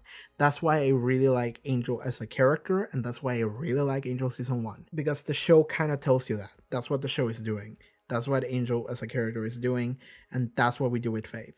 So if you're asking, in my eyes, is Faith redeemed? Always. I'm one of those people that, like, Faith is like killing a guy, just stabbing some dude in an alleyway or whatever. That did happen, actually. Like, Faith is just killing some guy, and I'm sitting there being like, well, people don't understand her. Like, I'm a Faith apologist in that regard. Actually redeem in terms of redemption, I think is a topic that, like, even like nowadays a lot of people have a lot of discourse over that, whether what makes a character feel redeemed or not. And I don't really wish to engage in that conversation, because it's like a lot of it really, really, really, really comes down to whether the person who's watching this, if you're watching this, you're watching Faith, are you someone who has made mistakes that you feel bad for? Or are you someone who people have wronged and you feel really spiteful towards them. Which one of those experiences is something that is more present in your own personal life? Because groups 1 and group 2, you're going to have a difference of opinion on a character like Faith and whether or not she is quote unquote redeemed. Because what's going to come down to is a group is going to look at Faith and they're going to be like, I understand exactly what it feels like to be this person, to be someone who makes mistakes, to be someone that feels like they fucked up, to be someone that feels like I'm just going to give up because if I'm not going to be able to do good, then what is the point of my life? So I should just die then. And then there's other people that look at that and they say, yeah, you should die because you're evil. You wronged me and I don't believe you if you say that you're bad. So you should just go away. Those two different groups of people are just never going to agree with each other, because the reality is that this topic of redemption really comes down to what is your life experience? What were your life experiences? What is something that you have intimate, like personal knowledge of, personal experience of being in what side? Personally, I understand someone being like, I feel like absolute dog shit. I feel like I never really had many people who made my life hell or absolutely tortured me or whatever, wronged me in a way that really marked me. But I do feel like I am someone who has failed people. And I don't dislike anyone as much as I dislike myself. So I understand Faith and I stand Faith. So that's the place I'm gonna sit here. So whether or not I think she's redeemed, I think redemption is a weird word to use, because like ultimately redemption I feel like would be if she comes in and saves everybody and everybody loves her for it. I think that in general, I think as long as I think Faith, as long as she feels bad for everything she's done, which she does, she's always has actually, she just pretends not to, and she's working towards a better future, not just for herself, but for the people around her as well. I think she's in a good path. And that it would be foolish to try and dissuade her from going in the direction that she's going, because I think Angel gave her a hell of a pep talk. She definitely needed that, and I love that Angel did that. I love Faith as well. So that's my take, I guess. On the way to redemption, yeah, probably. That's probably what I would say. Do you think she'll be back in Angel or Buffy again? And if so, do you think she will continue the redemption arc or fall back to old habits? I don't think Faith is going to be bad. I don't think so. The only way I could see Faith being back to being a bad girl would be if like, well, one or two things. One, like the main cast wrongs her again in a way that makes her feel like shit, and then she just falls back to old habits, because it's like, I'm trying my best and this is the way I'm being repaid. Fuck you. Or if the show really wants to capitalize on the bad girl persona that Faith has, and it's like, this is why people like Faith, because she's a bad girl, so we have to double down on that. I don't think they're gonna do that, because that's what I thought already. I think earlier in the season when she showed up again, I was like, are they gonna try to make her a bad girl again just because that's like her character? And then it's like, no, they made her the best thing that ever happened, you know, just the amount of soul hatred and stuff, like that was so good. So I don't think so. I think Faith's gonna be good. If she's not good, I'm gonna riot. Fuck the show. If she's not necessarily like good, but like on the path of being definitely in a good direction, because I think that after what happened on Angel, absolutely has to. Absolutely. Okay, that's it for Patreon questions. Okay, I think that's gonna be it for this recording. I am gonna be talking about Angel in a different video. It's definitely going to be a much shorter video, don't worry about it. I think that I want to talk about Angel in a broader sense, not in an episode to episode basis, so I'm going to be doing that for Angel. Yeah, I'm going to be doing this, I'm going to be doing that, and then season 5 of Buffy starts. And in fact, I think that by the time I release this on YouTube, season 5 of Buffy is going to be up on Patreon. Not the entire season, my god, the beginning of it. So I'm going to be starting season 5 of Buffy on Patreon already. So if you want to catch me starting season 5 and just moving forward, the Patreon should be up there right now. So yeah, by the time you're watching this on YouTube, check out the Patreon if you're interested. That's going to be it. I want to say something that stood up to me, I guess, to wrap season 4 up, someone mentioned in one of the questions that like most people don't seem to love season 4 as much, and that's really interesting to me because like, did I mention this at the beginning of this video? I might have. Sorry, this was a couple of days ago for me, but it's the idea that like season 4 might just be kind of like weirdly underappreciated because it is sandwiched between seasons 3 and 5. Season 3 is a fucking banger. I love everything about season 3 except for like the weird relationship thing that they did with Willow and Sander at one point. But like, people told me season 5 is like a masterpiece as well. So for season 4, it is unfortunate that it's like sandwiched in between the two of them. This is an interesting like perspective that you guys, like, I'm gonna try to convey it to you guys. But if you guys who are fans of the show already and you've been watching for a while, you know what happened and you know what's to come. You know everything. You can look at it from a greater perspective. For me, I'm just on a ride. I'm just going. So whenever I come across people waving at me from with their cars, I don't know where this analogy is going, by the way, but imagine I'm on a highway on a car and I'm coming across other people being like, hell yeah, Buffy. I'm just driving and I'm like, hell yeah, dude. I'm season 4, and they go like, ugh, season 4. Hell yeah, next season. And I'm sitting here like, what? I'm having a good time. I don't know what you're talking about. That's kind of how I feel about season 4 right now. Because I also ask on YouTube, hey, I'll be recording BUFFYCAST season 4.